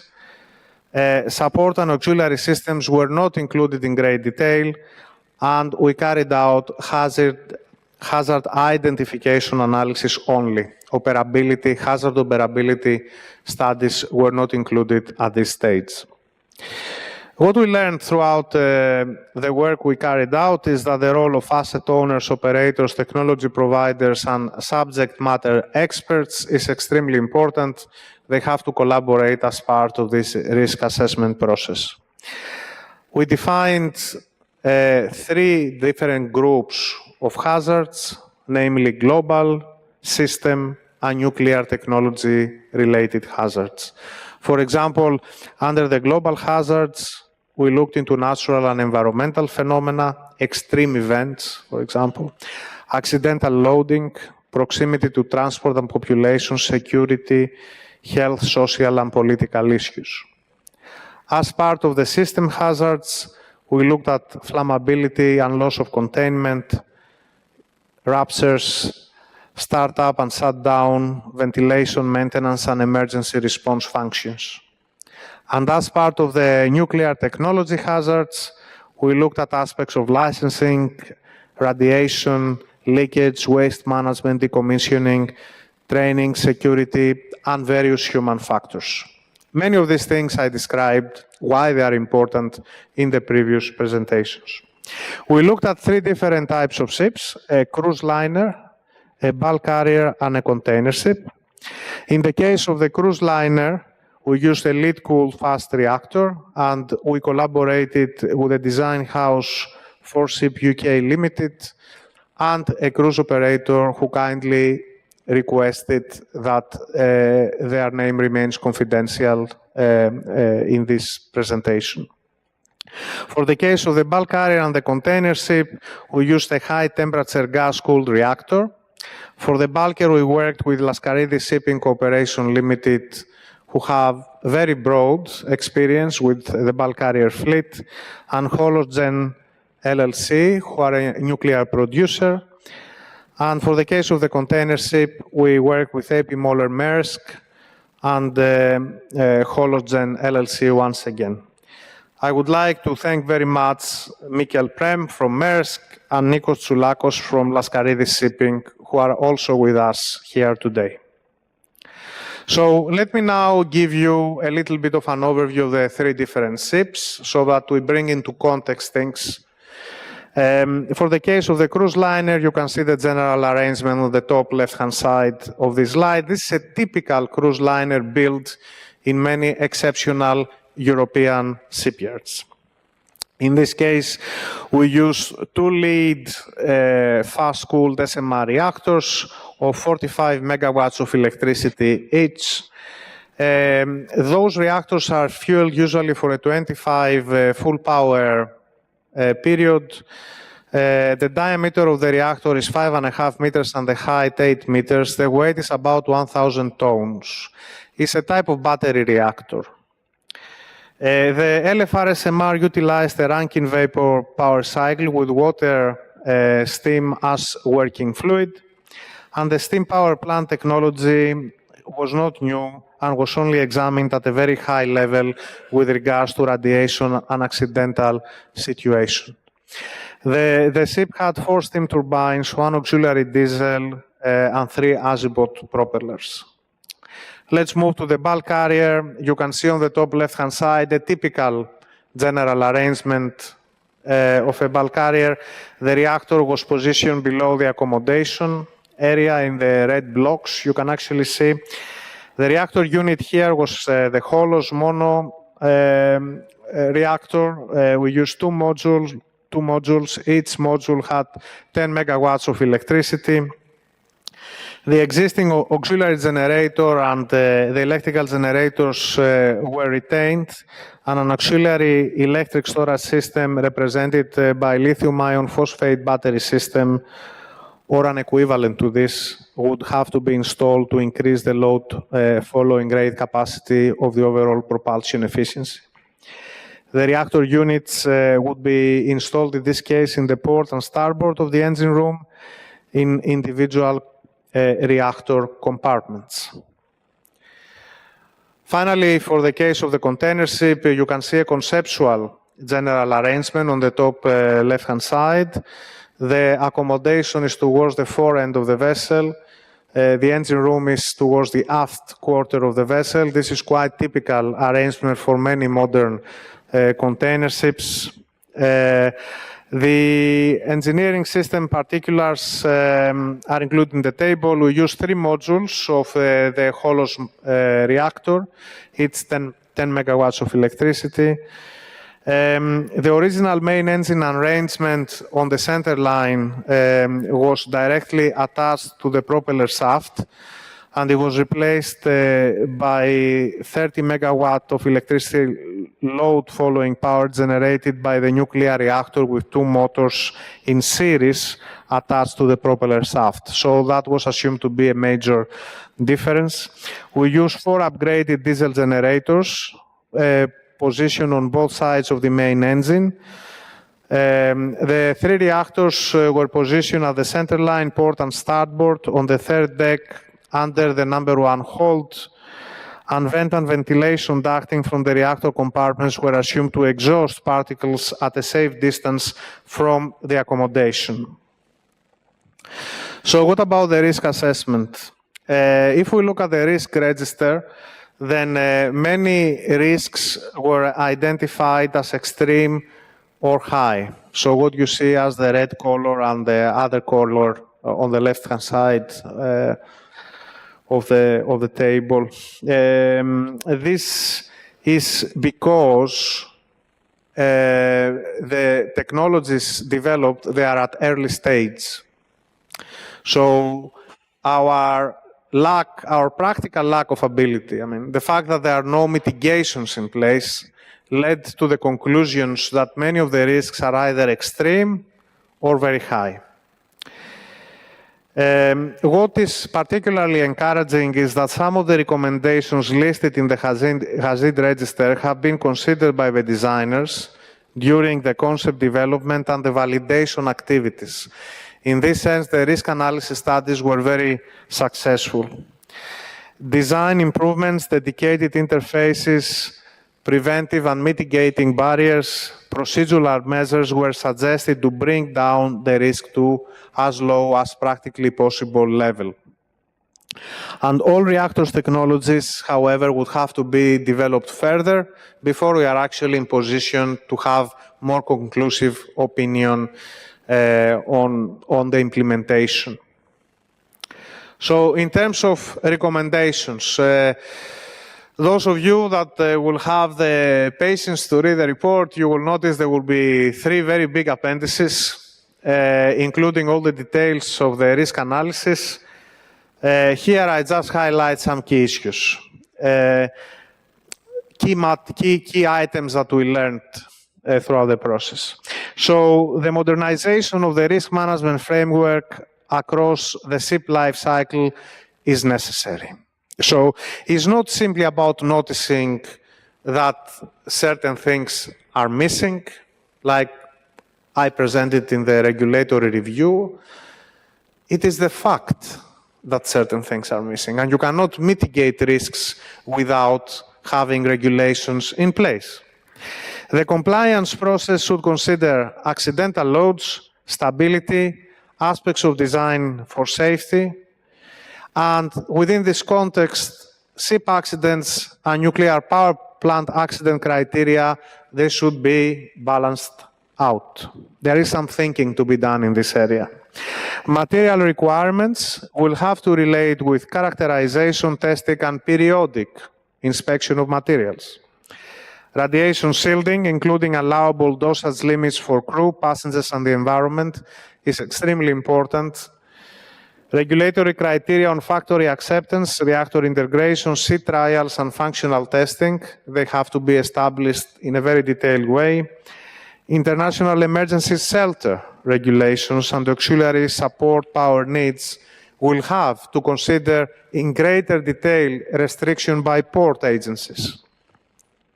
Decommissioning and end-of-life related considerations, including the safe removal and disposal of all radioactive materials, will have to become more specific. The legislation requirements for safeguarding and security should involve external threats and risks that, unfortunately, they became common in our days. I'm referring to cyber threats, hijacking, piracy, terrorism, and attacks involving flying objects like missiles. Manning, training, mastering, certifications, they have to be clarified further. So there has to be a special training program that has to be developed between regulators, technology providers, and why not consider the opinion of experienced owners. The nuclear power plant technology and the refueling, maintenance, and inspection intervals of dry docking operations, as well as salvage operations, will have to be considered in detail. And to conclude, and perhaps repeat in a way, the modernization and harmonization of both nuclear and marine regulations will be of key importance. And with this note, I complete my presentation. Thank you. Thank you very much, Spiros. It was very extensive, but also, again, a bit of reality check. There is potential, but there are still things we need clearly to look at. And this acid is exactly the layer that will help all of us to understand what is needed. And I also liked very much your comment that we need the regulations. It's very important that standards and regulations are defined as a benchmark. So before I take questions on this, Spiros, if you don't mind, I will take the presentation of Mercedes and then we take the final round of questions. Mercedes, please.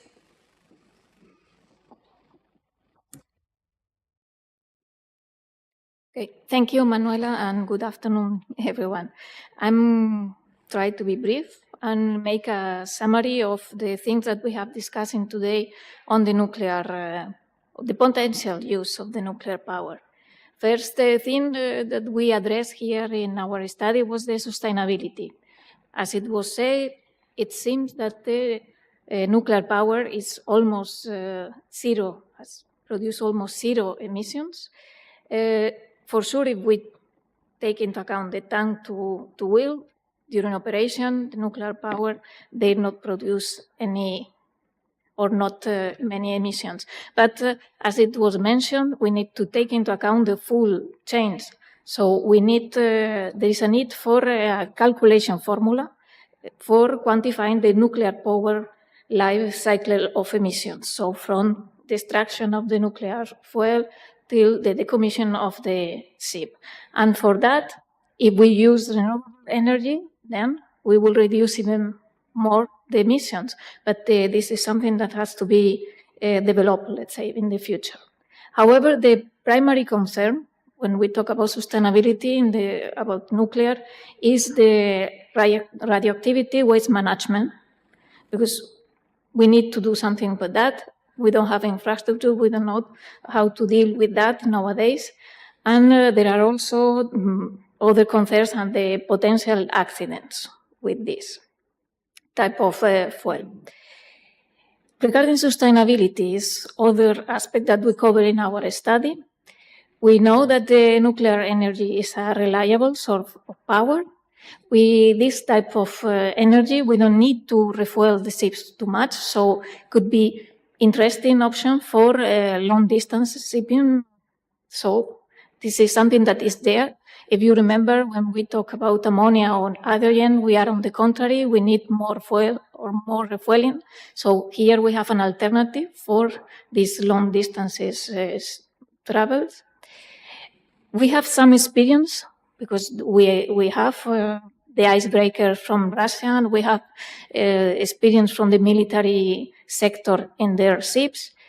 There were some commercial ships using many years ago the nuclear power, but it seems that due to the lack of acceptance of these ships and the impossibility to work with them in a normal situation, in shipping industry going out and in the ports, they were, let's say, decommissioning. However, if we want to take on board all these new power solutions, we need to take into account also the operational, safety, and regulatory dimension, as we were talking now. In the study, we have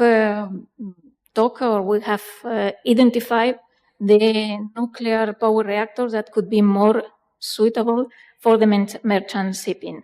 They are the pressure water reactors, the very high temperature reactors, the molten salt reactors, and the lead faster reactors.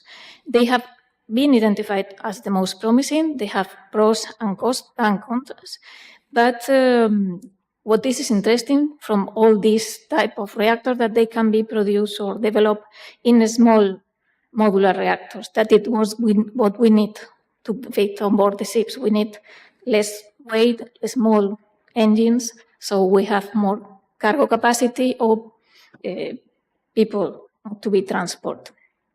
There is another good thing that we have with this, that is also with these reactors, is the load variation, because in the shipping industry we need this possibility. We are used to the nuclear reactors in land. They are always delivering the same power, let's say, but this kind of reactor, they have the possibility to reduce the load and accommodate it to the normal functioning of the ships. Cost analysis, I think we just go through it, so I'm not going to talk very much about the cost analysis. A lot of uncertainties. It seems that it could be a good option for a long-term period, but there are a lot of assumptions that have been made. So what to say? Already we have said everything. Here, the most interesting thing, perhaps related to the cost, is the potential of speed, because in this type of ships, we are not going to increase the fuel if we increase the ship, so the speed. So this is something that we have to take into consideration. However, as we mentioned, we did a lot of assumptions in the study. There are a lot of things that have not been considered. There are a lot of uncertainties because this technology is not ready. So, and we don't have the experience that we have is for land, and it could be different for the maritime applications. As we were saying, the major problem here is the regulations. There are a lot of gaps in the regulations. We have regulation from IMO, we have regulation from the International Atomic Energy Agency, but they are old regulations, let's say. IMO only consider the pressure water reactors. Now we have other types. So all this regulation has to be reviewed and adapted to include these new models of reactors. We have also guidelines for the transportation of dangerous goods, as the MGA go, but we don't have any regulation covering the transportation by using, let's say, the power, the nuclear power. So all this has to be developed in order to take on board the nuclear applications for the merchant ships. And the most important thing, perhaps, is the liability. We have talked here about the Brussels Convention. It's not yet into force, and we need to have a framework covering the insurance and liability before starting to operation with this. The risk assessment. We just talk about this. We have down in the study 3 HACCPs. They are with a very long list of recommendations and mitigation actions for the vessels type that has been under study. However, there are a lot of concerns, and major concerns, as you can see here, is, for instance, the radiation control and monitoring of the areas close to the reactor, even the reactor location, because we are going to place a reactor on board a ship. The location is important and need to provide the highest protection against the maritime risk and accident. Material selection, we have also heard about that. Materials can be exposed to radiation, so it's important to decide what material we are going to place. For sure, arrangement of the accommodation is one of the main or primary concerns. You have to think about where to place the accommodation in this type of ships. Safety of the fuel supply, the storage, and the waste disposal has also to be taken into account. We talk about also maintenance and dry docking. It's important to know or to align the dry docking with the maintenance. We need first to cool down the reactor. So the time in between or the time that we need to cool down the reactor has to be taken into account. The possibility of align the maintenance with the ship maintenance with the reactor maintenance has to be also to take into account to reduce cost, say. Regarding safety we have safety of the crew, so we have to prepare the people for that. We have to have master stations taking into account that we have nuclear power. We have to also provide with emergency spaces with medical treatment just in case of exposure to radiation. The crew is something fundamental. We need to train them to work in this kind of environment. And security things, issues are also something that we need to think and consider because we are going to have for some people, nuclear power, and we have a hijack or piracy or whatever, an attack, it will be a major concern, let's say. So finally, as a conclusion, we are at the beginning. This is the first step, the first recompilation, and our idea with this study was to provide you with information, try to gather information about the types of new reactors that we have, new fuels, because there are also new fuels that are safer and they can be safety contained, like the triso particles. So we have at the beginning, we are starting the process, but we need more studies to evaluate technical, economic, and environmental impact of this power, the nuclear power on merchant shipping. We have to address safety, long-term fuel management, risk, both in normal operation and also in emergency scenarios. We have a lot of information from the land, and we have rules, regulations, and this is covered. And we can use that experience, but we have to take into account the special conditions in the maritime transport in order to accommodate that rules or regulation to the maritime sector. And finally, as this was explained, all this new nuclear technology has to be qualified and prototype testing. We need pilot projects with rigorous testing before implement or before place on board any of these systems. And I think that it's more or less all. So we are, as I mentioned at the beginning, we have a lot of things to do and to change regulatory and safety and even the acceptance of the people, the general people. They are not used to have nuclear power ships. As it was mentioned, there are a lot of countries that they are not allowing the entrance of this type of ships in their port. So also we need to present this in order to, let's say, convince the people that this can be possible if we want to do that. But we are at the beginning, and new studies or more information need to be done. So thank you. Thank you, Mercedes, for having summarized. I went through practically the whole study in a quite holistic way. So I take now a few questions if you have on ACID. I know that you are practically exhausted because it has been a day with a lot of information that was shared. But I can take a couple of questions if you have for Spiros and his colleagues that are online as well. Please, SGMF. Thank you, Chair. I don't know who can answer this question, but we talk about nuclear as compared with traditional fuels, let me call it that way, without discrimination if they're fossil or fossil, talking about the GHG advantage of nuclear. But nuclear is very peculiar technology. So we got used to use a well-to-wake to compare the fuel on the GHG. As we might in the future consider nuclear, we should maybe think about cradle to grave type of assessment for nuclear to actually compare apple to apple because it's far behind what is the scope now. Just a thought there. Yeah, I mean, it's a very good comment.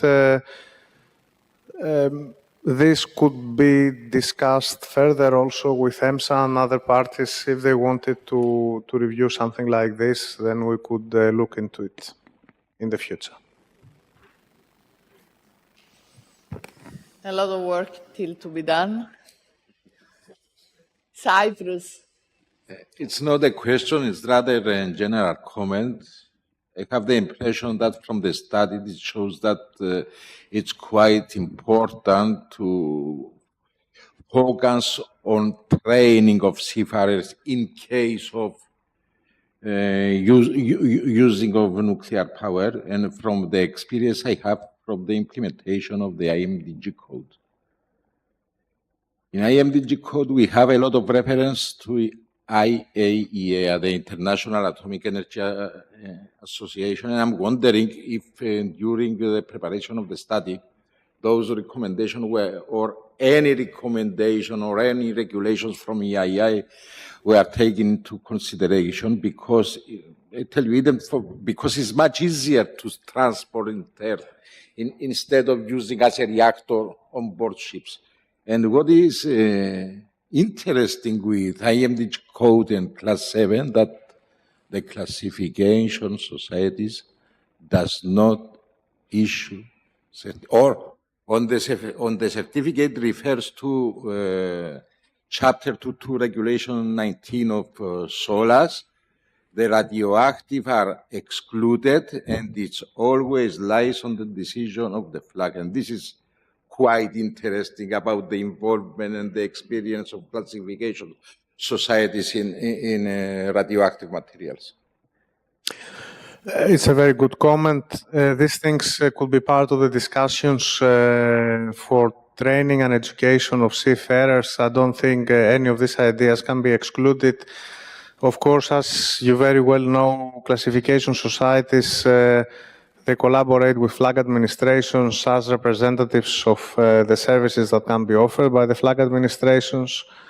And in the future, some of these things also could be discussed. Thank you for the comment, basically. It was a good comment. I think to think about the training and competencies, you need first to understand if this is going to materialize and when, because we are already looking at training and competencies for fuels that are currently in use as new fuels, and here we are even, let's say, in another category of options. I take a final question if there is. Okay, you are exhausted, so I close here the questions. And I want to reassure all the people that have been posting in the chat that you will get an answer as well. Unfortunately, today we focused very much to the people that were in the room, but we have all your questions registered, so you will get replies from our side. My takeaway of the day is that it has been very intense, with a lot of information sharing. You probably feel in this moment a bit overwhelmed because there is a lot to digest. But I do hope that we have succeeded for you to go and look at the studies, because there is a lot of information that has been gathered by a very, I would say, high quality product that we got from all our contractors, because as a matter of fact, we had the different contractors for the safety side, for the sustainability side. And I must say we are very privileged to have such partners in these efforts to fill knowledge gaps in your interest, because you are our main stakeholders and you know you can count on EMSA for this. Tomorrow we change page. It will be FuelEU Maritime. Okay, so we wear more our hat of institution at the side of the stakeholders to support the implementation of a very important piece of legislation. But this is another page, so I will see you tomorrow morning at 9:30 sharp Lisbon time. Thank you for having borne with us, notwithstanding we went a bit beyond the original time schedule. Thanks to all.